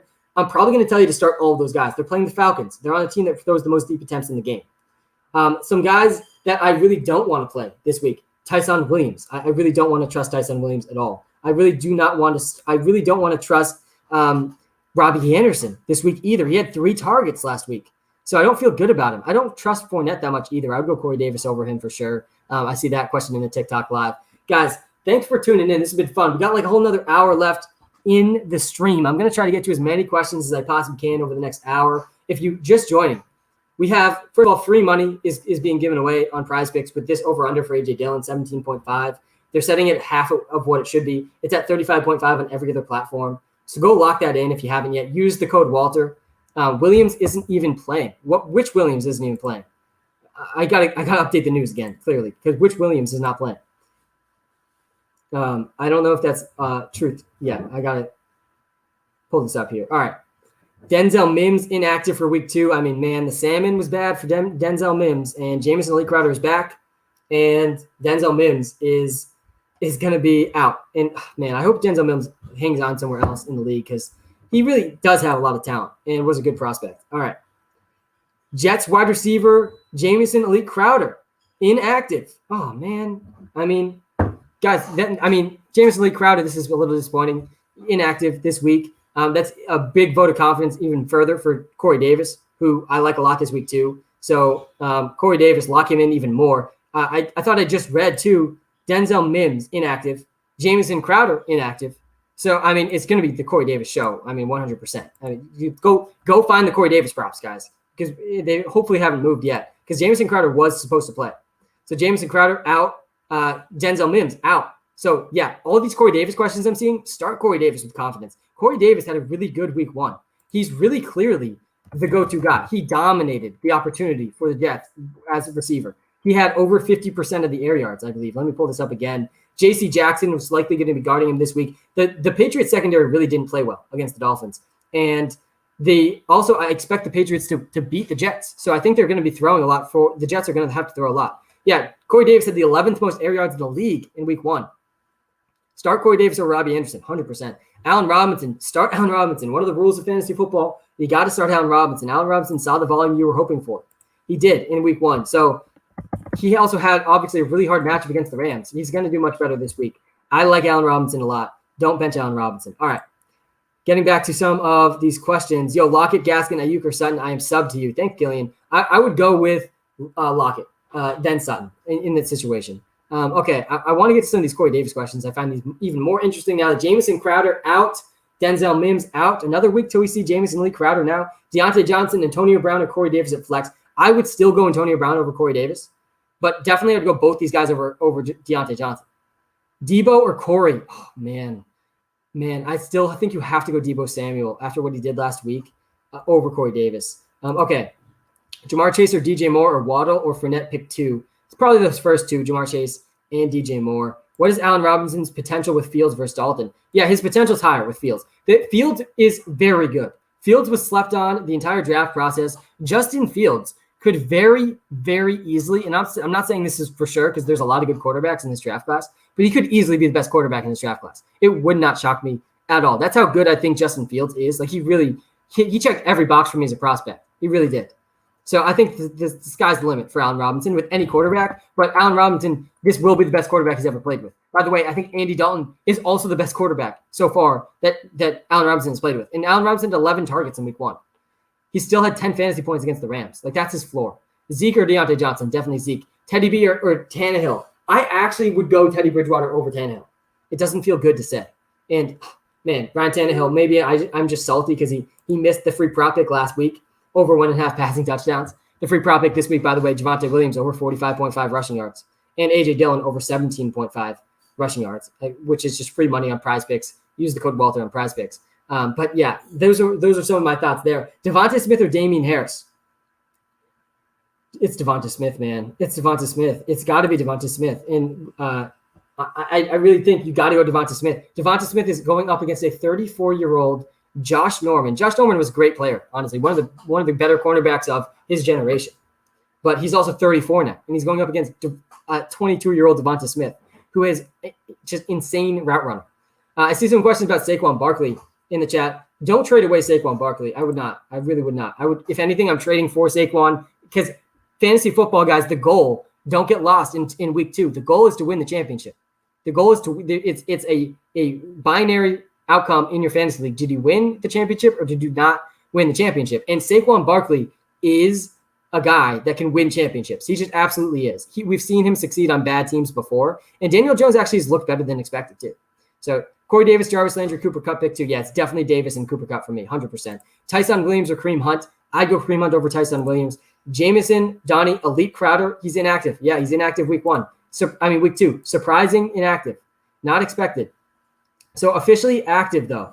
Jonnu Smith is active. Trey Sermon, active. Michael Pittman, active. Zach Moss is active this week. He was inactive last week. Inactive. Marshawn Lattimore for the Saints. That's a pretty big one for DJ Moore and the entire Panthers offense, really. Ramondre Stevenson is inactive. That's actually good news for Damian Harris, for all the Damian Harris questions I'm seeing. Ramondre Stevenson fumbled on his first touch of the game last week, so he's done. I mean, he's really just not gonna be a thing for the past this season. Jamison Elite Crowder, also inactive. He was a surprise one. Elijah Mitchell or Damian Harris? I'd still go Damian Harris over Elijah Mitchell. Font or Gronk? I'd like Noah Font more than Rob Gronkowski this week. I know Gronk had a huge week 1, and he's up against the Falcons defense. Is also not very good against tight ends. But I feel like O.J. Howard and Cameron Brate, they're both going to just slowly become more and more involved as the season goes along and as they keep Gronk healthy for the playoffs. And I don't think Gronk is going to get more targets than Noah Font this week. So I would go Noah Font. They both had 8 targets in week 1. I just don't see 8 targets again for Gronk. I think it's close, though. I do think it's close. Gronk obviously looked really good. Marshawn Lattimore and Gardner Johnson out for the Saints. So start Robbie Anderson or Sutton. Yeah, even with those guys out, I mean, I still think that the Jaguar secondary is probably worse than the Saints secondary. But this does make me like Robbie Anderson a little bit more. I also makes me like DJ Moore more as well. But I do think that I would lean towards Sutton still. Again, no Jerry Jeudy this week. And Robbie Anderson still only saw 3 targets last week. So that still is a concerning line. Opinions on Tyler Higbee this week? Yeah, I like him. I mean, I like him a lot. I think if I pull up my top 10, I don't know why I don't have these banners going on YouTube. My top 10 tight ends of week 2. Tyler Higbee's on this list. I think he goes Kelsey, Waller, Kittle, Hawkinson, Mark Andrews, Kyle Pitts. Noah Font 7, 1 spot ahead of Gronk. And then Tyler Higbee's right there ahead of Dallas Goedert. Yeah, so I like Higbee a lot. All right. I did want to get to this question. Would you play Jacoby Myers or Corey Davis? Honestly, this is a tough one for me. I think I'd go Corey Davis over Jacoby Myers. They're really similar options for me. I actually like both of them a lot this week, but I really don't hate either option, but I would go with Corey Davis. Two-glove Teddy or Tannehill? Jackson, two-glove Teddy. Love that name. I would probably go Teddy, honestly, over Tannehill. I mean, the Titans' offensive line was just so bad in week 1. All right. So the Saints secondary is going to be struggling this week. Panthers as underdogs against the Saints. I mean, I really do. I like that a lot. The Panthers are going to win this game against the Saints. I think there's a really good chance of that happening. I also do like I also do like DJ Moore, Robbie Anderson a little bit more with all these Saints injuries. The 49ers secondary also just decimated with injuries right now. They are going to get torched by Devonta Smith and Jalen Hurts. I like the Eagles and the Panthers to win. I do. I like the Panthers to upset the Saints. But like all of a sudden, the Saints are this amazing team. Like the Packers laid down in week 1. The Panthers also looked really good in week 1, and their defense looked better than expected. I like the Panthers to win. I like the Eagles to win as well. Those are 2 underdogs I'm taking this week against the spread and with the money line. I do like that a lot. Going back to some of the questions, Mike Williams or Landry. I've talked a lot about why I'm nervous about Mike Williams, but I'm equally nervous about Jarvis Landry. I think I'd go Mike Williams. I would go Miles Sanders over Elijah Mitchell. Nicholas Chubb says, please help. The tough part about when I read those comments is like, I read your comment that says, please help. I didn't even see your actual question. So I can't help if I don't know what the question is, but I will try to get to as many of the questions as I possibly can. Guys, we're live on TikTok and YouTube. We got like 45 minutes left in the stream. We're like an hour and a half away from football. And I can't wait to see football this week. Week 2 is my favorite week because you learn so much about week 1 in week 2. Like we're going to learn a lot about what we should have read into and shouldn't have read into in week 2. For example, like the Jaguars are trash. Like if the Jaguars are really, really bad, then maybe the Texans are still really, really bad too. And I think both these teams are going to struggle this week and confirm that this week. Drake or Davis? Yeah, I'd go Corey Davis over Kenny Drake all day long for sure. I like Corey Davis a lot. Jameson Lee Crowder out. Denzel Mims out. Corey Davis or Robbie Anderson? I'd like Corey Davis more than Robbie Anderson too. I do. Thanks for the 5-star review, Ryan. I do appreciate that. Tannehill or Hurts? It's Hurts for sure. If I pull up my top 10 quarterbacks, you got to love Jalen Hurts. The 49ers secondary really is decimated right now, so there's a lot of reasons to like them. Dolphins cornerback, their first-round pick last year, is a healthy inactive for the 2nd consecutive week. Good luck to the Dolphins stopping the Buffalo Bills this week. I think the Buffalo Bills and Josh Allen are going to have a monster week. Don't bench anyone on the Bills. Out. Wide receiver Paris Campbell is out. Dang, that's a disappointing one. And Denzel Mims, Jamison Crowder, Marshawn Lattimore, and Gardner Johnson out for the Saints.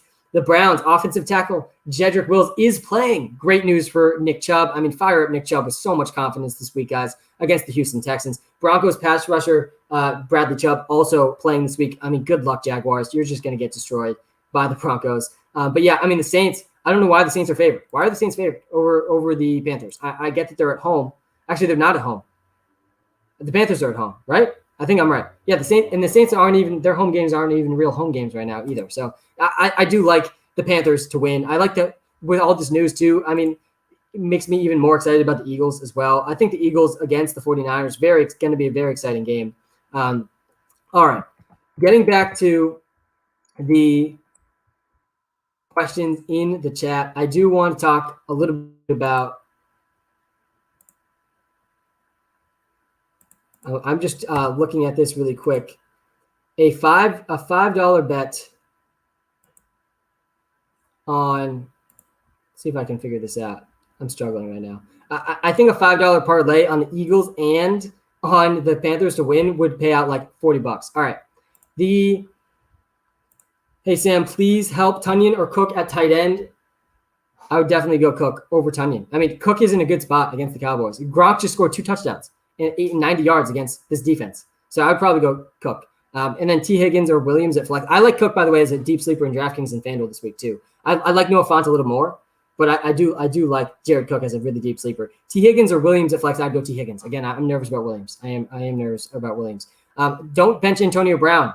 Do not bench Antonio Brown, guys. I mean, I told you this last week. Don't bench Antonio Brown. You all thanked me for it. This week again. I mean, just don't bench him. They're playing the Falcons. Don't bench Antonio Brown. Don't bench Mike Evans. Don't bench Chris Godwin. Waddle or T. Higgins. That's a close one. I would probably go T. Higgins there. Corey Davis or Julio. It's Corey Davis. It really is. I'd go Corey Davis over Julio Jones. Should I start both DK and Lockett? I also have Amari and Juju. Should I put one of them in? If I didn't start Terry, like you told me, I would regret it. Yeah, I'm glad you started Terry McLaurin. Good work. And, I mean, you got to start Amari Cooper. You have to start Amari Cooper over and DK Metcalf. So if it's Lockett versus Amari Cooper, it's got to be Amari Cooper. Good job drafting absolute stud wide receivers, by the way. I mean, insane. But, yeah, I would start DK Metcalf over Lockett, and I would start Amari Cooper over Lockett as well. But other than that, I mean, there's very few situations where I'm going to be telling you to bench Tyler, extremely high upside Lockett. Corey Davis or Javonte Williams. Man, I do like, I like Javonte Williams. He's the free prop pick of the day over 45.5 rushing yards. But I also like Corey Davis a lot. In a PPR league, I would not knock you for going Corey Davis. All right, we got someone here saying 5-star review in the App Store. I do appreciate that. Corey Davis or Robert Woods. Man, the Corey Davis ones are getting tough because no Jamison Crowder, no Denzel Mims. I think Corey Davis is a lock for at least 50 yards and 5 catches today. And he had 120 air yards, which is the 11th most in the league. So I like Corey Davis. I do. But I don't know if I would take him over. I forget who was in the question now, but it was someone good. Let me pull this up again really quickly. I do think that it's over. I wouldn't start him over Devonta Smith. I think he has a safer floor than Devonta Smith, though. I also wouldn't start him over. Let me see if I can get up to this. You got to send it in the chat again. Corey Davis or Chase Claypool. I would probably go Corey Davis in that situation. Boyd or Corey Davis. I would go Corey Davis in that situation as well. The one that was tough for me, though, if I can't find it now, but Corey Davis or Julio Jones. I would go Corey Davis in that situation. Sam, Steelers cornerbacks are out today. Wait, let me see this question. Fire up Bryan Edwards in the flex. Let's go, Bryan Edwards, man. I am all in. There's only one player I have in every single team. It's Bryan Edwards. I'm not starting him in a single league today, though. I mean, I think Bryan Edwards is he's got a ways to go. And I actually think Hunter Renfrow over like 3.5 catches. Hunter Renfrow, the thing about the Steelers defense is good, but the way that they work is they basically funnel passes to the short middle of the field. And we saw this last week. Cole Beasley had 13 targets against the Steelers. And it's going to be every week. We're going to see slot receivers get peppered with targets against the Steelers. It's why I think Hunter Renfrow is actually a pretty good deep sleeper. I think he's going to get at least 4 catches today, like minimum. I could see him getting 10 targets against the Steelers defense. Like they really do funnel passes to that spot of the field. So I like Hunter Renfrow. Actually, I think a little more than Bryan Edwards. Though, like, I absolutely love that you're thinking about starting Bryan Edwards. I'm all in on Bryan Edwards. Man, I'm not starting him anywhere, but I am all in on Bryan Edwards. T. Higgins or Tyson Williams? Bench Tyson Williams, guys. Bench him. Sam the man. How's it going, man? Do you like DJ Moore this week? Yeah, I do like DJ Moore. Lamar or Hurts? I would go Lamar. I mean, I think they're out of the top 4, Patrick Mahomes, Josh Allen, Kyler Murray, Lamar Jackson. Lamar's the one I'm most nervous about just because there's so many injuries around him. Like, he really is not getting much help right now. But he's still the best rushing quarterback of all time. You probably shouldn't be benching him. Melvin Gordon or Deontay Johnson? I'd go Melvin Gordon, honestly. Again, I think the Jaguars suck. I think they're really bad. Waller over 6.5 catches? Yeah. Darren Waller had 19 targets in week 1. 19. I think that led all positions. It's just insane. 19 targets. If he sees that type of volume, like again this season, he could literally do better than Travis Kelce this year. All right. Pick 3, A-Rob, Mike Williams, CD, Ridley, Cooper. This one's easy, man. I mean, you definitely have to start. I mean, you have a lot of really good receivers. You have to start Calvin Ridley, and you have to start Amari Cooper. And honestly, I would go CD Lamb over Allen Robinson as well. I think those are the 3. And I guess we're breaking a rule of starting Allen Robinson, but you have really good receivers. Hey, Sam, should I start CEH, Deontay Johnson, or Cortland Sutton for flex full PPR? I think you got to go Clyde, man. I could see the Chiefs doing really well against the Ravens. I mean, the Ravens just lost to the Raiders. So, I mean, good luck against the Chiefs. I don't know. I would go CEH. All right. Guys, we are live on TikTok and YouTube. We are nearing 300 likes on the YouTube live. Hit the like button. Hit the subscribe button if you're watching live on YouTube. If you're watching live on TikTok, guys, make sure you hit that follow button if you aren't following us yet. We're live every single Sunday morning. Marvin Jones, Sutton, Waddle, Moody. I would probably go Waddle or Sutton. I'd probably say Sutton then Waddle in that situation. But we are live on TikTok and YouTube every Sunday morning from basically when I wake up to like minutes before kickoff. I'm also live every single Thursday night, and we're going to be trying to get a Monday live stream with 2 of our creators every Monday as well.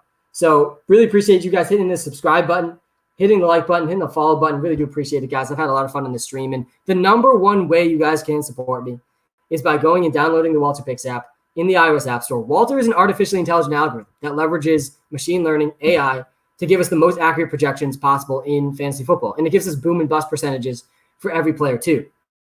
So it's the best thing you could use for your start sit decisions. And we give away 10 free start sit comparisons every week in the app. So it really is, there's a lot of free stuff. I know a lot of people, the fact that we charge for subscriptions does rub a lot of people the wrong way, but we do have a lot of free stuff out too. And also all the premium subscriptions in the app come with a completely free 7-day trial. And we have 11 exploitable prop picks live in the app today. So you can see all 11 props that we're hammering today in the WalterPicks app, one of which is AJ Dillon over 17.5 rushing yards, because that's free money on PrizePicks. The line is at 35.5 everywhere else. Use the code Walter when you're signing up on PrizePicks if you haven't signed up yet. And then also Javonte Williams over 45.5 rushing yards. I absolutely love him as well this week. All right. I'm going to get back to some of the comments, guys, because we are nearing the end of the stream. So did you say I dropped Mark? Let me pull this up here. I dropped Mark Andrews for Gronk. Was that the right move? No, Zaid, go add Mark Andrews back, man. Don't drop Mark Andrews for Gronk. I mean, maybe I could understand starting Gronk, but don't drop Mark Andrews. Mark Andrews is still a top 5 tight end in fantasy. Allen Robinson or Lockett?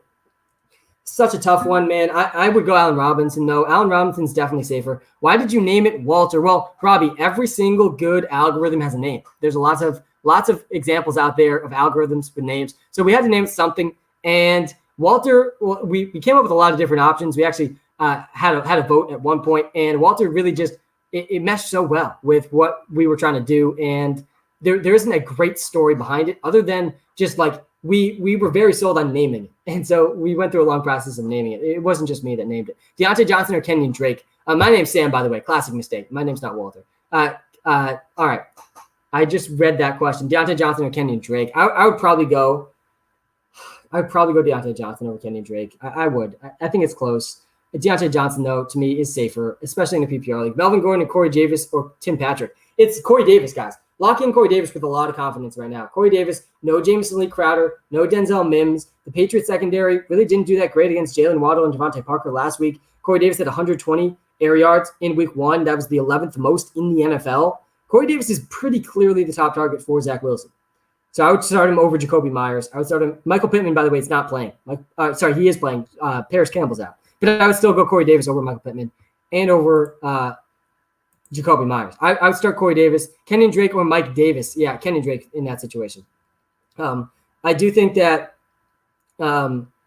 overall, so Joe Hayden and Devin Bush inactive for the Steelers versus the Raiders today, coming down with groin injuries late in the week. I mean, those are two big losses for the Raiders defense. The Raiders defense is going to get destroyed today, guys.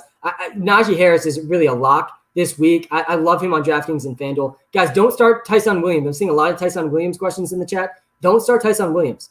Really, there's such a low floor for him. If he doesn't score a touchdown, Tyson Williams is going under 10 fantasy points. It's really that simple. And he could easily not score a touchdown. Lamar Jackson could easily steal one. Latavius Murray could steal one. Devonta Freeman could steal one. It's not something I want to do. I would go Javonte Williams over James Robinson, though. In the chat, I see that one. Zeke this week, yeah. Fire up Zeke with confidence this week. I'm feeling really good about my DraftKings lineup, honestly, right now. I kind of want to try to get Corey Davis in here, though. I do. I don't know how I would do it. Maybe I would have to price down at tight end and go a little bit lower. Let me see if this is even possible. If I have Noah Fant at tight end right now. I like him a lot. I do like him a lot. But I also really want to get Corey Davis into this lineup. I like Jalen Guyton. I do. But, I mean, if I could get up to Corey Davis is priced at, let me see, on DraftKings, he's priced at 5,300. Yeah, I'm probably not going to be able to do it. But I do like Corey Davis a lot in DFS. I'm not going to tinker with this lineup minutes before kickoff. But I do like Corey Davis a lot more, even more now with the news that Jamison Crowder's out. Justin Jefferson or Marquise Brown? I definitely Justin Jefferson. I mean, come on. Landry or Higgins? I would go Higgins over Landry. Again, I'm nervous about the Browns just dominating on the ground today. Okay. Debo, Woods, Devonta Smith, Edmonds, start 3. I would go Debo. I would go those first 3, honestly. I think those first 3 are really good, especially in a PPR league. Okay. I like this trade question. I traded Amari and AB for Zeke and Deontay Johnson. I don't know if you won this, honestly. I mean, you got, I think, the best value player in Zeke, but you gave up really good players. I mean, Amari Cooper's a top 10 fantasy wide receiver this season, and Antonio Brown could be too. So I don't know. It's close. What's the free prop pick? Good question, man. So we actually have 2 free prop picks today. The first one I gave out at the very beginning of the stream. And it's on Prize Picks. It's been my background on TikTok this entire time. I'll talk about my DraftKings lineup in just a second. But on Prize Picks, I don't know if this was a mistake or if they're just like trying to get new customers with like giving them free money. But either way, this is free money. It's AJ Dillon over 17.5 rushing yards. And every other platform has this at 35.5. He went over this with 4 carries in the worst possible game script in week 1. He's going to go over 20 yards easily. I think he's going to go over 40 yards. I actually like the 35.5 line on other books, but you're getting it at 17.5 on Prize Picks. Use the code Walter if you're signing up for that, by the way. We do have a deal, a partnership with them. So use the code Walter if you're signing up. But yeah, insane value with AJ Dillon. But the other free prop pick of the day that you can find on all platforms, this odds, Javonte Williams, over 46.5 rushing yards. Javonte Williams up against the Jaguars defense that just got pummeled by Mark Ingram for like 82 yards. And they just let up 37 points to the Texans. I mean, just atrocious defense. And then on top of that, Javonte Williams like looked pretty good in week 1. He looked better than Melvin Gordon outside of the 70-yard touchdown run from Melvin Gordon. And he saw 14 carries. And he only needs 14 carries to clear this prop this week. So I like Javonte Williams a lot as well. All right, really quick, my DraftKings lineup. And I'm in a high-stakes head-to-head DraftKings league. I had the second most points of 64 teams last week. And this is what I'm rolling with this week. I'm stacking Justin Herbert with Keenan Allen all day long. I see a Mike Williams question, by the way. I like Devontae Smith a lot more than Mike Williams this week. I'm nervous about Mike Williams. I do think Calvin Ridley is going to bounce back, though, and including Calvin Ridley in my DFS lineup. Let me see if I can actually pull this up because I think I took a screenshot of it. Here it is, the lineup for me on this DraftKings team. I got Justin Herbert and Mike Keenan Allen. I'm going with Nick Chubb and Javonte Williams. I love both those guys. By the way, we thought that one of the top offensive linemen for the Browns was going to be out. He's actually active today. And so even I had Nick Chubb in there before that news. Nick Chubb is going to steamroll the Texans today. Again, the Jaguars are bad. So don't think the Texans are good. They put up 37 points, but I mean, I'm really not that excited about them. Outside of that, I think I changed this a little bit since I took this screenshot. Jacoby Myers is not in this lineup anymore. I do have Calvin Ridley. I changed this a little bit. So I changed Jacoby Myers to Calvin Ridley, and then I went way down to Jalen Guyton at the flex spot. So I'm playing Jalen Guyton and Najee Harris and Calvin Ridley actually in my current lineup. Let me pull it up so I can not confusing you. So I have, first of all, the Raiders are without 2 of their starter, late news. The Raiders are without 2 of their best defenders. And they're also, I think, just overrated in general coming off that primetime game. Najee Harris did not come off the field and saw every single touch of the backfield for the Steelers week 1. So I'm stacking Najee Harris and the Steelers defense. I'm also going with Noah Fant at the tight end position, like you can see behind me, and Calvin Ridley. I'm paying up for Calvin Ridley. Ridley's going to be fine. And Ridley's in a game where the Bucs are going to put up so many points. Like Ridley could easily go 100 yards, 2+ touchdowns today with ease. And then I'm paying down for Jalen Guyton, the number 3 receiver for the Chargers. And he saw 5 targets last week. He actually scored 8 fantasy points. And at his price, which is, I think, 3,300 or 3,200 or something on DraftKings, he's going to return value with just 8 points. But if he scores a touchdown, I would be shocked if I don't finish top 5 in this league in scoring. So I like Jalen Guyton as a deep sleeper too. And that's what's allowing me to pay up for Nick Chubb, Calvin Ridley, Keenan Allen, Najee Harris, and Justin Herbert. So there's the squad on DraftKings. All right, let's get back to some of the start-sit questions, guys, where it's almost the witching hour, man. We are just about an hour away from football. I'm getting excited. Okay, future question. If Josh Gordon comes back, should we pick him up? Man, I'm rooting for Josh Gordon. I really am. But no, I mean, it's been a long time. You don't realize Josh Gordon, I think he's over 30. I think he's old. Yeah, he's kind of old. So I don't know. I wouldn't add him. And he's probably not even going to be a top 2 receiver wherever he lands. Hunt or Gaskin? I would go Kareem Hunt over Gaskin. Should I trade Michael Thomas for Justin Herbert? Yes. Darrell Henderson or James Robinson? I'd go Darrell Henderson over James Robinson. Yeah, Josh Gordon is over 30 years old. That's sad, man. What could have been with Josh Gordon is just sad. All right.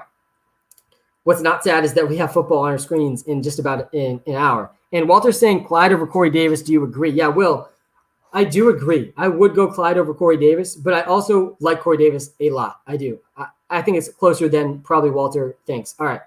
I wanted to pull this question up in the YouTube chat. We're live on TikTok and YouTube right now, guys. And I have my top 10. I have my top 10 quarterbacks, top 10 wide receivers, top 10 running backs, top 10 tight ends. They're all they are all up on YouTube. So come to the YouTube stream to really easily see the my top 10 rankings. It can answer a lot of these questions. But I really do like on DraftKings. I'll read the lineup one more time really quickly, guys. I saw someone ask. I'm going Justin Herbert at quarterback, stacking him with Keenan Allen.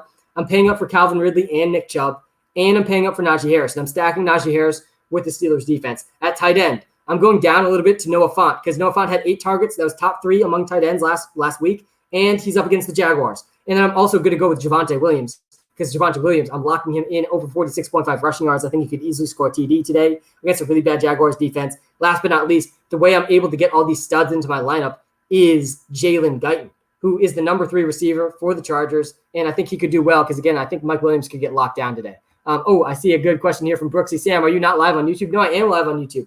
Live on TikTok and YouTube, man. Link is in the TikTok bio at WalterPicks on YouTube.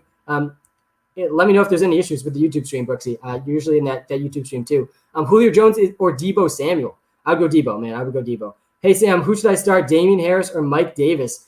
Definitely Damian Harris. Don't start Mike Davis. A few guys not to start this week. Don't start Mike Davis. Don't start Tyson Williams. I'm nervous about Mike Williams too. I am nervous about Mike Williams. I like Elijah Mitchell this week, not long term though. I also think I'm a little bit more nervous about Jarvis Landry than most people as well. Michael Pittman Jr., I mean, he saw so few targets in week 1, but Paris Campbell is out, and that's good news for Mike Williams. So that is encouraged. I mean, not Mike Williams. That's good news for Michael Pittman. A lot of Mikes, man. Mike Evans, Mike Williams, Mike Pittman. There's a lot of Mikes going on today. But I do like Michael Pittman a little bit more with the Paris Campbell news. Justin Jefferson or Devonta Smith? Definitely Justin Jefferson. I need upside. Yeah, if you need upside, go with Chase Edmonds over Damian Harris for sure. The upside is with Chase Edmonds. What's happening? Let me see if this. Let me read this question. What's happening, Sam? Not much, man. I'm doing well, Raymond. Thanks for tuning in, guys. Seriously, thanks for tuning in.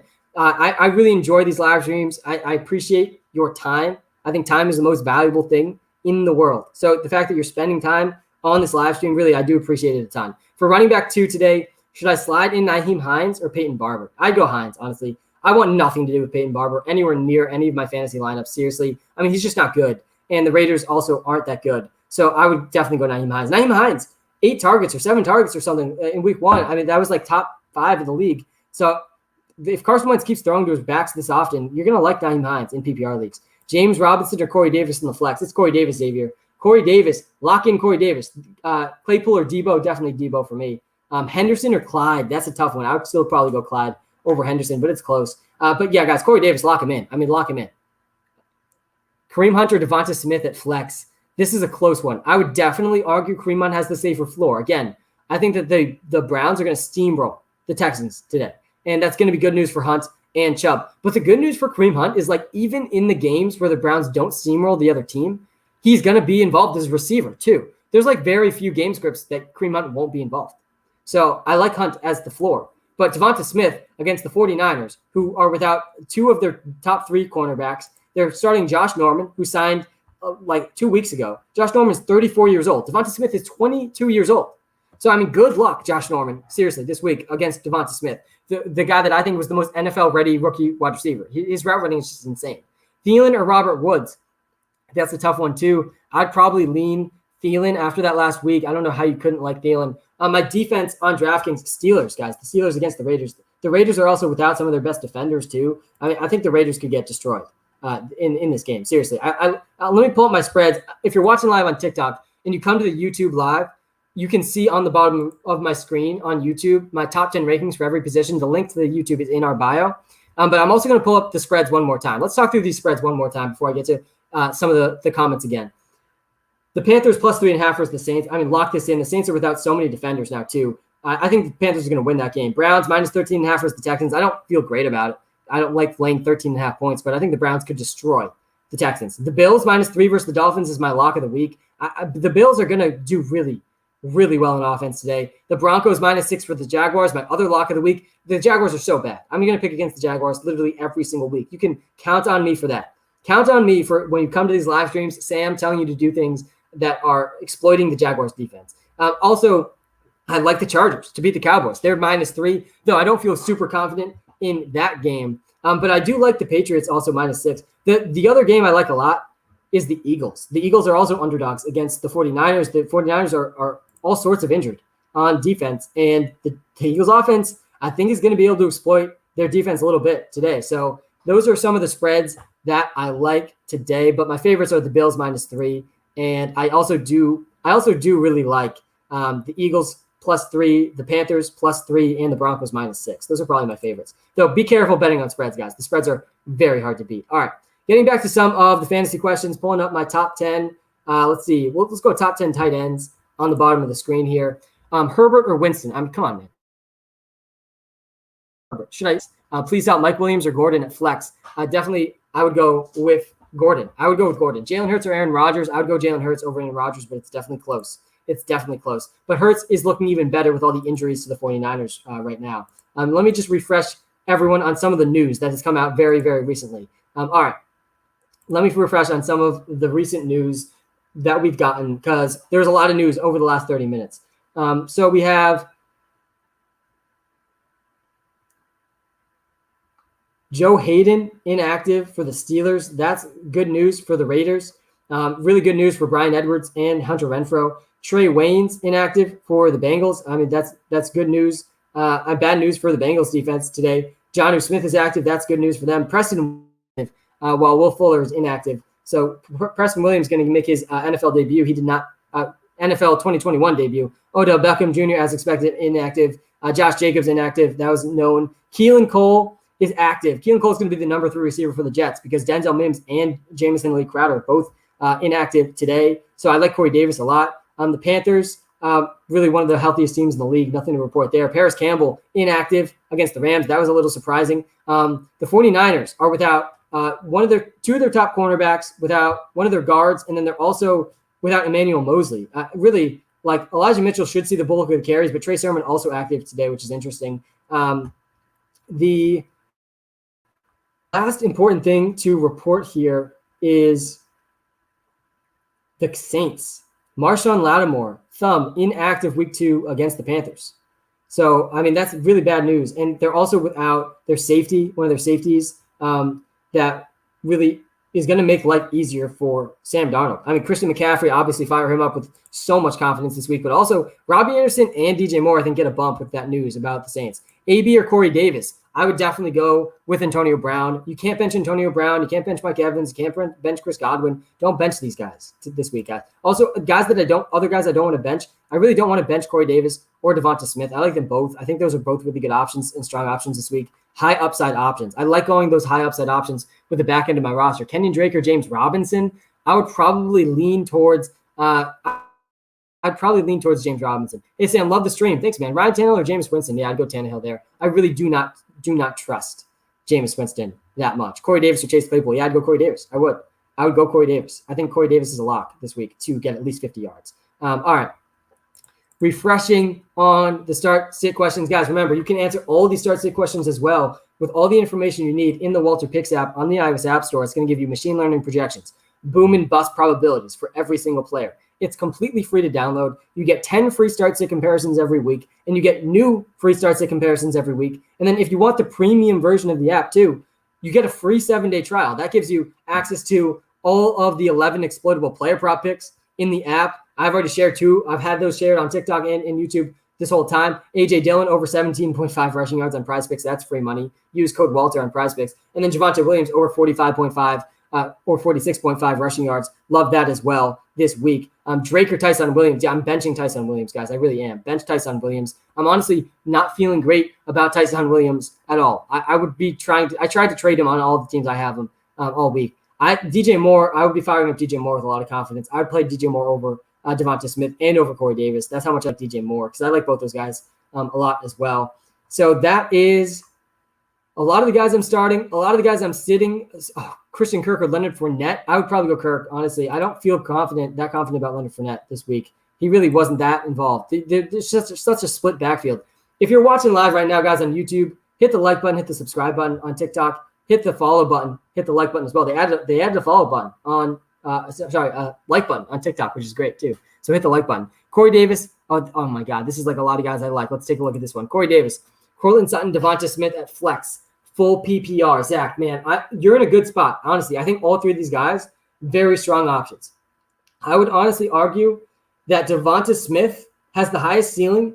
Corey Davis has the highest floor, but Sutton is like somewhere in between both these guys. Like I feel like Sutton is the combination of floor ceiling that you really want. But if you really are shooting for ceiling, I mean, Devonta Smith is the guy. But honestly, I think you're in a win-win-win situation here, Zach. I personally, if I had to make this choice, honestly, I'd probably go Sutton. But if I was feeling really like going for the upside, I'd probably go Smith. And if I wanted to just lock in at least 10 fantasy points, then it's Davis. And Corey Davis is going to get at least 10 fantasy points today. Mooney or Callaway, very tough one. I'd probably go Mooney over Callaway. Mooney was more involved in Callaway in week 1. Mike Evans or Edwards-Helaire. Don't bench Mike Evans. Don't bench Chris Godwin. Don't bench Antonio Brown. All three of these guys have weak winning upside against the Falcons. Do not bench them. Seriously, don't bench these guys. Hunt or Henderson. Man, again, I think the Texans are going to get steamrolled, but Henderson's probably going to touch the ball more than Hunt, so I'd probably go Henderson. It's close. The Kareem Hunt questions are always really, really difficult for me. DJ Moore, CH, Chenault, Jamal Williams, pick 2. Yeah, I think I'd go with those first 2, DJ Moore and CEH. I like the other guys too, but they're not in the same tier for me as the first 2. All right, Najee Harris. You have to start Najee Harris this week. Guys, you have to start Najee Harris this week. Do not let Najee Harris be on your bench. I actually love him in DraftKings and FanDuel. I don't hate his props this week either. I just start Najee Harris. Between Montgomery and Jamal Williams, I would probably go with Montgomery over Jamal Williams. Again, Jamal Williams isn't going to see the same type of target volume that we would want because of DeAndre Swift. DeAndre Swift had 11 targets. So while Jamal Williams actually looked like a much better runner than DeAndre Swift in week 1, the receiving role is just not there. Okay, Darrell Henderson or Tyson Williams, I'd go Darrell Henderson. If you're just tuning in, guys, for the first time, smash the like button. Smash the follow and subscribe buttons as well. I really do appreciate it. It takes you 2 seconds. Helps me out a ton. All right, Johnny, you're asking about A.J. Brown and Jacoby Myers. I should see no A.J. Brown questions, seriously, in the chat. Let's not give up on A.J. Brown this fast. You got to start A.J. Brown. You have to. You really do. Mike Davis or A.J. Dillon? A.J. Dillon. Again, I don't like Mike Davis this week. I think Mike Davis is a must bench against the Bucs. And if he doesn't score a touchdown, which he probably won't against this good of a defense, then he's going to go under 10 fantasy points. Like, I just don't like Mike Davis that much in all formats this week. I also really don't like Tyson Williams either. This one's an interesting one, though. Jacoby Myers, Jarvis Landry, or Brandon Ayuka, the bazooka. I would probably go Jacoby Myers over Brandon Ayuk this week. If I have a guy like Jacoby Myers, who, by the way, Jacoby Myers didn't come off the field for the Pats. He played 98% of the snaps for the Pats in week 1. He saw 9 targets in week 1. Again, the Jets secondary is not good. Injured and not good for the Jets secondary already. So I like Jacoby Myers the most out of Brandon Ayuk. I think Landry, though, is a tough one to start Jacoby Myers over, but I'd probably still go Jacoby Myers. Derek Carr or Jimmy G? I'd probably go Jimmy G. I don't love going against that Steelers defense that just locked down Josh Allen. I think Josh Allen's going to have a huge bounce back day today, by the way. DJ Moore, Deebo Samuel. I'd go DJ Moore over Deebo Samuel. And I know it's going to be tough to bench Deebo Samuel after that week last week. Will Chevy, man. Thanks, man. I appreciate that. I'll try to get to your question in the chat, Will, if you got one. But I do like DJ Moore a ton this week. Again, DJ Moore, the Saints are without Marshawn Lattimore and their top safety. So, I mean, it's huge for DJ Moore and Robbie Anderson. I'd like DJ Moore more than Jamar Chase for sure. All right, let's get to some of these questions. Corner, man, thanks for the gifts in the TikTok chat. Do appreciate that. And I promise, try to get to as many of the questions as I can before we wrap up. Tim Patrick, Robbie Anderson, or Brandon Ayuk in the flex. Man, Jared, with the news about the Saints defense, honestly, it's probably Robbie Anderson here. AB or Deontay Johnson? I'd go AB over Deontay Johnson. Again, a few guys I'm not benching. A few guys you really, really do not want to bench. Antonio Brown, Mike Evans. You do not want to bench Chris Godwin. You really should not be benching Corey Davis. You don't want to bench Devonta Smith. You don't want to bench Justin Herbert or Dak Prescott or Tom Brady. Even Teddy Bridgewater is a guy that I like a lot this week. You do not want to bench Javonte Williams this week either. Javonte Williams is in such a good matchup this week. Julio or Corey Davis, half PPR. It's so tough to be benching Corey Davis for Julio Jones. But honestly, Corey Davis is like way, way safer than Julio Jones this week. Corey Davis had 120 air yards week 1. That was 11th most in the league. And Julio Jones created 0 separation in week 1. So, yeah, I would go Corey Davis over Julio Jones. And I don't feel good about it, honestly. I feel a little sick just saying it because Julio Jones is so good, or was so good. Hopefully he returns to the dominance that we once knew. Marvin Jones or Mike Williams? I would go Mike Williams here, but I've said all live stream, I'm nervous about Mike Williams. He's up against Trevon Diggs. Trevon Diggs locked down Mike Evans last week. And they're such similar players, Mike Evans, Mike Williams. I'm just nervous that Trevon Diggs is a really good defender for the Cowboys. Guys, if you're watching live on TikTok right now, make sure you hit the follow button. If you're not following us yet, hit the like button. If you're watching live on YouTube, we're live on TikTok and YouTube. And on the YouTube stream, you can see our my top 10 running backs, top 10 wide receivers, top 10 tight ends, top 10 quarterbacks, my favorite picks against the spread. And if you're just tuning in, guys, the free player props of the day, we got A.J. Dillon over 17.5 rushing yards. Lock that in, guys. This is free money. This is literally free money on PrizePicks. The prop on almost every other platform is 35.5. So almost every other platform is 35.5. So it's free money right now. A.J. Dillon went over this last week with 4 carries. And then Javonte Williams over 46.5. Lock that in as well. All right, come on, Sam. AB or Lockett. Don't bench Lockett. I mean, if you're going to bench AB, it should be for a guy like Tyler Lockett. Lockett's like a better version of Antonio Brown for you, Ricky. Don't bench Tyler Lockett. Don't overthink Tyler Lockett. Seriously, do not bench Tyler Lockett. Guys, we are live on TikTok and YouTube. Hit the like button, hit the subscribe button, hit the follow button. I'm going to answer rapid fire, as many questions as I possibly can over the next 10, 15 minutes. And then we will wrap up the live on YouTube as always. Marquise Brown or Tyson Williams. Bench Tyson Williams. Don't start Tyson Williams. Don't start Tyson Williams. I really don't want to be starting him this week. I don't want to be starting Mike Davis either. I don't feel great about Brandon Ayuk this week. I think Brandon Ayuk's going to bounce back. I just don't know when it's going to be. Rondale Moore or Ayuk. Yeah, I saw this one earlier too. I went Rondale Moore here, and I don't feel good about it. Like, Ayuk is better than Rondale Moore. But Rondale Moore is going to be schemed touches. Like, he's going to get minimum 5 touches in this game. And you can't say that about Brandon Ayuk right now. Sutton or Smith? Yeah, this one's tough. I would argue Sutton has the better floor-ceiling combination. I would actually lean Sutton. But Devonta Smith has the higher ceiling. I mean, Devonta Smith's ceiling against a very injured 49ers secondary is very high. It's very, very high. Kenyon Drake or DeAndre Swift? Come on, DeAndre Swift. Don't overhype Kenyon Drake too much. Kenyon Drake's probably going to get at least 6 targets, which is good. But I really don't love Kenyon Drake. I'm nervous about Kenyon Drake. I think that the Raiders could get destroyed in this game, by the way. Najee Harris, I've seen him in some questions. You have to start Najee Harris. You have to start Zeke, too. Seriously, you got to start both these guys. If you're watching live on YouTube, guys, we're almost at 300 likes. Hit the like button. Smash the like button. We're almost at 300 likes on the YouTube live, and I want to get there, man. I do. We're almost there. What's up, Sam? Sermon, Moss, Tyson in a half PPR. Man, these are not good options, Philip. And this is probably the only time all day I'll say Tyson Williams. A Sermon, you can't start Tyson. You can't start Sermon this week, and you can't start Moss this week either. They were both healthy scratches last week, so you almost have to go Tyson. Honestly, a deeper play though in a half PPR league, go pick up Jalen Guyton, the number 3 wide receiver for the Chargers. I like him to score a touchdown today, man. All right, Juju or Brandon Cooks? I would go with Brandon Cooks over Juju Smith-Schuster, Corey Davis, or Mike Evans.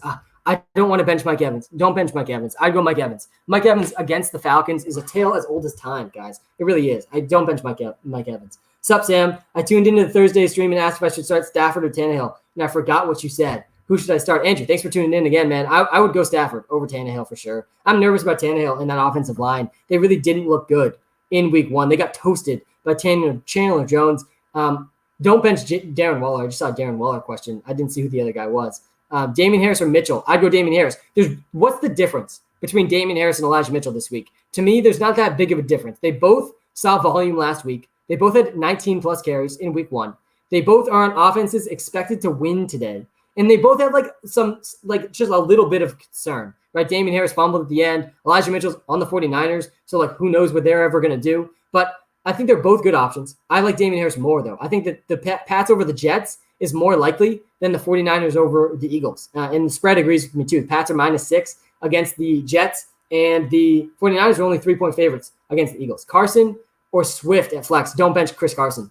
Do not bench Chris Carson this week. Play Chris Carson. Rating Jalen Hurts or Tom Brady? 5 stars for that question. Thanks, man. Yeah, guys, the number one way you can support me, if you're not going to subscribe to the premium subscription in the WalterPicks app, which is fine. I know not everybody has the money to do that. Totally cool. The number one way you can help me other than that is a 5-star review in the iOS App Store. But speaking of Tom Brady, let me pull up my top 10 quarterback rankings on the YouTube Live. Again, on the YouTube Live, link is in the bio if you're on TikTok. On the YouTube Live, my top quarterbacks, I have Tom Brady, I think, in number 7. He's behind Patrick Mahomes, obviously, Josh Allen, Kyler Murray, Lamar Jackson, Justin Herbert. Justin Herbert is the one guy. Like Justin Herbert, Russell Wilson, Tom Brady, I could understand starting all of those guys over Lamar, but I really don't want to bench Lamar ever. He's the best rushing quarterback of all time.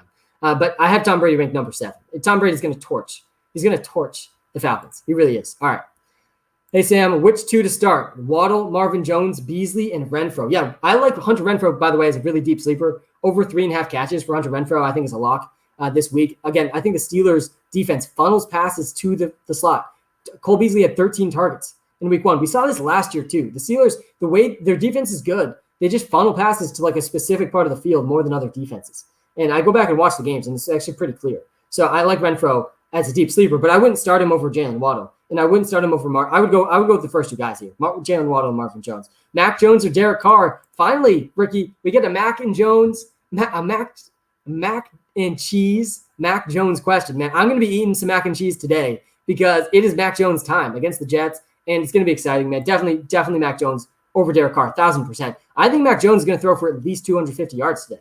He threw for 260 in his first game. And then you look at the Jets week 1. I mean, Sam Darnold threw for like 270 against this Jets defense. So, yeah, I like Mac Jones a lot today. Honestly, I like his player props. I think that he's going to do well. Griffin, player prop. Yeah, man, we got 2 actually free player props today. The first one is just an absolute lock. And in PrizePicks, I guess, is just giving away free money this week. I don't know why. But they are keeping the A.J. Dillon rushing prop at 17.5. While every other platform has it as 35.5. So we're going to lock that one in. That's the first free player prop pick of the day. I mean, it's literally an absolute lock. He went 19 yards on just 4 carries in week 1. He's going to see way more than 4 carries in week 2 against a bad Lions rushing defense as a massive favorite. So yeah, go get A.J. Dillon over 17.5 on PrizePicks. Use the code Walter if you're just signing up for PrizePicks. Great platform, by the way. And it's actually technically a daily fantasy platform. So you can play on PrizePicks in states that you can't sports bet legally. So this is like a fully legal platform in Massachusetts, for example, when I can't use DraftKings and FanDuel Sportsbook yet, but I can use PrizePicks. So check out PrizePicks. I actually do really like their platform. And I also love that they're giving us free money with A.J. Dillon over 17.5 rushing yards. But the other free player prop pick of the day is Javonte Williams over 46.5 rushing yards. You got to go lock in Javonte Williams. Again, the Jaguars defense, so bad. It's so bad. And Javonte Williams looked good. He had 14 carries week 1, a little over, I think he had about 44, 45 yards week 1. And like if he gets 14 carries against the Jaguars, he's going over this prop easy. Fournette or Singletary. I would lean towards Singletary actually over Fournette. Jalen Hurts against the 49ers or Lamar against the Chiefs. I don't think this one is that hard for me. Like I would definitely go Lamar. But I won't be surprised when Jalen Hurts outscores Lamar either. I mean, again, the 49ers defense is pretty banged up. Jalen Hurts looked great week 1. So I wouldn't knock you for going Hurts, but I think Lamar's the play. Lamar's going to have more rushing yards. Should I trade Antonio Brown and Mike Williams for Godwin and Ayuk? No, I would not do that. I definitely would not do that. All right, Corey Davis, DJ Moore, or Zeke, pick 2. It's the last 2, DJ Moore and Zeke. DJ Moore is a lock this week against a pretty injured Saints defense. Marshawn Lattimore, their top corner, out. Their top safety, out. So I do like Zeke as well. Don't bench Zeke. Don't bench Zeke. Don't bench Najee Harris. AB or Deontay Johnson, I would go with AB. Don't bench Antonio Brown. Is Swift going to be playing today? Yeah, Swift is playing. Is that game tonight, or tomorrow? I thought the game was either Sunday night or Monday morning. Yeah, it's tomorrow. The game's tomorrow. So Swift is playing Monday. But, yeah, he's going to play. I'm pretty sure he's going to play. Javonte or Elijah? I would go Javonte. I would.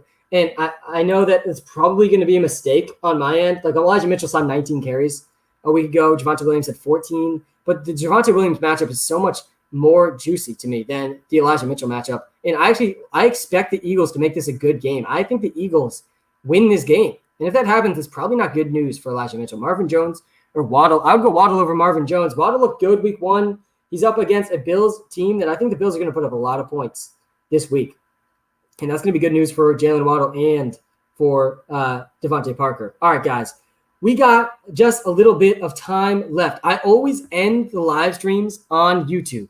And part of the reason I do that, I have just a little bit more capabilities on the YouTube live stream than I do the TikTok live stream. I love the TikTok live. I love the YouTube live. But it's easier to answer comments on the YouTube live. And I can pull up the comments on the screen really easily too. So if you're trying to get your last questions answered, come to the YouTube live stream, guys. We have the link in the bio. Thank you for tuning in. This was a very fun stream. I'll answer just a couple more TikTok questions, then we will be fully on YouTube for the next 10 minutes. The last 10 minutes of the stream, I almost always do just on YouTube. Sutton or Boyd, I would go Sutton over Boyd. Edmonds or James Robinson, I'd go Edmonds. Harris or Melvin Gordon. I honestly would go Damian Harris there. I benched Mitchell. I hope you're right. Yeah, Jack, it depends who you're benching him for, man. The thing about Elijah Mitchell, I think he's going to get 19 carries. Like, I think he could get 15 to 20 carries in this game. But I also think his floor is, like, really low. I think his floor is 10 carries, like 40 yards, and that's it, like 4 points. That's just not a floor I'm into. I think Damian Harris's floor is actually much higher. Damian Harris or Kareem Hunt. I think Damian Harris touches the ball more than Kareem Hunt. I'd probably go Damian Harris. But I like Kareem Hunt and Nick Chubb a ton today against a really bad Houston team. Hey, Sam, Devonta Smith, Antonio Brown, or Damian Harris, flex spot. Who has the highest ceiling? It's Antonio Brown, man. You can't bench Antonio Brown against the Falcons. Devonta Smith has a really high ceiling too. I think Damian Harris's ceiling is much lower than both those guys. The floor is higher. But Antonio Brown and Mike Evans and Chris Godwin, I mean, just so good. Bench Mitchell for Javonte. Yeah, Jack, I would do it, man. I would do that.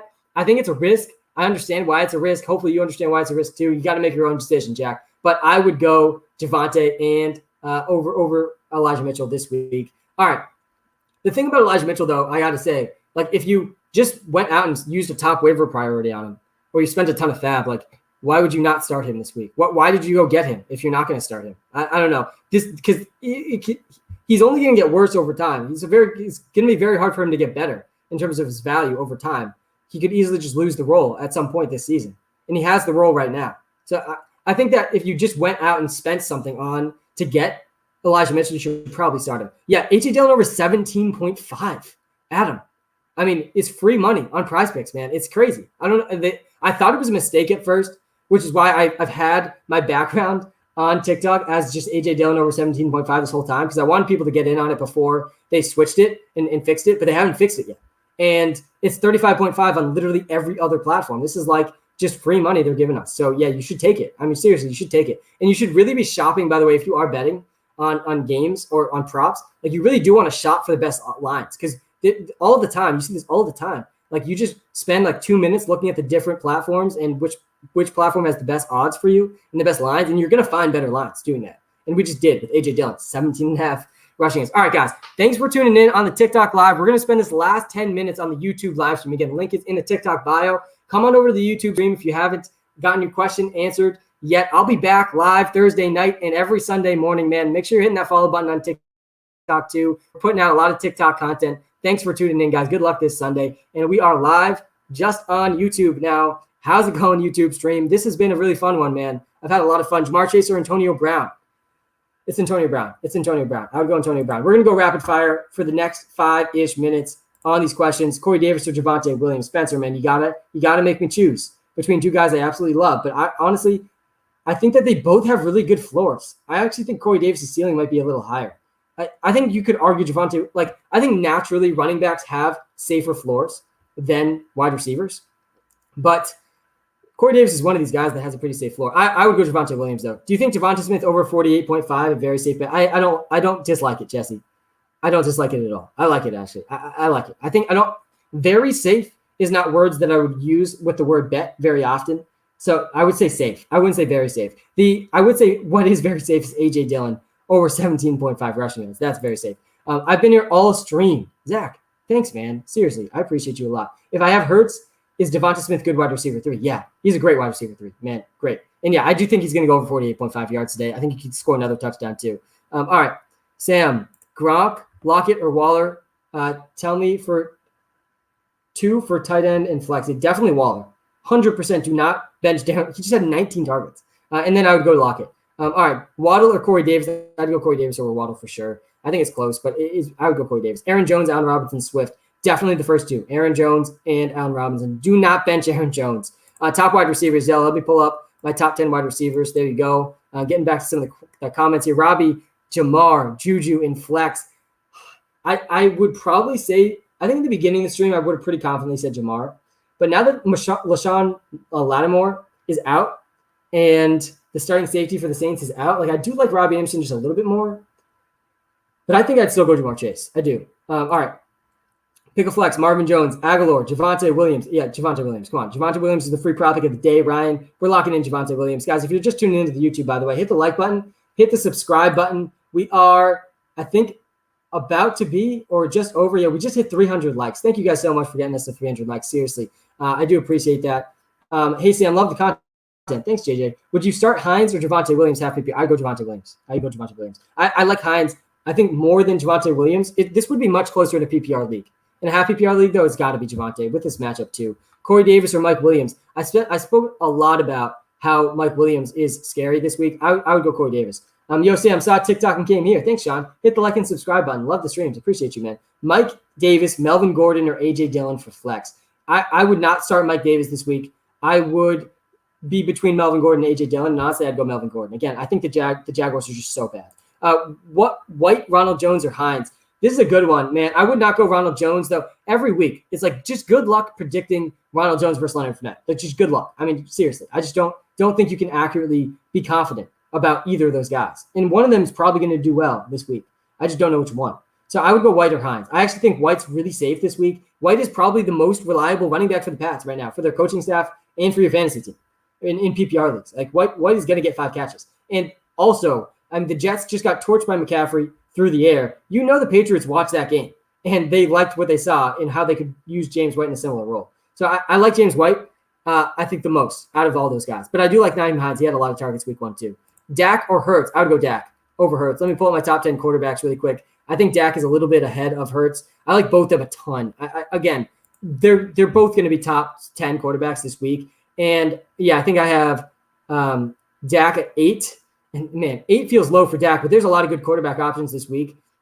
And Jalen Hurts comes in at 10. This was all before the 49ers injuries, too. I think Hurts and Dak are really close, though. Anderson or Fournette and flex? I'd go Anderson. Again, the Saints are without Lattimore and there's top safety. I'd go Anderson.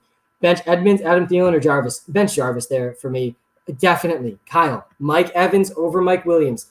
And I could easily end up being wrong about this. Mike Evans is a little bit of a boomer bust guy. So is Mike Williams, though. And Mike Williams is up against the corner that dominated Mike Evans last week. So, I would go Mike Evans. No, Gilmore's out still, Joel. Stephon Gilmore's not playing. The Patriots secondary is not that good. It's average. The Patriots defense in general, honestly, I was a little disappointed in the Patriots defense in week 1. They seemed like an average defense. Though, don't get me wrong, the Jets offense is still going to probably get obliterated by the Patriots defense because their offensive line's not that good. All right. But yeah, he's not playing against Stephon Gilmore. Otherwise, I would not be as in on Corey Davis. Okay. Getting back to some of these questions, rapid fire. Guys, we got football so soon. I'm so excited. All right, thanks for the info. Now that you're confident, I would definitely go Sutton over Hines for sure, Mario. Again, the Jaguars are not good, and Jerry Jeudy's out. So Cortland Sutton's locked in as this like alpha number 1 wide receiver. I'm excited to see KJ Hamler and Tim Patrick and Noah Fant and Javonte Williams today too. But Sutton's going to be the top guy. Sam, all caps. Pick 2 from James Robinson, Chase Edmonds, Elijah Mitchell, and T. Higgins. I would probably go with Chase Edmonds first here. I like Chase Edmonds a lot, especially in PPR. Honestly, T. Higgins is another really good option. I think Elijah Mitchell for me over James Robinson this week. I don't feel good about that either. It's tough with Carlos Hyde, though. I think Elijah Mitchell, like, if you spent anything to get Elijah Mitchell, like, you almost have to start him. Like, why'd you go get him if you had to spend a waiver wire pick or any fab on him? Like, you should probably go get Elijah Mitchell. But I definitely would not be starting him over Clyde Edwards-Helaire. Start Clyde Edwards-Helaire. You picked Clyde too early to give up on him this fast. I would go Corey Davis versus Jacoby Myers. I actually like Jacoby Myers a lot this week. And I know that I feel like I'm leaning Corey Davis more so now with the Jamison Crowder out and Denzel Mims out. But I like both these guys a lot. I actually think this is going to be a win-win situation for you, Spencer. I think both these guys are going over 10 fantasy points today. I think Corey Davis has the better shot at 20-plus fantasy points. I won't be surprised when either of these guys scores a touchdown today, though. So I really do. I like both. Swift or Damian Harris. Yeah, if it's a PPR league, it's Swift. If it's not a PPR league, it's Harris. Debo or AB in PPR. Yeah, this is a tough one. I just refuse to bench Antonio Brown this week against the Falcons. Don't bench him. Swift or Mitchell. Yeah, it's Swift for me there. Woods or Devonta Smith. I'm not even considering Kenyon Drake here. I'd probably go Devonta Smith over Woods. Woods only saw 4 targets in week 1. He didn't see a game with under 5 targets in a single game last season. He saw 4 week 1. I mean, it's brutal. So I would go Devonta Smith until we see a bigger workload from Woods. Playoff Lenny or Damian Harris. I'd go Damian Harris, Dylan. Claypool or Damian Harris. I'd go Damian Harris there too. I honestly want to bench Julio Jones this week, and I didn't say that last week. The Cardinals secondary, and I think we're going to see that this week. The Cardinals secondary really isn't that good. They're really not. Like, they're really not a very good secondary. Their front seven is better than I expected, but the Cardinals secondary is really not that strong, and Julio Jones had zero separation against them. So I would go Jamar Chase. Yo, Sam, which one? Damian Harris or Corey Davis in PPR? Corey Davis in PPR, Corey Davis. Corey Davis. Or in PPR. In non-PPR, though, I'd probably go Damian Harris. Sutton or Devonta Smith? Yeah, again, I've had a lot of these. I think Devonta Smith has the higher ceiling, and personally, I would go Cortland Sutton. I think Cortland Sutton also has a high ceiling, and he has, to me, a safer floor. But I understand going Devonta Smith. I think Devonta Smith does have the higher ceiling. So if you're going for ceiling and you want a guy that could win you your week, then don't bench Devonta Smith against a very injured 49ers defense and really against what looks like an improved Jalen Hurts. Please help. I need this fast. Debo or Juju? Yeah, I'd go Debo over Juju. What will I do without Crowder in the 32-person league? Andrew Sams, man. Jameson Lee Crowder off to a really non-elite, very disappointing start this season. I mean, he was on the COVID list week 1, so like that one wasn't surprising. But week 2, I mean, he's already dealing with injuries. It's just tough, man. But, I mean, lock in Corey Davis. I do like that trade you made, though, Andrew, for Justin Herbert. Quarterbacks matter in that league. I like the Jimmy Garoppolo Trey Lance stack too, but Justin Herbert's better than both those guys, and he will be the whole season. I mean, Herbert's going to go off today. You're going to win this week just from Justin Herbert. Like, he's going to have weeks where you just win because you had him. Yeah, the free player prop, before I wrap up here, guys, there was 2 free player props today. The first one, I mean, free money on PrizePicks. They're giving us A.J. Dillon over 17.5 rushing yards. Every other platform has it at 35.5. I actually like it at 35.5 also. I think he's going to do well against the Lions. The week 1 was so bad for A.J. Dillon. I mean, he had 4 carries because they were just getting destroyed like early in the first quarter. And he still went over 17.5 rushing yards, by the way. So, yeah, lock in A.J. Dillon over 17.5 rushing yards on PrizePicks. Use that code Walter when you're signing up if you haven't signed up there before. The other prop I like, though, is Javonte Williams over 46.5 rushing yards. Again, the Jaguars are so bad. They're so bad. And Javonte Williams, Melvin Gordon, at least one of them is going to go off today. Won't be surprised if it's both. And I like Javonte Williams to score a touchdown and go over 46.5 rushing yards today. Guys, good luck this Sunday. If I didn't get to all of the questions, I know I wasn't able to get to all of them. Sean, this one's easy, though. Oh, man, you got to start both these guys, though, Sean. Both. Jonathan Taylor, for sure, but now you want to start Najee Harris as well. The best way to answer these questions, if I didn't get to them, guys, we do give out 10 free uses in the WalterPicks app start-sit comparison tool. So that can help you out as well. If you're in a bind, I would definitely start Zeke and Carson here, Mario. Zeke and Carson, you're locking in at least 30 touches between these two guys, and that's just got to be a good feeling in your fantasy football leagues. All right, we're going to go rapid fire just a few more times. I am seeing still a lot of questions here. Mike Evans over Corey Davis for me. I'm not benching Mike Evans. I'm not benching Mike Evans for Cooper Kupp either. I'm playing Jimmy G over Derek Carr. I'm playing Mike Evans over Corey Davis. I am definitely going with Cooks here. And standard league, just kidding, beast mode. Standard league, you got to go Mitchell. 100% you got to go Mitchell in the standard league. Thanks for including that info because that is useful info. Edmonds, Mike Williams, Javonte. Yeah, I'd probably go Edmonds, then Javonte, then Mike Williams. Okay. The last question, Carson Wentz, Matt Ryan. Oh, man. I don't feel good about either of these guys today. I would probably go Wentz, though. I really would. Julio Jones or Marvin Jones? Julio, Jimmy in this situation. I want to bench Julio, but not for Marvin Jones. And Marvin Jones looked pretty good, actually, week 1, but Julio Jones is still a guy I want to play over him. Definitely Allen Robinson over Julio Jones, though. I see that question in the chat as well. Woods or Davis? I'd go Corey Davis now over Robert Woods, Sean. Corey Davis is going to see more, like, he has a way safer floor than Robert Woods right now. Again, Corey Davis had 120 air yards week 1. That was the 11th most in the league. Woods had 4 targets, which was the least he's had in all. That would have been the lowest he had all of last season. He played every game last season. One more question. Miles Sanders or Damian Harris? This one's tough for me, man. Miles Sanders averaging 85 yards a game with Jalen Hurts, and I think he's going to do well again today. But Damian Harris has the better matchup against the Jets. So I would probably still go Miles Sanders, but this one is close. And Sway, I think you could argue either direction here. Personally, though, I'm going Miles Sanders. Guys, thank you for tuning in.